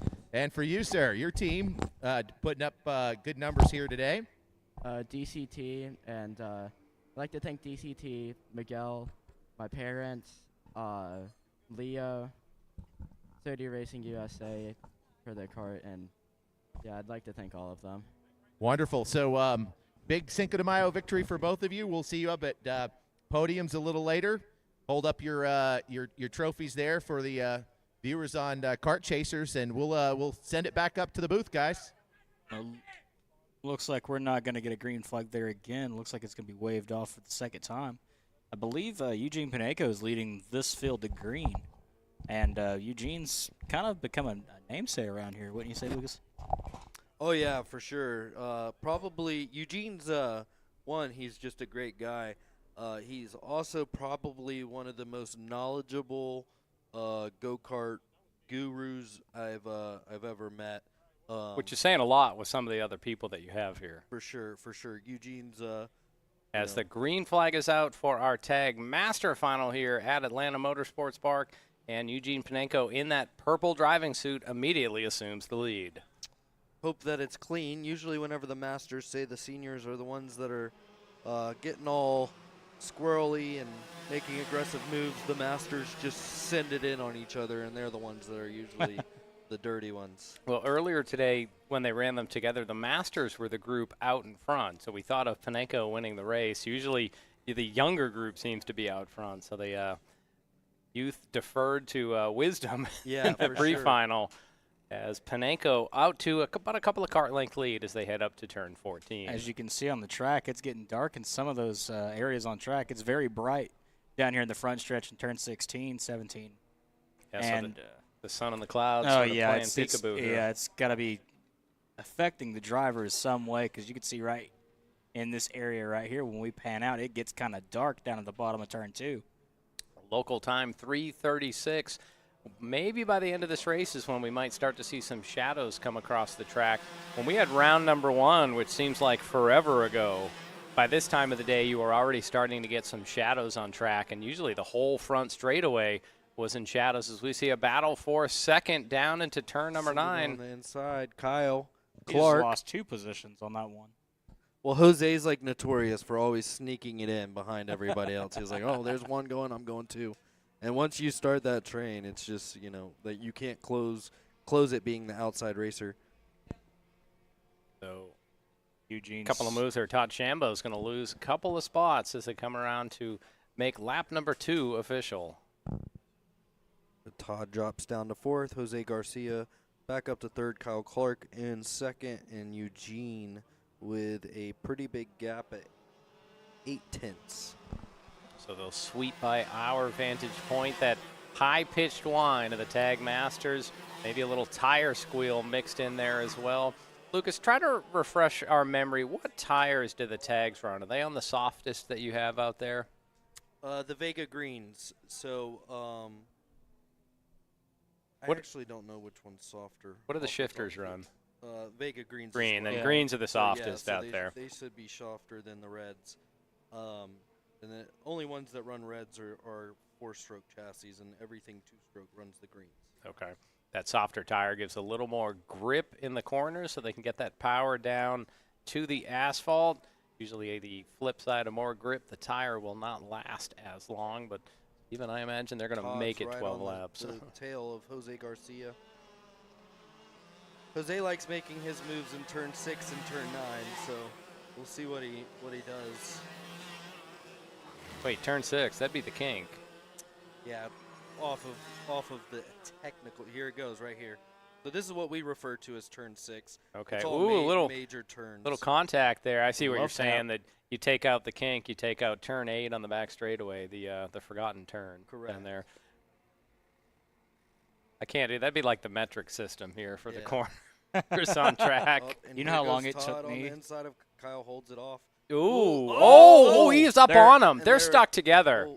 Yeah, they're in a Shambo's really up bad on spot. top. You can see the nose damage. So Kyle Clark, Todd Shambo still stuck together. Now Clark gets free.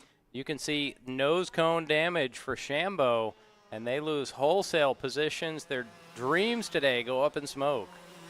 Yeah, and just like that, you know, they're pretty much maybe able to get back up to 5th, but there's no way they're catching Eugene or Jose. With that nose damage, that's going to affect some aerodynamics. Yeah, he wouldn't get the penalty on that just because it was a racing incident, and the stewards will be able to see. Here's a replay. So watch the 2nd and 3rd cars in this group. Shambo goes to the inside of Clark, and maybe Clark came down. Is he had the position. If he would have just stuck with it and just sent it all the way in, he would have been there and had the position. He just laid out, but he didn't lay out enough. So And it was just a racing incident. So now you can see some damage on that valence, and of course both of them lost about 5 positions each. For now, yeah, and once you mess up those nose cones, your aerodynamics get all kind of messed up. Well, he had enough damage. He might be dragging that nose piece could be dragging for all we know. Yeah. As you said, that tire rub is definitely going to be a factor. Tie rod could have broken. You know, usually your steering is so sensitive here. So Lon Wasberg up into 3rd, and Brent Keys is right on his tail too. So we may have some action coming into the final of this Tag Masters race. Well, we are approaching the halfway point. Eugene Panenko 2.2 seconds ahead. Check the gap as he sweeps by the start-finish line once again. Actually, Jose Garcia is showing in first. And no, Paneco's showing it first. Garcia's in second. 2.5 seconds in arrears. Sure, because on our timing, it's showing Paneco is dropped. Yeah, definitely Eugene's in first right now. Jose Garcia in second, and then Lon Washburn and Brent Kreese over here in fourth. And they restart the app would be my yeah, solution I to mean, it there. It's showing two totally different things here. I don't know what's going on. It's the old waiting for data line or missing data from the timing scoring systems. As we're seeing a great battle continue on track here, Washburn and Bobby Keys. Out front, you're not missing anything. Eugene Panenko 2.5 seconds ahead. And as he comes around to put another lap into the books, 2.7 seconds is the gap. 6 now. For all of you at home. Just restarts. The old Windows way to fix it. Just restart. And coming up after our Tag Master Final, our KA 100 Seniors will be on track. Then we'll get to see our LO206 Masters and Legends. So another LO206 race of mayhem out there. Those are my favorite races. As it is Washburn and Keys, the two drivers on your screen there. You can see those radiators off to the left side of the drivers. Looks like Washburn has it fully open. Keys, maybe a little bit of tape on the top. Drivers try to manage the temperature of the water running through the engine. They don't want it too cold. They don't want it too hot. So they put some tape on it until it gets to the right temperature. And then they'll literally reach over and rip the tape off. Steven, earlier we were talking about taking a handoff to shift. Well, these drivers will reach over and, start pulling some tape off the radiator. Some of them have what looks like a little window shade where they could just reach over and just lift and lower it. Yeah, but with today's heat, they are full blown, wide open. I'm surprised Keys had a little tape on the top. I was expecting fully open at close to 80 degrees here, and now you're late into a final. You would think that you'd want maximum ventilation through that radiator. For sure. Sort of the same approach when you drive down the interstate in the wintertime. You see those big rigs that have the covers that they snap over the radiator of a truck. They can't get enough heat in the engine on a cold day, so they button the thing up, try to get so they have some heat in the cab as well as in the engine. Let's see if Brent Keys can sneak in third place. They're the closest battle we have on track by far. It looks like Kyle Clark and Todd made a position change, moved up a little bit. Yeah, they were able to get by like there is Bill Stremple. Yeah, I think Bill went down on track at the bottom of turn 2. But, maybe we can follow that other group. There's 3 that are pretty close. There we saw Jose Garcia just flash out of the bottom of the picture. 3 wide battle there, so that's going to be 6. So that's Kyle and Todd. They're trying to make their ways back up after their racing incident, just past Chip Raines. So 5th, 6th, and 7th, that'll be W. Raines, K. Clark, T. Shambo on your scoring list. So it doesn't seem like Shambo's cart's too upset by the contact that happened, but boy, those two were welded together. Let's see a replay of what happened down in the kink. Oh, definitely right. Had one going up into the wildflowers there. That is the 88 of Stremple. So don't know what happened. That would have been right under our vantage point. Yeah, right under. I wonder if he caught contact with Kyle Clark. It looked like to me. I wonder if he possibly might have caught the rumble strips during his slide. Oh, and that's here goes Todd on the inside. Stuck it this time. Overshot it.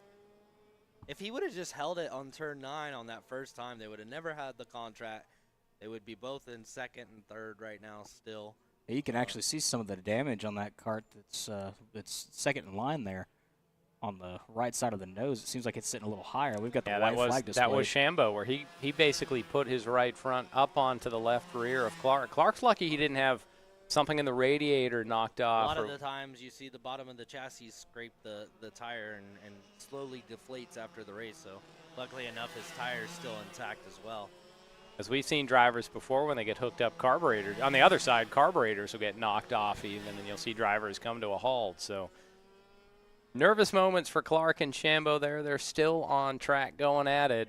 And they're right. You can see that wrinkle on the right front of that bluish-white valance of Todd Shambo. This is Lon and Brink Keys, and then right behind you'll see Kyle Clark and Shambo. Oh, you're correct. And out front, Eugene Panenko has come by, I believe, to claim the victory. Jose Garcia comes home in second, and this should be the battle for third. Washburn and Keys give third place Kyle to Clark's Washburn. gonna hold on to it too. Need to ask Jose Garcia how many trophies he has from the A&P facility back here and up front. It's got to be an astronomical number. He probably needs just a garage for all of them. Well, and they do rent garages here, so we would just keep them on property. Well, Be like I a think shrine. He has 2 garages. I think he has a main track for his Miata, and I know he has one back here with me. So I think you're right. So there you see your results on screen. Eugene Panenko able to come home as the final winner in our Tag Masters. Jose Garcia second. Lon Washburn able to hold off Bobby Keys for the final spot of the podium. Then it got back to Kyle Clark and Todd Shambo. They recovered somewhat after their troubles in turn 16 earlier in the race. Well, thank you very much to Lucas Arnett coming in, the general manager of the Atlanta Motorsports Park Karting Complex. I see somebody standing behind us is eager to get into the booth here. Al Edwards is back. He was busy yesterday, so he wasn't able to get up in here. We're going to exchange business wisdom for karting wisdom here. Looks like Eugene's getting ready down there, along with Jose Garcia. As Chris now has a side job of handing out trophies. He's our trophy girl, too, as well. Shall I curtsy? There we are.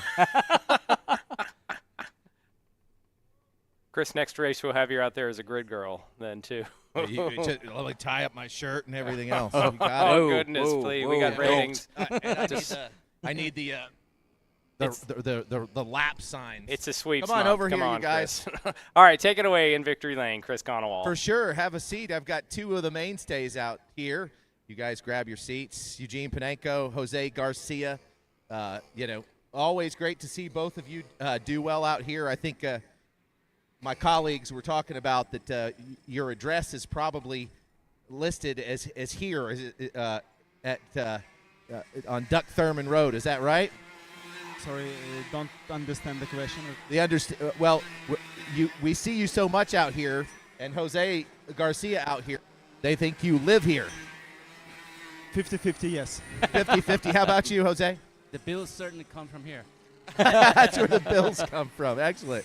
Well, they also wanted to know how many of these that you have. If you guys will hold these up, they have done medals for a while as well, and so how many trophies have you collected over the years? I don't know. I stopped counting, not to brag.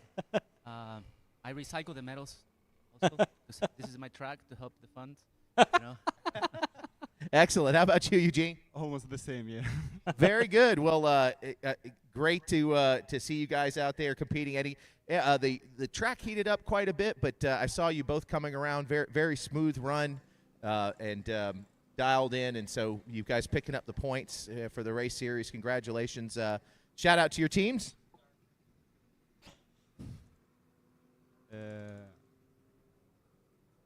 Here, I'll do it for you. How about Kart? Let's speed be with everyone.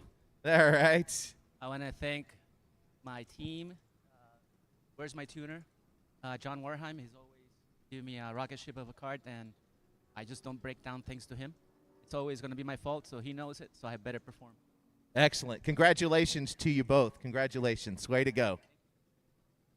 All right. Thank you, Chris. And we are just in time for our KA 100 Senior Final. They're lining up on the front straightaway, and the sponsor for our KA Senior Division is Primal.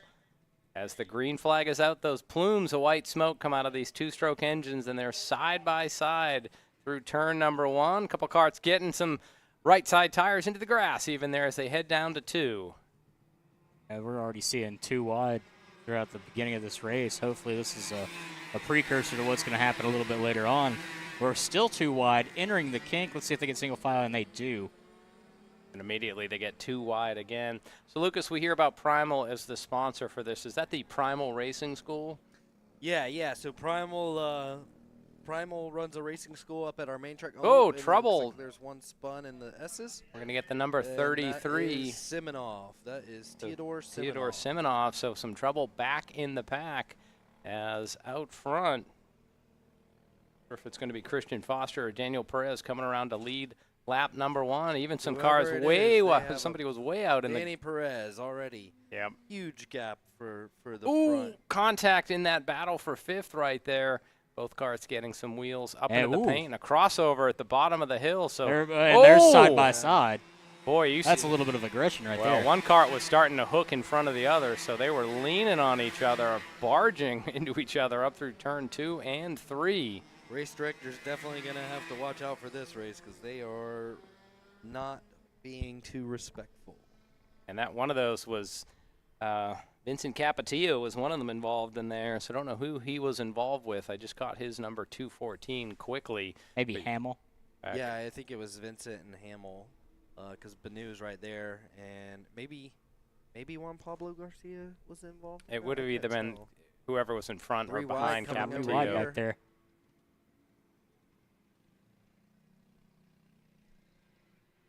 Hamill's moving up, so it was probably, well, it looks like whoever Capetillo was battling with is falling back. But, boy, when you see carts coming up the hill and starting to lean on each other and get sideways, you know it's intense out there, and it is in our KA 100 senior division. It even seems like the KAs might be a little jealous of what the hype we give to the LOs. So Yeah, we call them the LO26s of Mayhem. We got to figure out one for the KA seniors. Yeah, they're leaning and bumping and banging on each other out there. Camden and Zach are teammates, so they'll probably work together. And right now, Christian's the only SOTY, and the 2 behind him are DPC, so the other teammates. So Christian, who's about to get past going into 9, is going to be left out to dry in this group right now. So they come and put another lap on the board. Cameron Trachtenberg losing a spot to Zach Frank with 3 laps complete. The driver out front, Danny Perez. Felt like we haven't called his name a lot today, and it's a rarity because he seems like he's always winning when he's out there. And usually he's not got this many competitors going up against him. I mean, this is a rather large group of KA 100 seniors. Well, Andrew Hamill won the senior race, the pre-final, so we didn't. As we got one cart, couple 2 carts out in, we'd call it the fluff and dirt racing, but they're out there in the stripes, way off the main racing line. Yeah, that was Christian Foster. He's going to fall back about 4 or 5 positions, and Benu definitely scooted by him, and I think Vincent Capetillo too. But yeah, Danny Perez moved down to KA 100. I mean, he won the championship back-to-back over there in Tag Senior, dominated it for a long time, and I guess he wanted a new challenge, and they're trying to figure that out. And this is probably the most competitive class right now. So yeah, I guess he went to go get some more stripes and a trophy that has a different name, I guess, this year. Yeah, 3.5 seconds ahead is the lead for Danny Perez, as we do see a battle. Looks like for second spot there, yep, Hamill and Frank. Hamill got it back. So Hamill was as Frank low as is actually in second, and Hamill's in third. But Hamill came up from 5th. So with that group and Christian Foster sliding out in turn 9, that's where he's able to move on up. Yeah, we had seen Hamill much deeper back in the pack. They're going to be side by side again at the line. Boy, I don't know who was leading there, Hamill.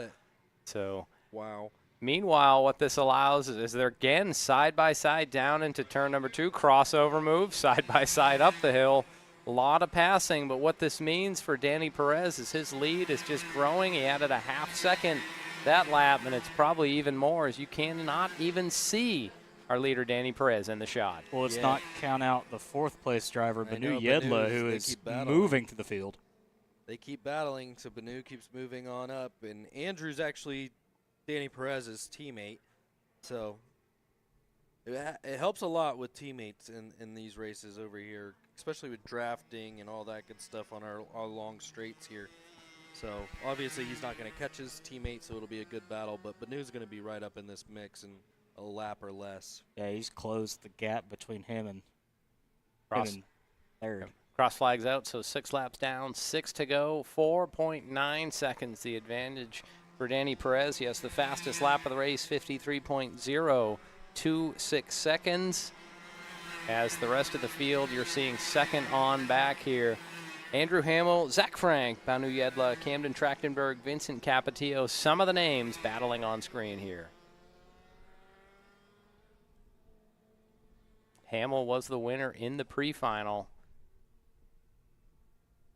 And at least he's made it back up to second. But, Lucas, how many laps would it take to work into a 4.9 second advantage? I have to imagine it would probably be about a 70-lap race, right? To gain the 4.9 back to Danny Perez.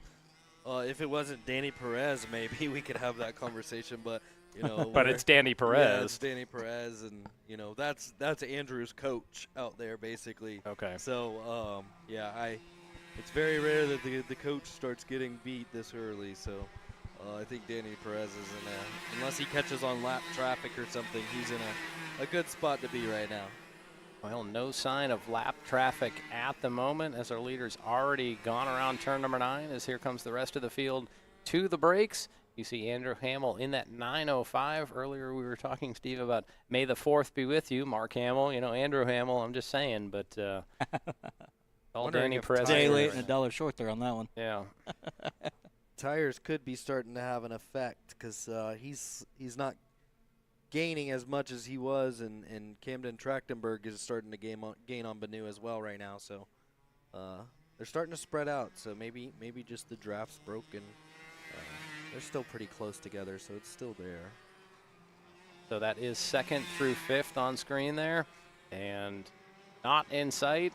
Danny Perez over 5 seconds ahead of this group. They swing by our vantage point and have less than 4 laps in this race. Coming up after this, our LO206 Masters and Legends will be on track. So that should be a dandy. One of those, Stephen, that we always look forward to when the Legends and Masters get out on track. Yeah, I believe that Al Edwards is sitting here scratching. Al Edwards is in our green room, so to speak, warming up. It's been clean and green on track for Danny Perez. If we had a shot of him, we'd probably see, I forget if he has a green helmet or it's that green driving suit. He was wearing the green suit today, so okay. Supposedly green is a bad luck color in racing, and Danny Perez shatters that meme. I don't think there's anything he couldn't wear and it'd be bad luck. Just with the performance he puts on. As the field winds by our vantage point again. Lucas, how many RPMs are these KAs hitting? Because they sound like they're very high octave out there. I have no idea. I have 13,000 roughly. 15,000. 15,000. Yeah. Oh, we got one cart going slow here. I think he's just giving a point, but I don't know exactly what's going on. I can't tell what number that is, but I don't know if he's having some. I wonder if that's been. Well, can we get a number? No, on I that? think so. We got a new guy. Is that Groves up there? Yeah. So he's doesn't want to affect the leaders. He's SCCA driver typically, and he's just being super respectful right now and got the blue flag, so he's pulling out of those guys' way. All right, well, here's an idea how good that Danny Perez is. He's listed twice in Race Hero. That takes some talent. He's listed as in the lead spot. Yeah, he's listed in first, and he's also listed in last. Yeah, which that takes some talent. But no, Danny Perez, one of those Sunday drives that he's out for today, as the rest of the field just sort of left to pick up the scraps. Andrew Hamill's able to pull out about a second ahead of Zach Frank and about another second back to Banu Yedla. So gaps just opening up in the field, and at this point it's just every driver against the track as you see Danny Perez shoot out the bottom of the screen and getting the white flag. One more lap to go. Got more than a whole straightaway between him and second at the moment.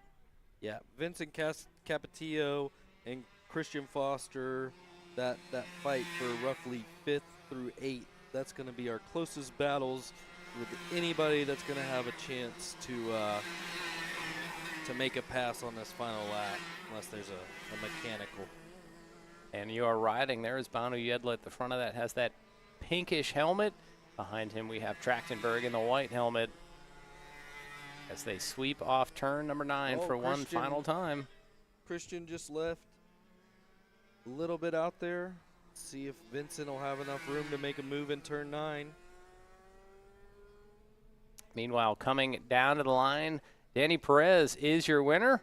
We're going split screen for that. Second will be Hamill, then Frank in third. Here we come to the stretch and the line.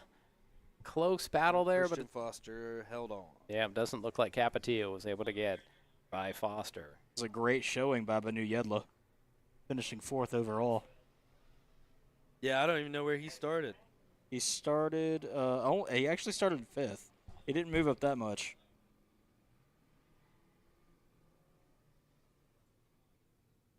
Be good for his championship run.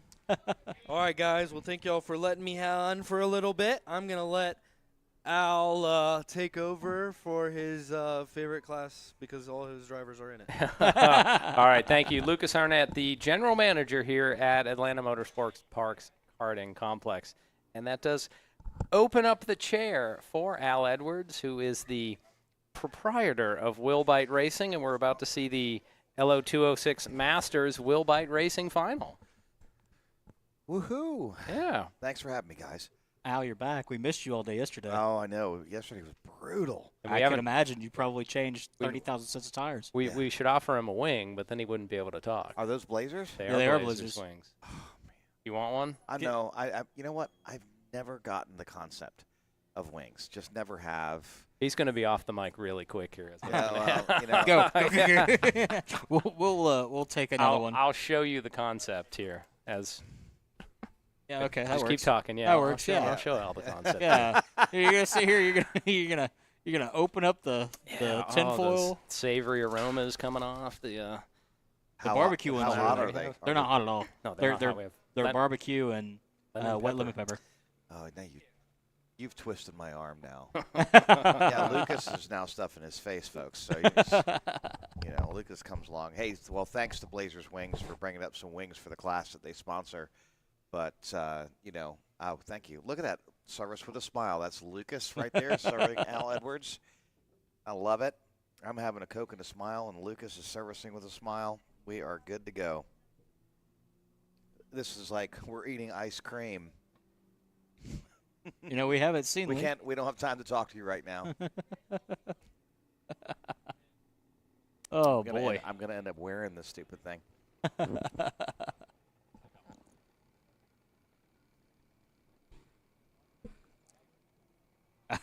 Well, I've been told I need to take over, and it looks like we're still going through the scales here. Again, sun's out, guns out with our tech man. I'm not sure what his name is, but we appreciate everything that he does. And hopefully we can get a word with our race winner. And it looks like that's what we're going to do. We're going to go ahead and sit it down to you, Chris. Yes, indeed. Happy Cinco de Mayo. We've got numbers 1 and 2. Danny Perez, understand going to race overseas next week. Is that right? Yes, sir. We're going to Spain.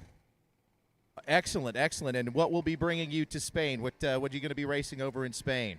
Right there, we're racing IAME engines with a brand called OK. It's a direct drive engine.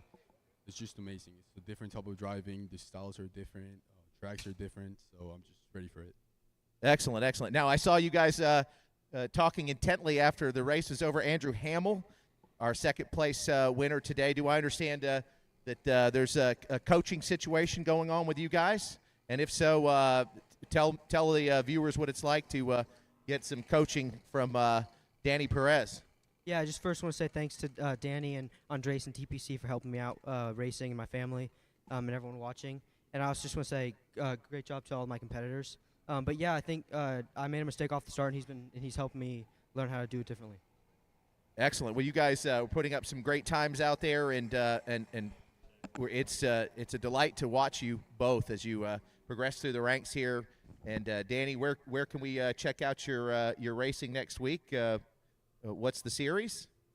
I really don't know yet, but I'll make sure you guys know. I'm so sorry. And I'll also like to thank my sponsors, WRS. He helped me this week incredibly. He was able to give me an engine, and that just saved the whole weekend. and DPC for always being there for our drivers, for everything. Of course, Body Symmetry, because they're always having our back.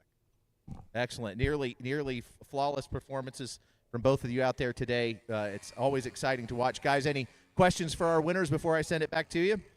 I think they're all deep in the wings right now, Chris. So Okay. Just another congratulations to Danny Perez and one of his proteges there. Thanks, guys. Down in Victory Lane. Congratulations. So this is now our unofficial, this is our Blazers wing break here as Al Edwards has joined us. He was going to add sort of technical color as part of Will Bite Racing, but he's just enjoying some wings and a Coke right now. I have to admit, that's one tasty wing.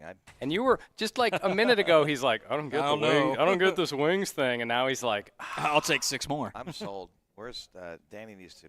Yeah, he needs to come up with some more wings. well, he's probably in this race. He does he run is. LO206 Masters. Lieutenant Danny is definitely in this race. So that was our Blazers wing break up in the booth. So we're now moving on to our LO206 Masters, sponsored by Will Bite Racing, and Al Edwards is the proprietor of Will Bite Racing.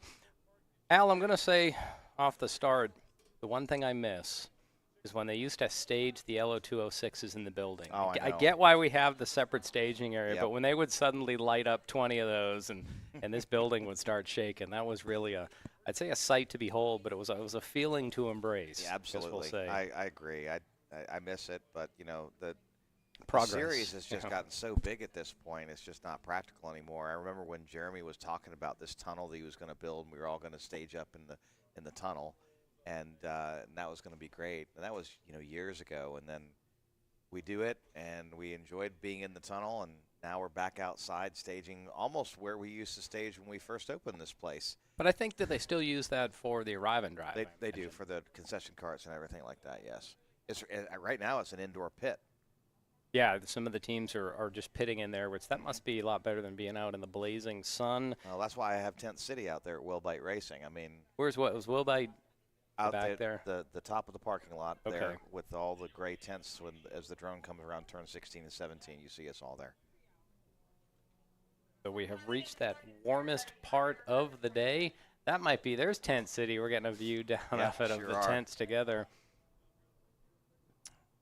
Yeah, that's grown by almost a factor of 10 in the past year, and it's been really great. I've got some really great racers, and for me, it's more about the driver development than it is about the winning.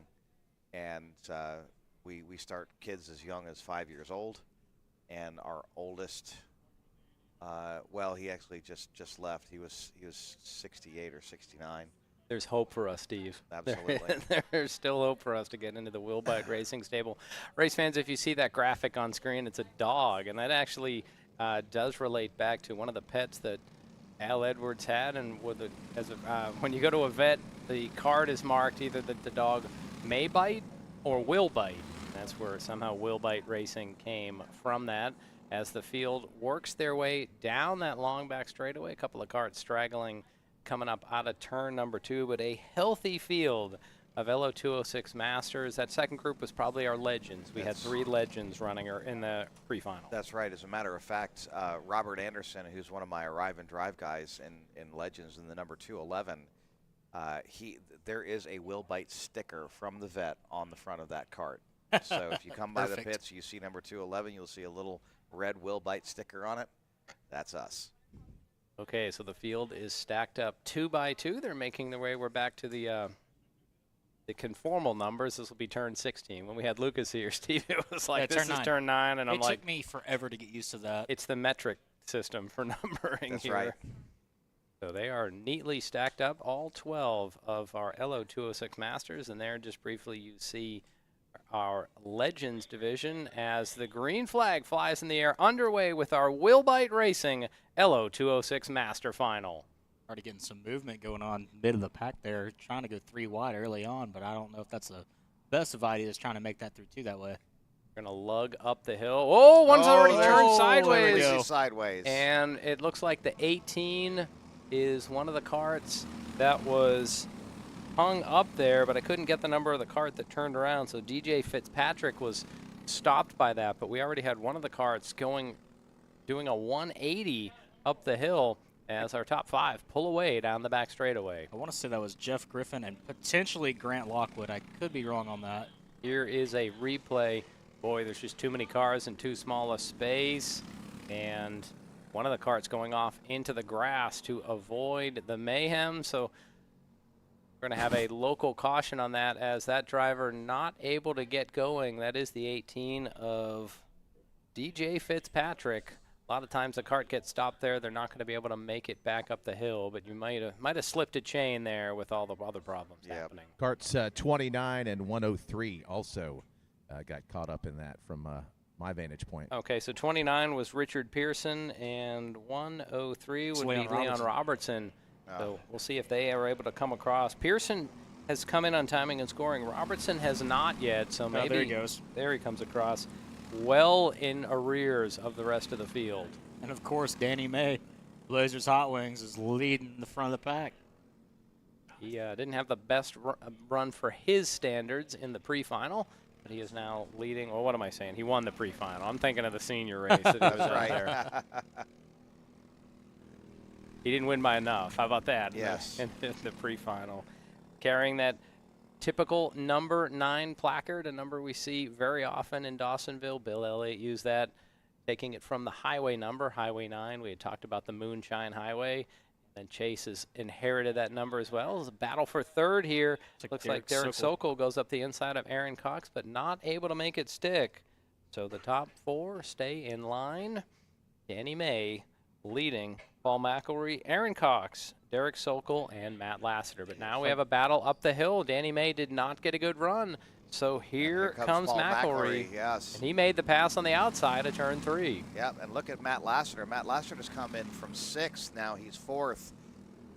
So, we call him Fast Matt. He's having a tough year this year. He really had a tough time yesterday. A tough race the last race before that. So, hopefully he can get by some of these guys and pull off a podium finish today. That would be great for him. Yeah, we haven't seen the Cookie Man, in victory lane or on a podium in a minute. Yeah, it has been a little bit. Well, Grant Lockwood's still in it, number 7. He's behind Ian Drennan. Ian Drennan has now gone purple. He's run the fastest lap of the race so far, 103.279. And as we see a big pass for third here. That's Matt Lassiter. Looks like Sokol's going to lose a spot to Lassiter. Is he going to stick it into turn 1? Absolutely, he's going to stick it into turn 1. Oh, They're bumping and banging with Sokol. Yep. Sokol now has the inside position in does. turn 2, and all of that, And no change in change, position. But Matt Lassiter, he looked to the outside there. Yeah, he's going to go to the outside. That is a really risky maneuver there with Ian Drennan right behind him. And when you had said that Drennan went purple, that is a moniker in the Race Hero system. The fastest lap of the race, that driver has their time in purple, and right now it's a 103.279 for Ian Drennan on lap number 2. And let's talk. And look at Lassiter, tries to go up for the inside of Sokol. Sokol got up on the inside curbs and it upset the cart. But again, Lassiter not able to get by. So Trying here to he make looks a move again. here on Aaron Cox. Here comes Matt Lassiter on the inside of Aaron Cox. He's going to stick it. He is. He has enough momentum here to get it with Aaron Cox. But now it's a drag race down the turn 16. Who's going to late break? It's going to be Matt Lassiter with the late break. Masterful. Out to the paint, and he sticks it. Way to go, Matt Lassiter. Will Bite Racing. Here we go. Al Edwards getting excited in the booth with us here this afternoon. As Paul McElroy leads Danny May, Matt Lassiter a little bit back. So now we'll see if that group of 4 is able to reel in our top duo. And let's see if Lieutenant Danny May is going to get caught by Matt Lassiter and crew here. Those guys, they need to stop racing. They need to start working together to get back up together. But Matt is going to do some late braking maneuvers here. He is really good at that. He's probably going to catch these 2. Now, when Danny was up here, he did talk about making a gear change. Have to wonder if he made a gear change in this and it hasn't gone the way he wanted. It's a gamble, that's for sure. Now, what I will tell you is Paul McElroy has really come into his own here. Paul was on Will Bite Racing for a little bit. He is elected to kind of move on and go kind of be on his own. He's running a Coyote chassis, and over the years he's gone from Margay to iCart to Coyote now, and he has really come into his own. And it's not necessarily the cart, it really is the driver. He has put the time in, and he is making it work right now. Now here's Matt Lassiter. They have caught Danny May and Paul McElroy. So is Danny May going to get passed by Matt Lassiter? It is a group of 6 karts now in the top pack. That's right. Great little vantage point of one of the viewing areas as the field dropped down into turn number 2. The top 6 all nose to tail as they work through the kink, past the low point of the track, and now up the back straightaway to turn 9. Now let's talk about the Legends race here. We have Frank Ball and Rob Anderson are trading places here. And Leon Robertson, I believe he is, nope, it's just 2 Legends right now. Chris Kellett, sorry, it's a little thing here with Race Hero. And I'm not seeing any anything here from Chris Kellett. Matt Lassiter is peeking inside, trying to see if he can make a move on this lap, and it looks like he's going to take a move. He's going to take a move here on Danny May, and he's going to have to drop back in line. He just can't get it. He didn't quite carry enough momentum. Cross flags up, 6 down, 6 to go here in our Willbite Racing LO 206 Got someone Master making a Final. challenge here on the inside of Matt Lassiter. That's Ian Drennan going to the inside of Matt Lassiter, and he's not going to get it. And they're going to bang a little bit against each other and see what happens there. They're all just pushing each other around and see how much space they've lost now. Yeah, Lockwood and Sokol also 2 by 2 behind them, so a little square dance going on. That let McElroy and May slip off the front of this pack. Now we'll see if Lassiter is able to get the rest of this field wrangled up, and they are suddenly there again. Matt Lassiter with some late braking into turn 9. Sure is, and they're going to do this freight train, and we are halfway through this race. It's still anybody's race, though. You never know what can happen here. Mechanical, anything. It is going to be interesting for sure. Now we basically have a 5-kart front field. The 5th kart, though, has just done some late braking. I believe that's Aaron Cox there that's done that. No, that's Sokol that's come into play here, and he's going to make a challenge. We got a lot of people dicing it up. The more they dice it up, the more cash they burn as far as grip cash. You watch those front guys run away. They really should start working together.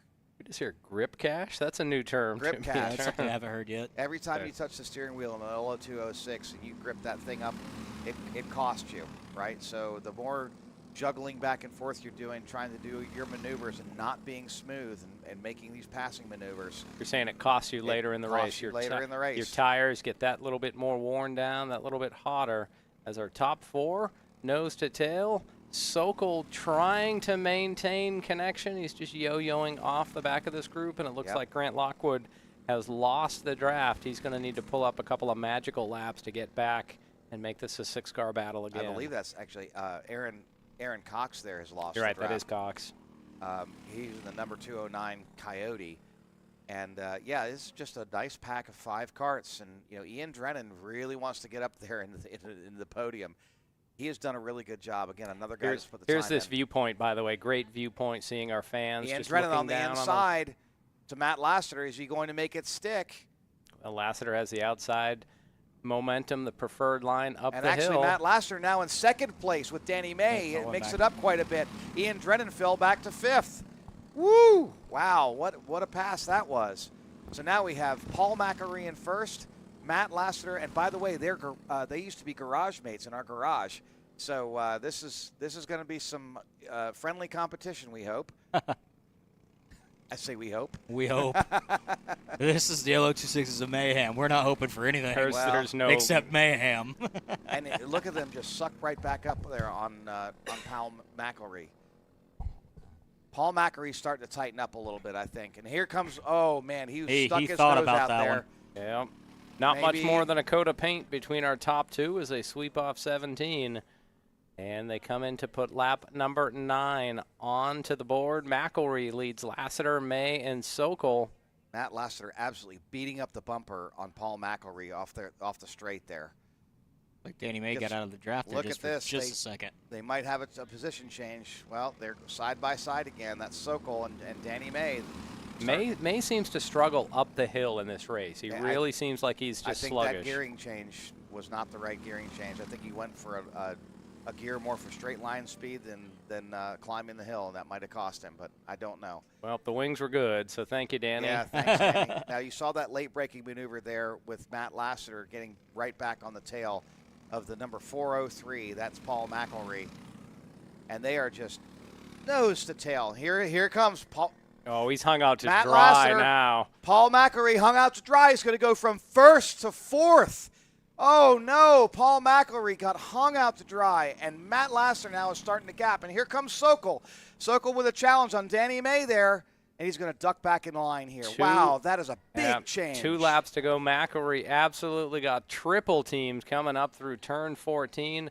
Lassiter, May, and Sokol all just plowed to the inside, so now McElroy's on the back foot. Here comes Ian Drennan trying to once again make it a 5-kart battle. But Matt Lassiter, where was he in this field? He was 6th, 7th, and deep back in this field. Yeah, he was 7th. We made some serious changes to his kart, and it worked out for him. So I think that doing more with less, which is what we tried to do here, has worked out. So less than 2 laps remaining. Matt Lassiter in that blue driving suit. He leads Danny May. Derek Sokol running in 3rd. Paul McElroy in 4th. Ian Drennan in 5th. Not in the shot here, as now we see McElroy taking a look back. Maybe he is losing the draft. Al, you had said maybe that kart tightened up. Yeah, so he he's is tightening up. He's definitely slowing down. It's definitely go time for the guys in 2nd and 3rd. Now Sokol on the inside of Danny May. They're in a drag race to the finish line, but Danny May's got more momentum there. The white flag is out with Matt Lassiter in 1st, Danny May in 2nd, Sokol 3rd, and Paul McElroy still managing to hang on to 4th place. But we might have a challenger to Paul McElroy. That's Ian Drennan. Something with May way to the outside. May was almost out to the guardrail there, and he lost boy. 3 positions. So Sokol moves up to 2nd. McElroy in 3rd. Let's see what Matt Lassiter has in 1st. Is now it seems like Sokol has a run down the back straightaway. Can the Cookie Man hold on? He's got him in the grass. Got him in the grass. He's going to make a late braking challenge. Wow, Sokol really turned it on there. And Matt Lassiter, wow, he got defensive on that one. Woo! Yeah, blocking right down into the grass. Sokol didn't seem to lift for a moment, so Sokol trails Lassiter, hounding the rear bumper. He's trying to find a way around right now. He's going to go to the outside. He might try to slingshot to the inside. Matt is blocking heavily. It looks like they're going to go. Oh, he's going inside. Nope, Matt Matt's going to be defensive on this inside. one. He's going to blip it to the outside, but he's going to take that inside line. Oh, look at there. Sokol goes back. Oh, my gosh. It's Paul McElroy coming up now in the 2nd place. Matt Paul Lassiter, McElroy, what a Matt finish. Lassiter, wow, what a finish. Woo! Al, you going to need some water? Oh, man. He might need one of those spray things for asthma at this rate. So a compelling pulse-pounding finish here in our LO206 Masters. Take a look at this, where Sokol has almost all 4 wheels on the grass now, let there. me tell you, Matt took his normal line there, is what happened. Sokol tried to make it work, and let's get in behind them and see that. You're going to see Sokol down to the inside, 2 wheels off, almost had all 4 into the grass. Yeah. As he didn't lift, though. He didn't. knew it was the last lap. He was going for it. He was going to go to the outside wall and make that work. And if he could. at the end, though, it seemed like Sokol just had a terrible run through. Watch this off 16 and 17. McElroy sweeps up to the inside, and as they come to the line, there's the win for Lassiter. McElroy coming home in 2nd with Sokol in 3rd. Yeah, Sokol just went wide at 16 and 17 when he needed his best turn. He didn't get it that time. What a run. Well, first of all, what a run for Paul McElroy, but what a run from Matt Lassiter with Wheelbite Racing. From 7th to 1st, manages to hang it on, drive defensively. Great job. And remember, these results are unofficial until they go through tech. Matt Lassiter in 1st, Paul McElroy in 2nd, Derek Sokol in 3rd, Ian Drennan in 4th, Danny May in 5th. After starting on the pole, fell back a little bit. Aaron Cox in 6th, DJ Fitzpatrick in 7th, Richard Pearson in 8th, Grant Lockwood in 9th, Leon Robertson III in 10th, Frank Ball in 11th, Aaron Putnam in 12th, and Rob Anderson rounding out the field. And Frank Ball there would be the winner of our Legends division. He was able to hold off Rob Anderson. Look at Matt. He's absolutely pantsy right now. Looks like he Great just ran job, a marathon. buddy. You were hanging on. Way to go. Yes, indeed. Here with Matt Lassiter. Yesterday was eventful. Today, even more eventful as you sit here with the #1 trophy there. Congratulations, moving up from 7th to 1st. Talk us through it. Yeah, Kart was feeling great. Got off to a little bit of a slow start, but was able to tuck in there with the top group, and the speed just kept coming the more laps we ticked off. And I had some good partners behind me, giving me some good pushes. Was able to make some good runs, and just worked out for me there at the end. Yeah, talk us through that exciting finish. Well, to be honest, I couldn't tell much. I knew up on the backstretch, somebody got a little bit upside, but I think they backed out of it, and from there it seemed like I was able to maintain the gap and bring it home. Bring it home, indeed you did. Will Bite Racing, congratulations to you. Any additional shout-outs before we turn over? We're going to see you at the podium for your #1 finish today. And yesterday it was you hit a wall, yeah? Tough day yesterday. Spun out during the pre-final, and then the final made a bonehead mistake and just forgot the rain hood on the air filter. So I had to pull off after the formation lap. So didn't even get to run that one. Wanted to come out here today and just finish some races. Well, that you did. It must feel really great. Congratulations to you, Matt Lassiter. Thank you very much. All right, we'll see you on the podiums. Congrats. All right. Thank you, Chris, and congratulations, Matt Lassiter, our LO 206 Master winner. And here we go, just in time for the green flag in our Kid Kart division. Once again, they use the standing start, and they are off running the Jelly Bean. Al, back to that Masters final lap. Danny May, I don't know what happened to him at the bottom of the turn two. He went almost all the way out to the guardrail I there. think he got pushed wide. That would be the only reason why Danny May would go that wide, unless he had some sort of a component failure. But I don't think he did because he kept on going. So our Kid Kart's on track. They run the same 12-lap distance, but they'll go by quick. Harrison Marich, your early leader, a 26-second lap time. So these laps are going to click off quite quick. There are two groups in this race. We do have an LO 206 Kid Kart as well as a Comer Kart. Slight difference in the horsepower as well as the weight that these drivers talk about. Now, Stephen, we've been joking a little bit about the weight of some of the cadet or the rookie classes. A Comer Kid Kart has to weigh in at 150 pounds. I haven't weighed 150 since I was in high school. Yeah, and the LO 206 Kid Kart, 186 pounds. So definitely some light karts. But then again, when you see the kids get off of it, you understand why. These are some narrow karts. They're short, but then again, these kids are, you're talking 6 and 7 year olds. So they're in kindergarten. They're probably not even 4 feet tall. Not even. We got a contrast for you whenever you're ready. Fire away, Chris. Yeah. So Frank Ball here. Our legend, we were talking about 6 years old and less than 4 feet tall. When did you start racing? And talk to us about the win today, sir. Yeah, I actually started out back in 1991 road racing, and we got into karts about 4 years ago. And I do want to remind the 6-year-olds, growing old is mandatory, growing up is optional. So hopefully everybody sticks with this sport. I'd like to thank Danny May for all the help and support, Al Martin for building the engine that we got on the kart today, Martin Theodore Siminoff for helping us out on the stuff, and my son Grayson Ball for always being great support and coming out here with us. And I want to thank everybody out here working the corners and everybody out here. It's a great time. I'd rather be here than sitting on the couch at home watching TV. And that's, you age gracefully as a legend, right? You get up there 58 years young, pushing on 60. I hope I'm doing this till I'm 80. Well spoken, my friend. You're a great competitor. Congratulations to you. We'll see you at the podium, sir. Way to go. You bet. All right, congratulations to Frank Ball, our LO 206 Legends winner. Maybe had a little more time to get composed. Matt Lassiter looked exhausted. Frank looks like he's ready to go a few more rounds out there. Yeah, Frank's got a lot of energy. He's found a fountain of youth out there. Yeah, absolutely. Wonder if it's these Blazers Hot Wings. No, he didn't have Blazers Hot Wings. He had Allie's Catering. Oh, okay. Look at the parents down there. We're going to shout out the parents down there in turn 16, and they're jumping up and down. They're excited. That's what you want to see out here. Well, racing definitely a family sport, and at 6 and 7 years old, they're not working on the karts by themselves. It's dad, it's mom that's helping them. The kids can't drive themselves here, not legally anyways. I mean, they could try. They could try, but yeah, you see the parents, maybe some grandparents urging on the drivers here in our Kid Kart division. Harrison Marich leads 8 laps in. Just less than a second behind him is Matthew Perez. Then we have Luca Valdez, Alex Schomer, and Beckett Hemphill, your top 5. So the field mostly getting strung out. There you see Marich at the top of the board in the number 61 kart. He is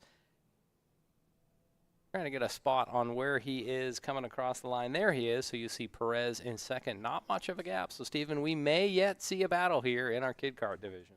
Well, it's always entertaining to see Harrison Marich get up there and Perez as well. They're always going back and forth usually. Marriage's past couple race days has pulled a little further ahead, but Perez is always going to give him a challenge. And we're seeing maybe some side-by-side action here coming to the line. Unlike the adult karts, the kid karts, they're getting faster out there as the laps tick by. Have to wonder if they might be getting bolder as the laps go by, where the adults start fast and then they just wear the karts out and the karts naturally slow down. So they're 2x2x2 working through some slower traffic. We may see a battle, a pass for the lead in there as there are 2 laps remaining. This second kart coming to us in line right here, 27, I believe, is the kart number. I'm not sure who that is. At the loop, Marriage leads, still about a second ahead. So we will see what happens in the final lap. Lots of slicing and dicing. Whoa, some contact back there in the pack. You can see one of the karts get down into the grass and come right into the side of another kart out front. We should see the checkered flag in the air, and it's going to be Harrison Marriage picking up your kid kart final today. Matthew Perez finishes second, Luca Valdez third, Alex Schomer fourth, and Beckett Hempel finishing in fifth. As we said, these kid kart laps, they go quick, the race goes quick, but definitely still the excitement you can imagine that Harrison's going to have down in Victory Lane. Definitely, and just wanted to point out this is a developmental series for the kid kart division. Looks like they're going to run an extra lap. Bonus laps on track. Well, you know, the World of Outlaws do that, if you've ever seen them. When they take the checkered flag, for some reason the leader always runs another lap, like just to make sure that it's happened. They're doing a little bit quicker in a World of Outlaw than we would see. Oh, yeah, I would love to see a kid kart. 410 sprint rip around this track. No, I don't think it could because of the turn 2 is a right-hand turn, and those sprint cars, they can't turn right. They run at least 5 inches of stagger. Oh. Yeah, they're a huge amount of stagger when you see them. If you ever see them, those sprint cars literally look like they're tilted to the left. You know, I wonder if we can somehow get that to happen. But again, unofficial results in the final. Harrison Marriage in first, Matthew Perez in second, Luca Valdez in third, Alex Schomer in fourth, Beckett Hemphill in fifth, Eli Fitzpatrick in sixth, Anthony DeFeo in seventh, Wyatt Rower in eighth, and ninth, Mason O'Donnell. And we're about to see some of the most interesting interviews of the day. Kids say the darndest things. And Harrison Marriage, he's had some good ones over the course of this year. They're just so matter-of-fact about things that Chris Conowald will have to be on his toes in the interview. Well, race fans, coming up after this, we will have our KA Juniors running on track, and that's brought to us courtesy of VRD. But before that, we should see some Victory Lane interviews. Do see a couple of marshals running out on track. I was zooming in a second ago on the Will Bite sticker on the front of 211 that y'all were chatting about earlier.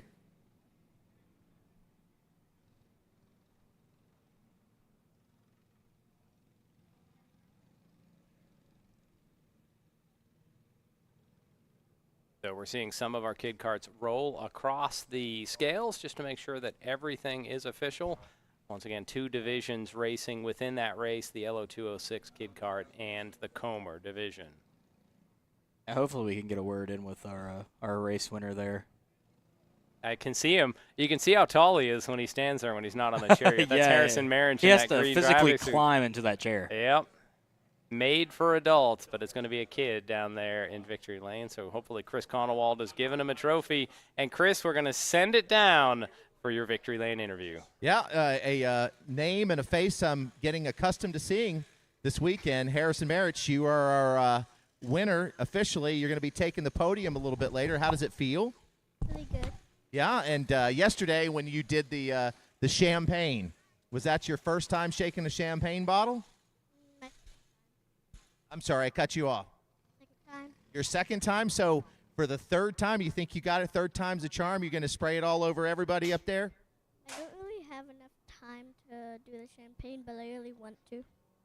Yeah, and so we've got, where's your mom? She's right there. Do you guys practice the champagne stuff at home yet? You haven't done that yet? No? Well, you're going to get lots of practice out here because you're a great race car driver, and you're winning lots of races, so congratulations to you. Thank All right, guys. That's Harrison Marich, our winner for our kid kart. Congratulations to him and his family as well. We were talking about. Go ahead, Mom. You got. To his class. Okay, Mom wants you to shout out to your class. I would like to give a shout out to all my friends in Miss Linsky. And what's your teacher's name? Miss Linsky. At what school do you go to? For Stokes Elementary School. All right, so look right into that camera and say, "Hey, everybody, I just won first place at Atlanta Motorsports Park." Hey, everybody, I just won first place at Atlanta Motorsports Park. Way to go, Harrison. Good job. Congratulations to you. There you go. Harrison Marich, everybody. Doing a great job, not only out on the track, but here at the interview. So congratulations. We'll see you up there. All right. Thank you, Chris, and congratulations to Harrison on his win. Stephen, even at this age, they already have social media handlers reminding him to what to say when they're down at Victory Lane. Mom there reminding Harrison to give a shout-out to his classmates at school. Do you remember I think it was last season at the Chili Bowl, where the kid shouted out his teacher, and it was like, Miss whatever her name was, call me or something like that. It was just the funniest thing ever. Like teacher for real, or like Yes. a hot for teacher Yeah, thing I think it was going on? I think it was a hot for teacher thing, but it was the funniest thing ever, and it was just funny to watch, especially on TV. Funny, probably in a /awkward. Yeah, it was awkward, but it was just funny the there. way it was like a 5-year-old said it, and I'm like, oh, that's funny. Yeah. But well, hey, we do appreciate those of you that are watching on Kart Chasers on their YouTube channel this afternoon. Steve, we're going to have to go watch the Instagram highlights because that finish was on there. Oh, So yeah, somehow we are immortalized in their social media feed. But all right, so guys. with that, while we set up for our KA Junior Final, we're going to take a short break, and we'll be back to the action in just a few moments.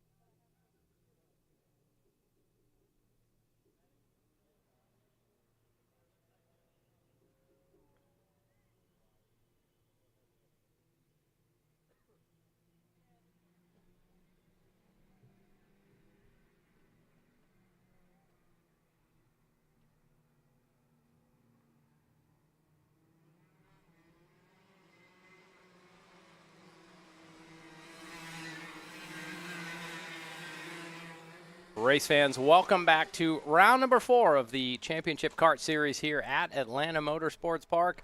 The KA Junior Division just went by on their parade lap, and they're going to get lined up courtesy of VRD. I'm John Matthews, joined by Stephen Newbold in the booth. Chris Conowald is our intrepid pit reporter.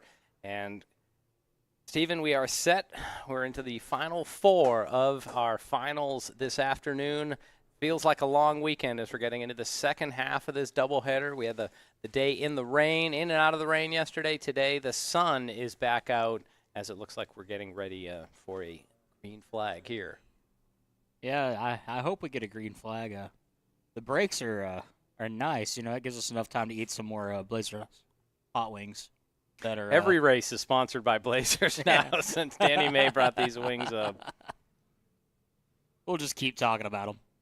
All right, so in the earlier pre-final, Oliver Neighbor had his hair flowing in the breeze to the victory. They're side by side into turn number 1. Let's see what happens as they will work their way down the big hill, that signature hill, and head their way right back up. Looks like Neighbor in that red card there. Yeah, so still too wide as they work by our vantage point. Once again, KA 100, that's 100 cc's. They are air-cooled. 2-stroke engines. We're seeing a battle for a second on the track as already it's looking at the numbers. I don't know if it's Lopez Velarde that might be in the lead here. That would be somewhat of a surprise trying to get 825. 825. That is Lopez. And that is Lopez Velarde. So a spirited opening lap for Lopez Velarde. Neighbor not having the start he would have liked. He was pretty convincing in the early pre-final, and they're 3 wide for a moment for second place. Shifted there. They're still 2 wide going into turn 1. Yep, second place right now, Talon Laney, Oliver Neighbor. So it's Lopez Velarde in the lead, and again, trying to get the numbers. Boy, these little 3-numbered placards when they're heading away from you make it hard on us announcers. Looks like Neighbor actually kind of fell back to 4th that go-around. I'm not exactly sure what's going on there. Well, 4th or not, has one of the best haircuts in the paddock, but you're right, he is currently scored in 4th. When you see that, like that, you know, the flowing, light blonde or light brown or blonde locks coming out when he pulls the helmet off, if he shortened the front a little bit, we'd have some serious 90s hockey mullet going on I was there. about to say, take your bucket off. All right, so Lopez Velarde leads. Top 4 have pulled away from the rest of the field, and that is correct. Oliver Neighbor back to 4th. It is Harry Cunningham in 3rd, Talon Laney in 2nd, and Lopez Velarde in 1st. Now we're seeing a move for 2nd as Cunningham tries to take a peek up to the inside. It looks like I saw a hand shoot up in the air there for a moment. Don't know exactly what they were signaling. Even at this age, we figure they weren't signing the way to heaven at this point. I would hope not. As we see a pass potentially for the lead, Lopez Velarde is going to get freight train. He's all the way to the outside. Did Talon Laney just go, or excuse me, did Neighbor just go 4th to 1st? Yes, he did. 4th to 1st from Oliver Neighbor. Wow. Just as we're ready to say he's not doing as well. I mean, they got wild there as it looked like Lopez Velarde was going to get freight train, and then everyone went wide. And it's that flow. The sea parted for Oliver Neighbor. Takes a quick peek back. So Oliver Neighbor, your new leader. Talon Laney 2nd, Harry Cunningham 3rd, Lopez Velarde 4th. I imagine for a few feet in there, Talon Laney was the leader of this race. And then Oliver Neighbor came sweeping by in that red card. Heartbreak for Lopez Velarde was 1st, dropped to 4th just in the span of turns 9 and 10. Not sure exactly what happened there with him. I don't know if it was something that happened right here in the S's, because this is where the overtake happened with Neighbor. Just we need to ask for a replay on that one. But yeah, and all of a sudden it was like, here comes Neighbor. Seemed like Laney had the inside to get by Lopez Velarde, and lo and behold, it was that red card of Neighbor taking his customary P1 position back. Coming up after this, we'll have our LO206 cadet, then our LO206 senior, and we'll finish off the day with our shifter karts. Maybe we can get a nice burnout. I hope. What class could do a burnout? Shifter. Oh, you're right. Shifter probably could use the clutch up a little bit. I have a feeling these clutches aren't robust enough for a burnout, though. They'd burn it down. Speaking of the burnout world, I believe it was, what were they saying? It was Heim time last night out at Kansas. Corey Heim, Georgia driver, picked up the win in, I want to say was it trucks or Xfinity? It was trucks. It was trucks. Okay.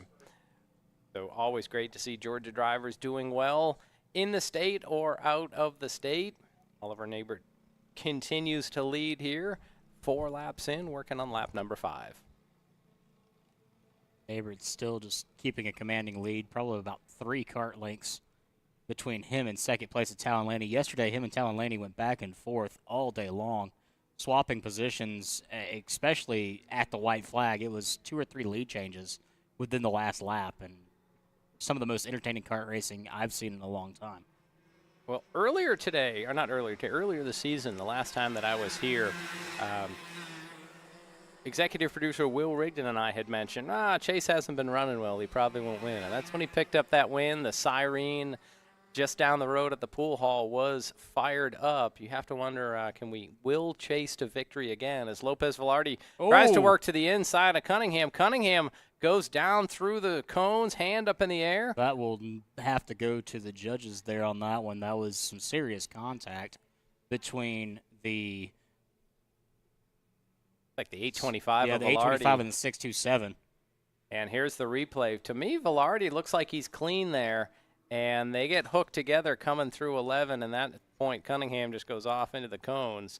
So we will – I'm glad I'm not a race marshal on that one. I'd partially say it was a racing deal. But we will see what happens. Oliver Nabert continues to lead. Talon Labert comfortably running in second. Then we have Lopez Velarde in third. Harry Cunningham fourth, Adam Wine in fifth. Adam able to get a little closer when third and fourth had that contact at the back end of the speedway.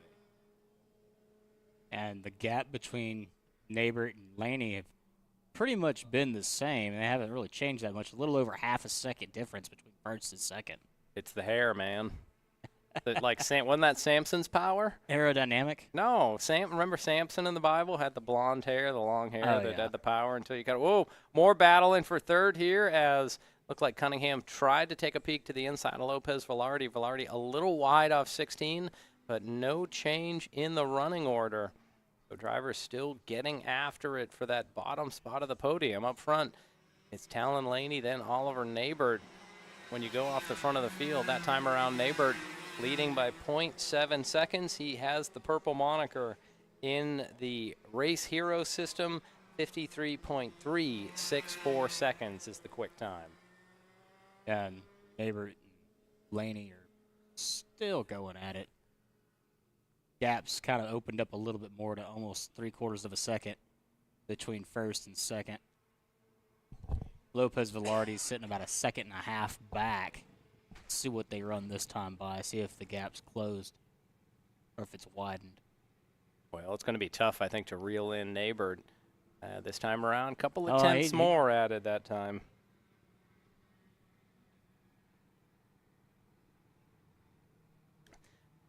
So we are proud to have VRD on board as our sponsor for our KA Junior division. Stephen, what an exciting thing it is to be part of something that's growing the karting championship, the karting program here at AMP, just growing by leaps and bounds. We see the graphics we have on screen, streaming on Kart Chaser this year, the addition of the timing and scoring, and then we see at times the graphics on the bottom, winners or battles on track, and just the number of karts that we're having here. Up is definitely up here at AMP. Oh, definitely. There's been a massive shift in the way things have been done here at AMP on the media side, and it's wonderful to see the progress that we've made in such a short time. This started off as just kind of during the COVID era of doing broadcasts of the iRacing League. And unfortunately, I wasn't a part of that. Mikey Lane and Will Rigdon, executive producer.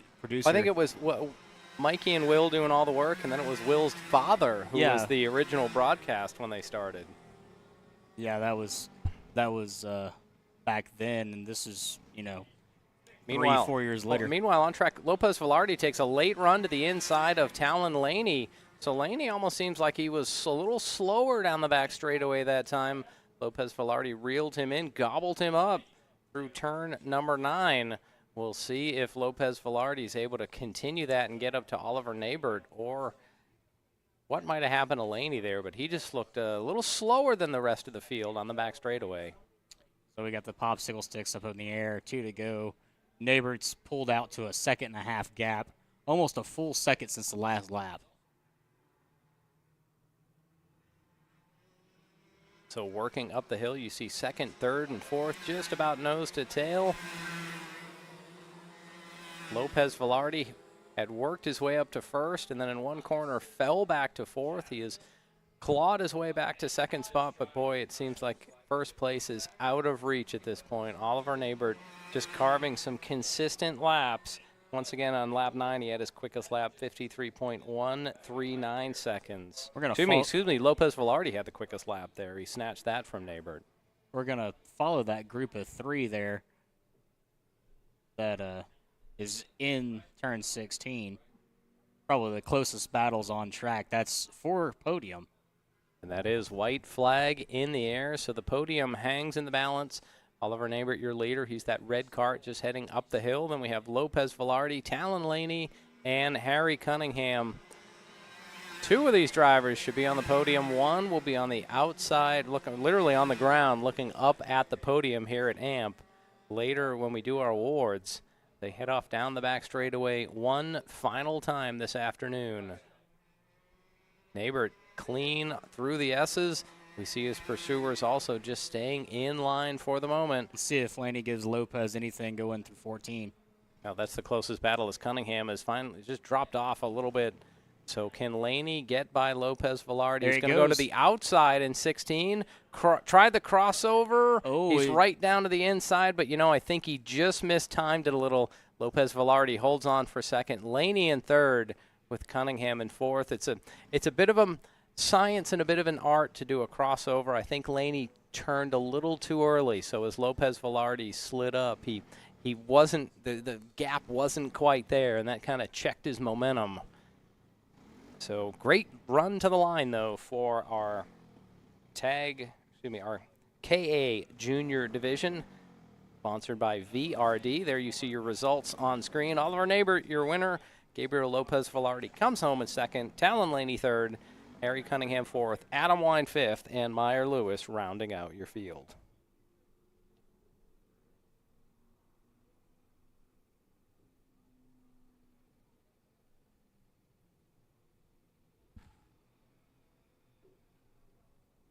Well, right now you're getting a beautiful look at the main building here at the kart track.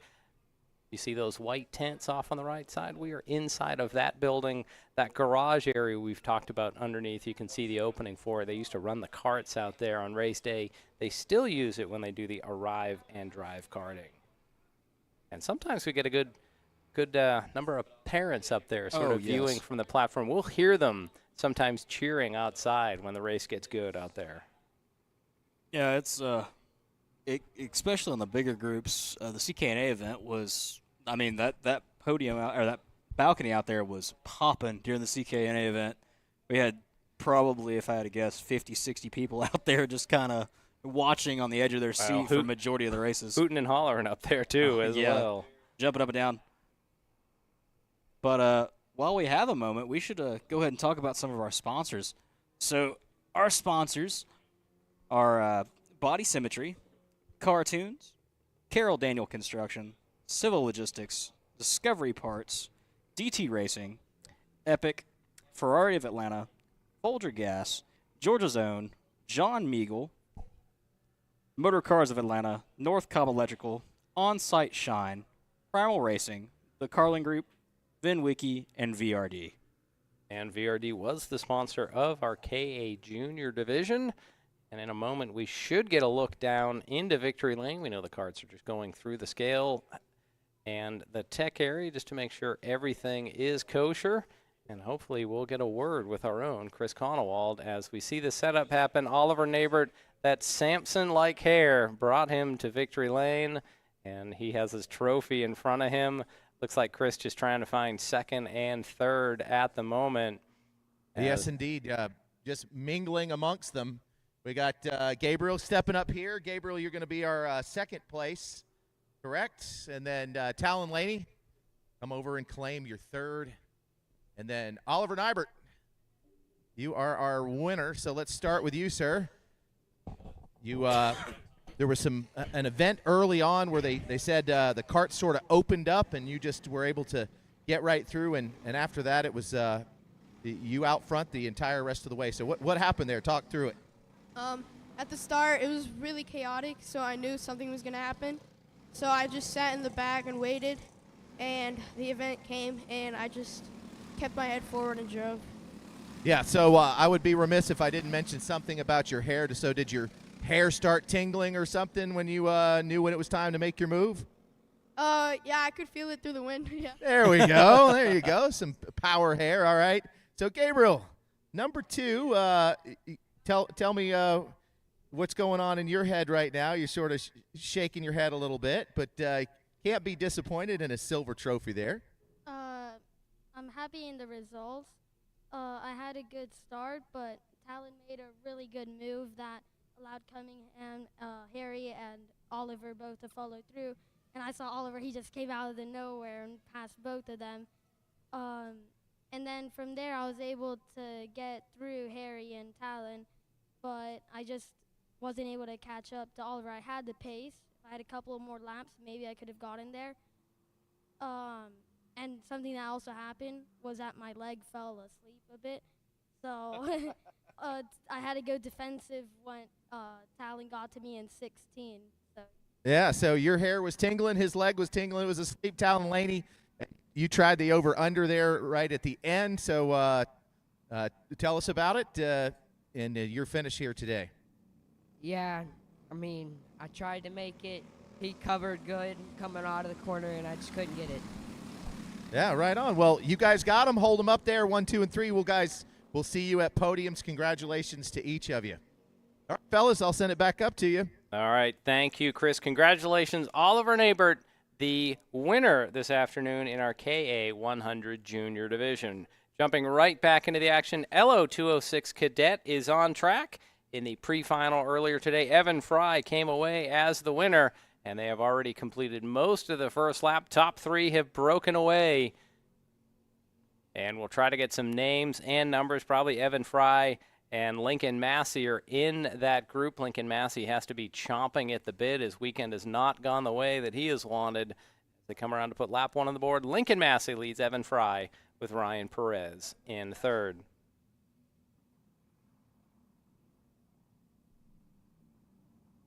Yeah, and Lincoln Massey actually just went purple. He's 102.803. And we're going to see some challenges, that's for sure. And so hopefully we can see him take a podium. You're exactly right. His weekend has not gone the way he's necessarily wanted it to go. But that's racing. You can't always be on top all the time. The more you're on top, the more of a target's on your back.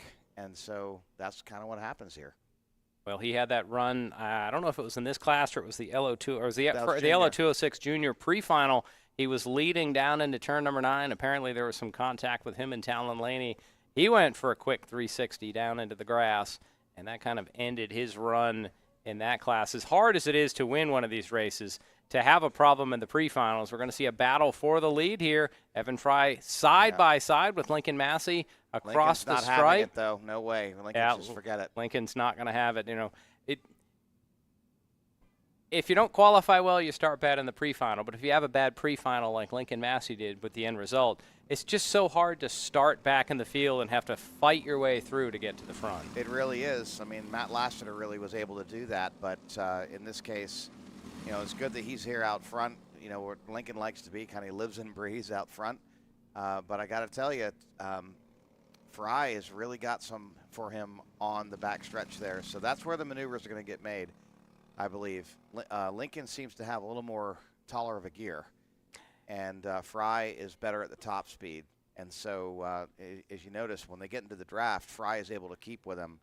But when things start happening on the front stretch, when Fry tried to get to the inside and scrubbed off some speed, there was no way he was going to make that work. Well, let's see what happens again. This time Fry is going to just stay behind Lincoln Massey, so they'll put lap number 3 on the board. Massey, Fry, and Perez would be your podium right now. It's a couple of seconds back to Bo Stowers, who Bo was our winner in our tag rookie. Not quite up to the speed of the others here in LO 206 Cadet, as Lincoln Massey getting some pressure continually here from Fry.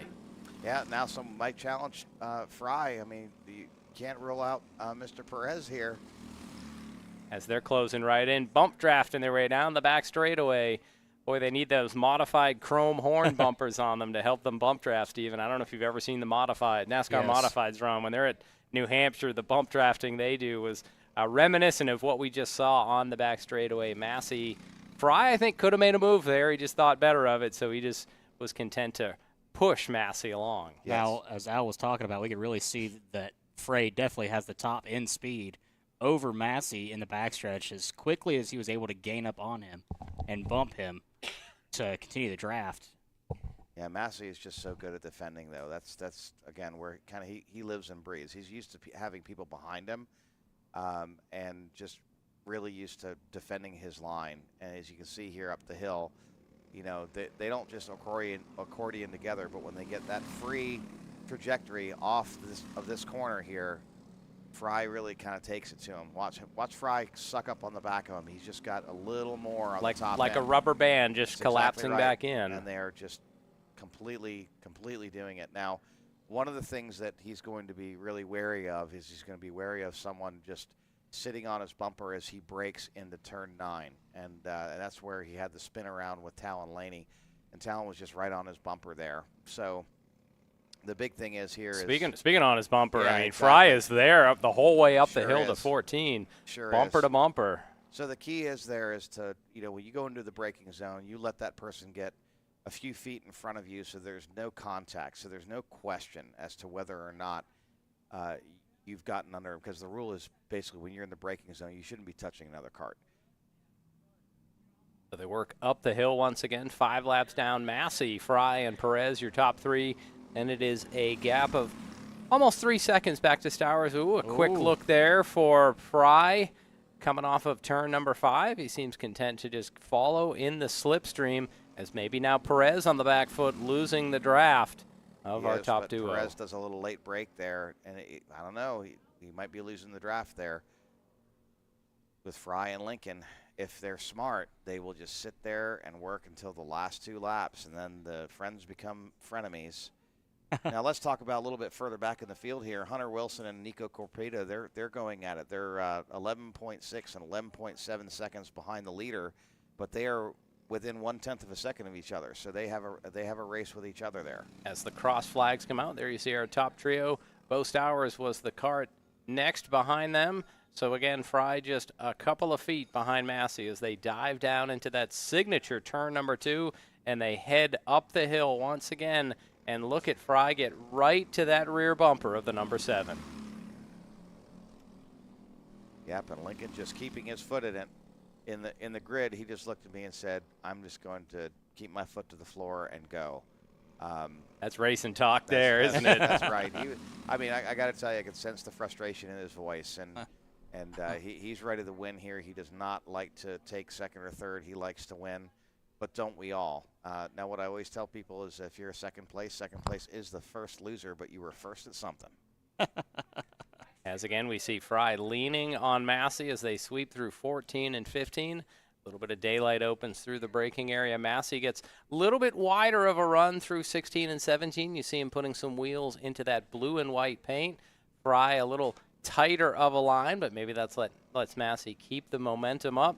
And here we're going to charge down, coming at you into the hill, and immediately back away up 3 stories as the drone's picking up our leaders. Drone's going to be running 4th place down the back straightaway in a sec as Massey leads Fry. We'll see if Fry can close in here. Steven, I got a feeling one of these times Fry's not just going to ride behind. He's going to have to step out of the draft and make a move. No, if I had to guess, he's just sizing up Lincoln, trying to figure out what his line exactly is. And once he has that to a T, he's going to make his move. Probably going to be on the last lap because that's usually when these drivers like to pass the most. So you're enjoying our LO 206 Cadet Final this afternoon. Lincoln Massey leads Evan Fry and Ryan Perez here in round 4 of our championship series at Atlanta Motorsports Park. Thanks for joining in on the broadcast today. It is a beautiful May Sunday here in Dawsonville, Georgia. Lincoln just taking a little peek back there, trying to figure out where Frey is. Well, that time he might have needed to look because usually he was practically feeling him back there on the bumper as they work up the hill. Fry not as close as he had No. been, and now Perez also, maybe once again he's losing that draft. So boy, I bet Fry would love to have the help of Perez to make a sort of a tag team move. Once again, we see Fry. Massey's got his hand up on the straightaway. I don't know if he's tapping his helmet or maybe saying they have a slower car up ahead. Yeah. That's Luke Rower. Yep. He's got some lap traffic I coming wonder up. if that's going to play into it. Massey once again hand up to the helmet. They're just going to have to figure out how to get by the slower traffic.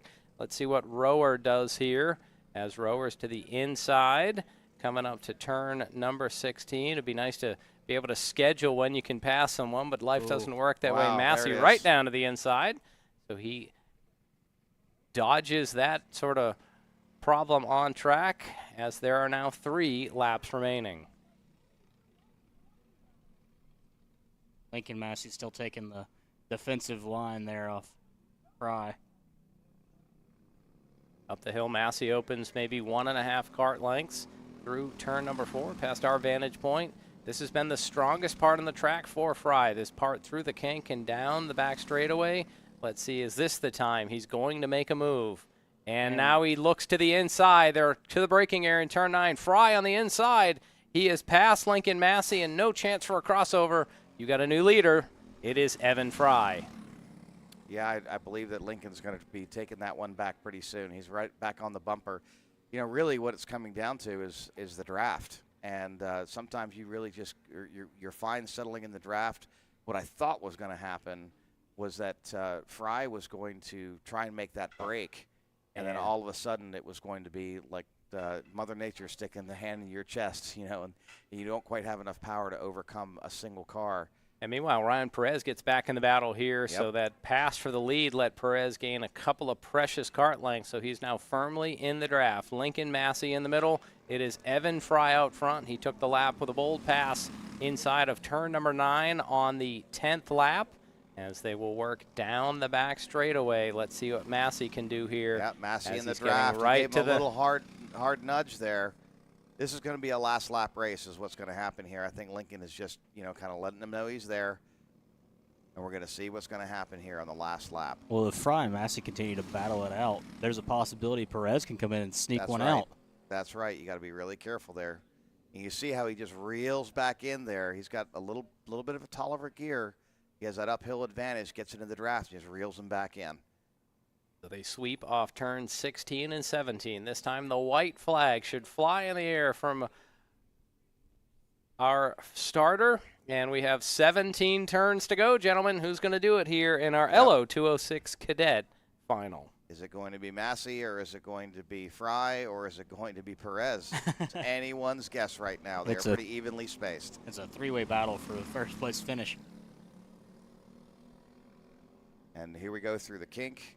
And we are going to go. This is where he kind of lives and breathes. Is he going to make a maneuver right here? There he Here goes. comes Lincoln Massey on the inside down into turn 9, late braking. He gets it absolutely clean. That's 100%. And he didn't overshoot, so there's no crossover. So you got a new leader, Lincoln Massey. He has to defend a few more turns against Evan Fry, but here he comes Fry again. coming to the inside. Is he going to get it? No, he doesn't quite have the gearing. You saw Mother Nature just stick the hand in the chest, said, nope, that's not going to happen. Lincoln Massey checks over his shoulder. He's going to make a maneuver. Fry Is it going to be inside. a crossover? It's going to be a drag race to the finish here. Lincoln Massey and Evan Fry. Evan Fry moves him Massey over. off Here track comes for a moment. Perez. To the line. Oh, Too my close gosh. to call. We're going to go to timing and scoring. And they're showing that Evan Fry, your winner by 18 one-thousandths of a second. Fry just able to edge out Massey. And they're going to go to the scales. But your winner, Evan Fry, Lincoln Massey second, Ryan Perez in third. Here's a replay. I mean, look at they made contact. They make contact. And Perez is like, oh, wow, let's go. And Perez is going to shoot wide, trying to make a 2-by pass to take the win, but he just couldn't close the deal. Here's one more view. Replay here. This is where you can see Massey and Fry make some contact. Massey almost going into the grass there. And at the line, Evan Fry by the slimmest of margins. He's going to take home our LO 206 Cadet final. So just a matter of course here, Lincoln did set the fastest lap of the day of a 101.238. Did that on the 11th lap. On the 11th lap, yeah, he was going for it. But he needed a little bit more on the 12th lap, so it was Evan Fry was able to sweep the day. It looks like Nico Corpita edged out Hunter Wilson there by 0.2 of a second. So again, these results are unofficial until they go through tech and the stewards look over everything to make sure everything is all good. But again, Fry in first, Massey in second, Perez in third, Stowers in fourth, Corpita in fifth, Wilson in sixth, and Rower in seventh. And here we come up to the LO206 Senior. This is going to be the most anticipated race of the day, that's for sure, because it got a little hairy the last race. Well, they have some competition. I'll tell you, these cadets put on a race. Our KA100s put on a race. So the seniors, the bar has been raised for their main event. Drivers just patiently waiting to get across the scales. Some showers in the area, so I hope we can get this all in. 79 degrees, partly cloudy skies. You're starting to see some shadows as it is 5:15 local time. When we had that first race of the year, Al, this would have been where the whole front straightaway would have been completely in the shadows. So we got a full house down at Victory Lane. Chris Conowald, take it away. Yeah, and it was a shootout. I went down to the corner to watch you guys. There was a lead change there, and right there at the end, Evan, you and Lincoln had some contact, and it was a drag race. You came out number one. What would you like to say? Just shout out to my family and Cannon. Yeah. So talk us through that last turn. You had Lincoln right to your outside there. What was going through your mind? That I had to get past him. Yeah, and Lincoln, so you guys were shooting it out there, and then you got tangled up a little bit, but you held on and just so very close. Yeah, it was a good race. Think maybe have missed a gear track, may have cooled down, or maybe just tires. But other than that, it was a good race. Last turn, I didn't realize how close I was to him. I was just focusing more or less on the finish line and got hooked up, and it was a close race. So. Excellent. Well, we're going to see you three on the podium. We got a race going, so I'm going to send it back up the booth. Hold them up high, guys, for the TV and your family there. Congratulations. Thank you, Chris. Congratulations again. Evan Fry, our LO206 cadet final winner this afternoon. Now, our main event is set to roll on track. Our LO206 seniors, sponsored by Swan Mechanical. They are making their way on their parade lap. The winner in the pre-final, Ryan Fiorentino, he will start on the pole. After that, everything goes out the window when we get these seniors on track. And it's hard to think, Al, it's round 4, but because we had the CK&A event and that was all LO206, this feels like we've seen so many races here this year, and every single one of them has lived up to the billing. Yeah. We got a no start that time. Yeah, we got a no start that time. They're not quite gridded up. Now let's talk about Ryan Fiorentino for a minute, because Ryan was at college. He participated in the Purdue Grand Prix. He was a DNF in that one, unfortunately, had a mechanical. But he hasn't been in the kart for months. Is he from Purdue? Or does he attend Purdue? He attends Purdue now. Okay. He graduated from high school last year. A strong engineering school. Absolutely, so, yeah. and that's what he's studying, mechanical engineering, and he is in first place right now. Ball start on take number 2. So, Steven, I hope you have that clackboard from the Atlanta movie scene. We need take number 3. Click. Hopefully this third time is all good and we can get to rolling. Yeah, hopefully that will be the charm. Shifter carts waiting in the wings. They will bring down the curtain this afternoon. But first, we get to enjoy 12 laps of LO206 Senior, sponsored by Swan Mechanical. I'm John Matthews, Stephen Newbold, and we also have Al Edwards, the proprietor of Wilbite Racing, up in the booth. Chris Conowald down in pit and victory lane as the field comes down the tram lines. Green flags out. We're underway. Green. Here we go. And a lot of mixing up here going into turn 1 and now turn 2. Let's see if we're going to get through it clean. Too wide majority through the field there. Looks like they all made it through the bottom part, which doesn't always happen in this division. That's correct. Now, can they make it through the kink? Because they're still too wide through our position, our vantage point. They're too wide, but they're starting to get in the line here, and the front three have started to break away a little bit. Actually, the front two. That's Carson Craig and Ryan Fiorentino, with Wes Bacon hot on their heels right now. We'll see if these guys manage to break away like they did before.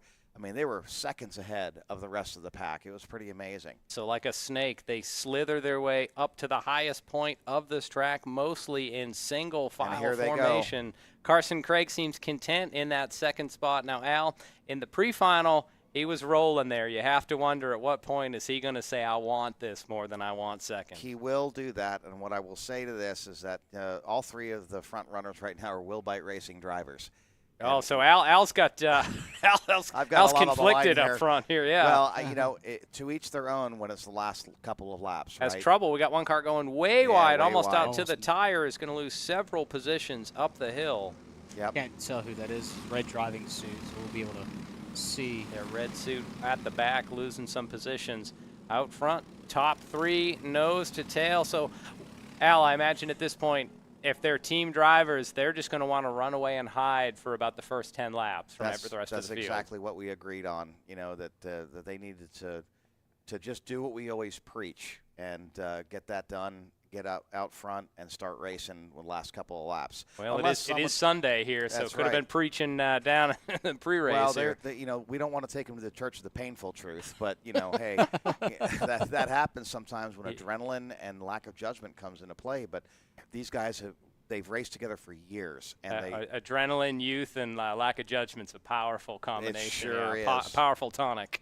It sure is. But you know, we all had dinner last night and kind of agreed on a strategy, and they're executing that strategy masterfully. So, well, I forget who it was that said the first thing to go, and your no plan survives contact with the enemy. That's so correct. It's pretty good that they made it to this point. Some slow karts, yeah. That is the 101 kart spinning in the bottom of turn number 2. So that's Austin Klein. There was a bunch of other drivers that were involved in that as well. Yeah, he'll have to spin around and basically get some momentum to make it up that hill. Meanwhile, our top three sticking to the script, sticking to the plan. Ryan Fiorentino, Carson Craig, Wesley Bacon, 1, 2, 3, and trying to draw away from the rest of the field. Yeah, we could almost say it's going to be a boring race, but you know, here's the thing: you got a number of laps to go, 4 out of 12 at this point, and you know, so that's a third of the way through the race. And well, this is looking like a chain race here, the way those top three are together. The old Saturday night short track where you'll take 3 cars and chain them together, and they have to finish the race. That you got 3 together and you got 3 behind them. That's right. And then a whole group of 5 and 2. It's been a while since I've seen a chain race as our leaders work their way down the back straightaway. Ryan Fiorentino, Carson Craig, Wesley Bacon. I'm pretty sure this is the way they finished in the pre-final as well. So second verse, same as the first here through the first 3.5 laps. And all 3 of these drivers right now are on OTK products. They all seem to love them. So Ryan is in a Tony Kart. Carson is in a Tony Kart, and Wes is in an EOS kart. And so I have to stock plenty of Tony Kart parts. Hopefully you won't need new parts after today. I hope not. I mean, but again, they've kept it clean all day, so this is really interesting. Now, you know, someone who's normally in the front that we're used to is Alyssa Vasquez, and she had an engine fail on her earlier today, and I'm not sure what she probably pulled out one of her backup motors. But, you know, she struggled to maintain where she was. She had to pull off the track at the pre. And also, she was a dominant force in juniors. Absolutely. But the jump from junior to senior, I mean, the competition just gets that much tougher when you move up. Well, and she's on a completely different kart. So Robert's Kart Shop built her, I think she's on the prototype of their European-style kart, which runs a wider wheel track than the American-style karts. And so they're still figuring it out, but they're great competitors, and it's really fun to watch them, you know, work through it again. And super patient, super great driver, and really enjoy watching her progress. But we love her because her kart is easily identifiable. Absolutely. I can look down there and say, like, there she is. Where most drivers, it's like a a drone out there, or a clone running out there. That's Alyssa Vasky right there, on the outside. Easy to pick up that color pattern. Top 3, followed by 2 and 1. Boy, that second 3 would like to get formed up, but looks like whoever's in 6th place there, Mitz not able to catch up in the draft, so Trey Mitz falling away from the drivers in 4th and 5th.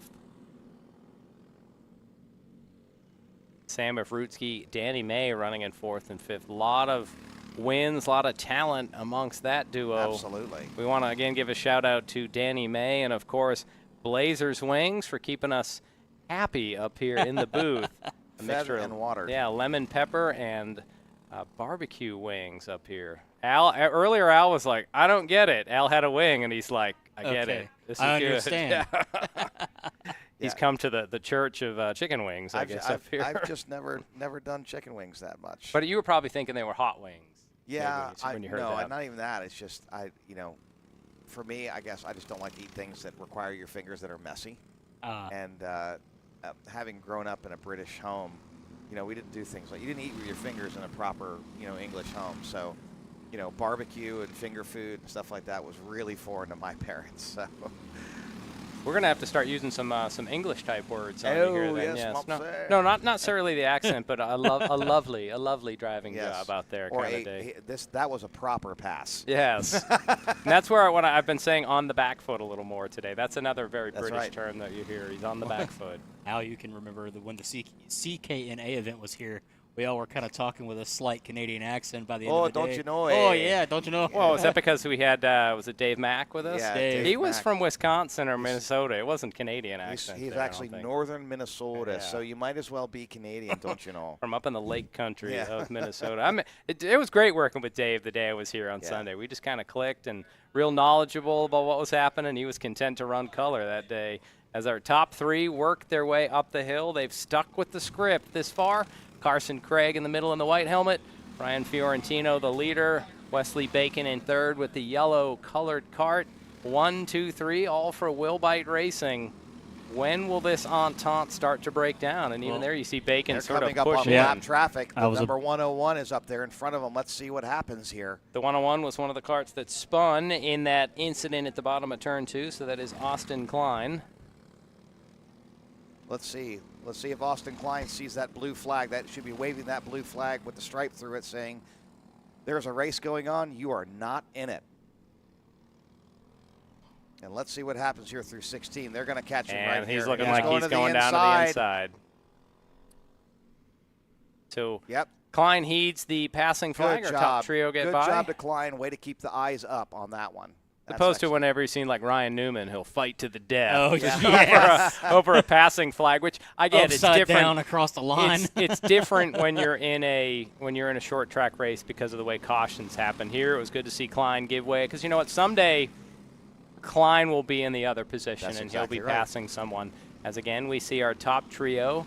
Carson Craig, you have to wonder if he might have something for Fiorentino. He's able to get to that rear bumper. Well, that's Wes Bacon. You see, Wes Bacon, and I can tell you, Wes Bacon's got the longer gear. He really comes into his own there on the back stretch, but when it comes to climbing the hills, not so much unless he's really tight in the draft like he is here. So when he unreels a little bit, he could really take a risk and lose the draft. I don't think that Wes, unless Carson really messes up, Wes is going to be able to make a pass to get to second position, but he is supporting the team. You can see they're running away from him right now. It's about 2 seconds back to Sam Ifrutsky, who's running in 3rd. So with 3 laps remaining, it should be this should be the podium, but we still have to figure out who is going to be the winner. And we've got 2 to go, folks. Here in our Swan Mechanical LO 206 senior race. Al, actually it is 3 to go. They're working on lap 10 of. They're working on lap 10. That's confused me all day. I normally think that means they finished 10, but they're working on lap number 10. Again, you're flying along in 4th place behind Fiorentino, Craig, and Bacon. They've been the leaders from the beginning. They've followed the script to a T. Now, Stephen, one thing Al hasn't told us is what the last page of the script is, or if there is no, all bets are off at a certain point. All bets are off. There's one line. All bets are off. So that's the final page, but they have to get there. And Now here we go. Bacon's Bacon going for the inside there to Carson Craig. Is he going to make it work? But Carson has more power. like you said, that hand getting stuck out of Mother Nature's air. Yep. Just grabbed Bacon and sort of just stopped all his momentum. Yeah, that was a lot of momentum, though. Wow. He's going on the inside. Well, Bacon's looking. Bacon wants it, let me tell you. And so does Carson. So let's see if we get smart or we get dumb real quick. Well, that's what younger drivers can somehow do both at the same time. Carson Just Craig. about. Is Carson Craig going to go here? We are on lap 11. They're still hitched up together. So the train still working their way down the back straightaway. You see that green and white car to Fiorentino, number 2. He has been the leader from the pre-final earlier today. He jumped right to the front. Carson Craig on the initial start of this race, able to slot in behind him, and then Wesley Bacon coming along for the ride in third. This time around, we will see the white flag in the air from starter Will Taylor. They will have 17 turns to decide the winner in our Swan Mechanical LO206 Senior Final. Let's see what's going to happen here. Is there going to be a challenge late breaking into turn 2? Nope. They're going to stay hitched up together. Ryan Fiorentino gets a little ahead here coming up into turn 3, but Carson Craig has the gearing.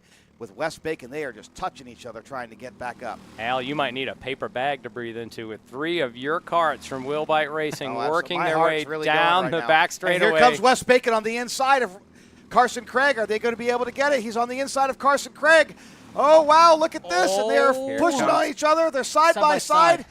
Oh, wow. Craig is able to hold on to second. Woo. Bacon made an outside move in 9. Fiorentino holds on to the Carson Craig lead. going to go for it through here, through the kink. And that would be negative. There's Ryan Fiorentino being defensive coming up there through David's Bend. They're down into 16 for the final time. Still single file. Fiorentino, your leader. Craig in second. Will there be a move? It does not appear anyone has anything for Ryan Fiorentino, your LO206 senior winner today. 1, 2, 3. Will Bite Racing. There we Great go, fist job, bumps guys. for both drivers. They almost were going for that Ferrari finale, where they, or one of the Le Mans finale where they all get side by side. I can hear cheers from outside of the building. That's Fiorentino's sister and mom, I believe. This is really great to see him come back after months of being off and just killing it today. He also had a broken seat strut. He's been running with a broken seat strut. So constantly a vibration. Really great. No, really. It's a vibration, like the physics comes off. Yes. You're going to be flopping around in the seat, I would think. Yeah. Well, it dramatically affects the weight transfer and handling of the cart. That's what happened to Bran Estes at the CKNA race. On Saturday, he didn't finish because the seat strut broke, and it was the inner piece of it. And he went over to Steve Frank's shop. Steve welded him back up, and ends up bang. He's just killing it there. What was he, second? So second. I do remember that. You're saying, well, when the seat breaks, I mean, then the driver's weight is more or less flopping in all the wrong directions when you're going through the corners. And this has set the stage. We should have a moment down in victory lane, but our shifter carts will be waiting in the wings. Yep. And guys, I'm going to bid you adieu. You got some celebrating to do down there. We got a lot of celebrating to do. That's a 1, 2, 3 finish for you. Well, I just want to hear a little bit more about Fiorentino. So he is attending Purdue. You said he's a freshman. Do you know what he's majoring in? Majoring in mechanical engineering. So he's basically doing what he loves and loving what he's working in there. Absolutely. And that Grand Prix, he was pinging me for weeks. Pinging me about that Grand Prix, about kart setup. What kind of Grand Prix? For karts? For karting. And they have their own kart track there. Wow. Wait, at Purdue? At Purdue. That sounds like where Indiana University has the little 500. This sounds like the Purdue engineering equivalent. Very similar. And but they're kind of funky. They're a standard chassis like what we see, but they have a full roll cage on them. So they're really funky, and they run a old KT 100 Yamahas. It's loud, obnoxious. There they are. And there we see that Will Bite Racing trio down in victory lane. Chris Conowall, take it away. For sure, Will Bite Racing, a big day for you guys. So we're gonna talk through it. They were talking about a script, everything going to script, but the last line of the script they said all bets are off. Wes, so let's start with you because a couple challenges there toward the end, and Carson. You were able to hold him off, Wes. What were you thinking? Yeah, so I knew I had a lot higher speed on that straight. Yeah, so I went for a pass in the backstraight on Carson. I went the outside because he took the inside. He defended pretty well. I couldn't get around him. And after that, since the yellow flag in the last sector, wasn't much else to do. But I was happy pushing them. That was fun. Yeah. Well, pass it back over. Carson Craig. Carson, you got a heel click for us real quick? Oh, yeah. So talk us through it. You held off your teammate and had quite a bit of challenge there toward the end. Yeah, that. Oh, sorry. Is this thing okay? It's on. Cool. It was a great battle, of course, across all three of us. I I had a challenge from Wes at the last second there. That was really awesome. I thought I had the pace to get around Ryan, but the cart just started tightening up right there at the last lap, and so it was so close. But man, I couldn't be happier. We have Ryan back finally from Indiana, and having both my teammates up here with me is just a feeling I can't get over, especially under this man's engine. Yeah, come on out here. It's good to see you on screen as well. Hey, now wait a minute. He was just up here with us. What's going on? Al Edwards. He's as fast as his carts. Al, we're going to let you interview your race winner, Ryan Fiorentino. Ryan, seriously, thanks a lot for staying on the script there, and all bets were off. You haven't been in a kart in months except for the Grand Prix there in Purdue. So tell us about the Grand Prix of Purdue and what that is. Yeah, so it's pretty unique to like Purdue. It's been going on for 72 years, or 67, sorry. So yeah, it's been going on for a long time, and it's basically for students to work on engineering and really develop their own karts. So like this year, team ASME, they created their own chassis, welded it, roll cage, everything. So it's really good for engineering students and kind of just learn working together and all that. So yeah, so we run the KT100 motor, so it's kind of like the old KA platform. Really annoying sounding. Terrible, but they're a lot of fun to drive, and it's a new challenge, so I really enjoy it. How about you, Wes? How's everything going? I mean, you just didn't quite have enough gearing. You went out there, pass a couple of times, and Mother Nature.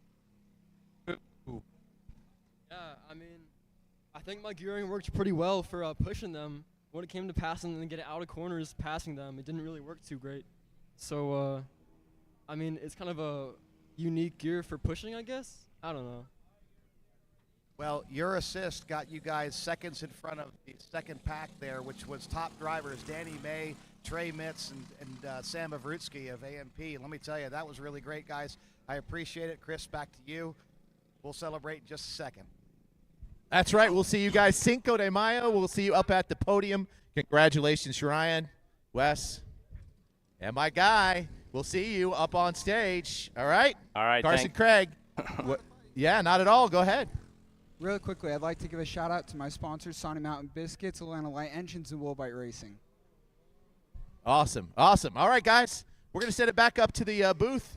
All right. Thank you, Chris. It is a sure. Willbite Racing Fiesta down in Victory Lane on Cinco de Mayo as our shifter kart's getting on track. Stephen, I believe you were signaling to me this final has been shortened to 10 laps. There's some rain in the area. We want to get it done while it is dry. And our shifter final is brought to us courtesy of Oz Tech. Up in the booth, as Al Edwards has scurried down to Victory Lane, we have Lincoln Massey joining us. And true to form, Lincoln is noshing on some ice cream here. So, Lincoln, welcome to the booth. He's giving us the finger to Wade. So well, while we're waiting, we got chicken wings if you want those too. Maybe. Let's give a shout out to Lando Norris for his first F1 victory at Miami, holding off Max Verstappen as we are getting into the shifter division. Almost no one holds off Max Verstappen. Exactly. Now the shifter karts are the Formula One of the karting world, and we'll see the standing start here. So, Lincoln, we're going to bring you in after this start, just how crazy this is. In the pre-final, it was Oz Cheek that stalled on the start, and we had a moment of karts shooting around him. He lost a ton of time, so let's see from a standing start. They'll have the clutch pulled in with their left hand. Green flags out. We're underway. Much better start for Cheek. He is side by side with Aiken, and now going outside, inside, charging down into turn number 2. Steve, this feels like the race we didn't get in the pre-final because Cheek stalled it. Cheek and Aiken are definitely going to be side by side, coming across the line in a lot of different ways here. Cheek usually has a better run through the kink and into the backstretch than Aiken does. Aiken usually takes a slightly different line, but you can see through here that they're already pretty close in the S's, and they had great jumps on each other. Yeah, we're going to see a great battle. Once again, it is 10 laps, courtesy of Oztech here in our final. Again, some rain in the area. Doesn't look it from that view, but we definitely have some rain coming in on radar. We've run out of Mother Nature's good graces. So once again, we welcome in Lincoln Massey. He was runner-up in our LO206 cadet final. All right, Lincoln, you could be honest with us. How did it feel out there? I mean, it was all right. I feel like tire pressure might have been a little bit off. They got way too hot towards the end of the race, but other than that, it was a really good race. All right, we have to touch base on what do you have coming up at school this week? Because I know you're in 6th grade. 7th. You're in 7th grade. What's school holding for you this week? I think maybe a quiz. Maybe one Okay. singular quiz. Have you gotten through all this at the map and the milestone testing? No. Oh, yeah, that's what's this week. It's the That's map. this week. Yeah, My the daughter map. had that maybe a week ago. It just seemed like it stretches on forever between the two of those. Now, so when you're able to pull on the helmet, is that a relief that you can sort of shut out all the things that are going on at school? Oh, yeah. Whenever I pull on that helmet, it's just nothing, I'm not focusing on anything else. Unless I'm bored, then racing. You shouldn't be bored out on the track, I'd say. Well, I mean, if I got not trying to be As we can see, that was our 3rd place. Butler coming around our vantage point. You could see all kind of loose off of that cart. Our top 2, it's Puerto Rican, Ozcheek, just 1.2 seconds ahead. There you see Aiken. And Steven, these shifter carts almost never seem straight. Even on the straightaways, they're sliding in. We're going to send it down. Chris Conowald has a special guest down at Victory Lane. Yes, I do. He was. This is Luca Valadez, and he was our kid kart winner. There was a crash up right there at the very end, but he came away with a victory. So what would you like to say to all of these folks that are out there watching you? Thank you. Yeah, and so how does it feel to win? You won yesterday as well, is that right? All right, so congratulations, Luca. Where do you go to school, and how old are you? Blackboard, and You're 6 years old? Awesome. Well, who are these folks right here? Is that your family? yeah. All right. Well, congratulations to you. In just a little bit, you're going to be right up there, and you're going to get to shake that champagne bottle. You think you can do that? Yeah. Awesome. Okay, I'm going to send it back up to you guys. Luca Valadez, congratulations. All right, thank you, Chris. That's right. Luca Valadez won the Comer kart portion of the kid kart race. We had mentioned there was a race within a race. Harrison Marinch won the LO206 portion. Luca wins the Comer kart portion of that. Aiken and Ozcheek, top 2 here. There you see them on screen, 2.3 seconds the delta. Boy, Steven, these carts, I mean, when that door is open, the sound they make is so different from the rumble of the LO206s. This just sounds... That's an angry nest of yellow jackets. With gear shifts in Yes, there. Like yes. the gear shift, the tires ripping at the pavement. There you can see some of those darker clouds in the background. It is rain moving in from our southwest. You can see definitely dark skies there, so that's why we have shortened this race down to 10 laps. Want to make sure that we get it in. So there you see the cross flags up in the air. I would not want to be on a shifter cart and have a sudden rainstorm out there. I mean, it's important as grip is to these. You imagine they'd all be going off into the grass. It would look like Daytona 500 from a couple years ago when they went green while it's pouring in turn 2. You know, I remember one time at Eldora at the World 100, Yes. there was a heat race and a sudden rainstorm appeared in turn 1 and everybody just went right up into the wall. It was so bad that they sent that heat race to the pits to work on it and brought the next heat race out when they finally had a break. Like literally you would have thought somebody just hosed down that section of the track. It didn't even look like rain. But I remember that, you're right, that time at Daytona where all of a sudden they just went in and just all started. All chaos broke loose. Synchronized sliding. And it was like 25 carts that just went boom. Yeah, all up into the wall. So Puerto Rican leads Ozcheek here in our shifter final. Well, we were hoping for a better battle. Ozcheek got the start he wanted this time, and he was able to mix it up with Aiken for the first couple of corners, but then Aiken just sort of laid the power down, and he's been able to open up almost a 3-second advantage. Yeah, Porter also has an advantage of racing nationally. I don't think Mr. Cheek has done that. Don't think so. I didn't know that about Porter, but now we've had Martin Kremers here before, another one of those sort of national or international level drivers. That's kind of the talent we get here at AMP at times, though. That shows the respect drivers have for this course, that we'll get drivers. I think it was where we had Eric come in from Europe, where he's raced here before and come back. So we have international drivers that come in when they get the chance. We had the CKNA event bringing national drivers in, so we're seeing more of that here at AMP. A great sign, again, of the growth of the program. You see somebody cheering on Porter right there. Yeah, so Porter, you guys we didn't catch it last time, but he pulled the donut, and you were talking about burning out. So I'm going to see if I can encourage him, get my cameraman here to keep the camera on him should he take the checkered, and we'll see. We'll show you guys how it's done down here. Where's he going to do it? On track or like right down in the tech? It might be dangerous in the tech area. No, he'll probably do it right down here. He did it right. I mean, he pulled a donut right down here, right in front of tech, man. He is a tight, he's no stranger to cutting donuts, being a winner, 10 years racing. All right, some skill that might be on display as the 2 to go signal displayed to Porter Aiken in our shifter final. Once again, that is sponsored courtesy of OzTech as we're winding down our day of racing here, round 4 of our championship kart series at Atlanta Motorsports Park. Steve, I wasn't here yesterday. For you, this must feel like a long, coming to the end of a long run here. Yeah, the past 2 days has been very long. Because they keep these races, they just keep coming at you. I love the double headers. It keeps it interesting. I've talked a lot yesterday afternoon. For those that don't know, I'm a diehard Bruins fan, and the Bruins beat Toronto in a Game 7. Thank you, Pasta. You're my best friend right now. And Swayman. And Swayman. So white flag in the air one last time from Will Taylor. Once again, thanks to the staff helping make the race happen. That includes our starter, Will Taylor, race director, Eli Bearden, and our scorer, Jeanette Bruner, making things happen on the business side of the race. Thanks for joining in on Kart Chasers as Porter Aiken heads down the kink one final time. You imagine he's worked up to 6th gear right about there for a few seconds before he'll be on the brakes and downshifting through the S's.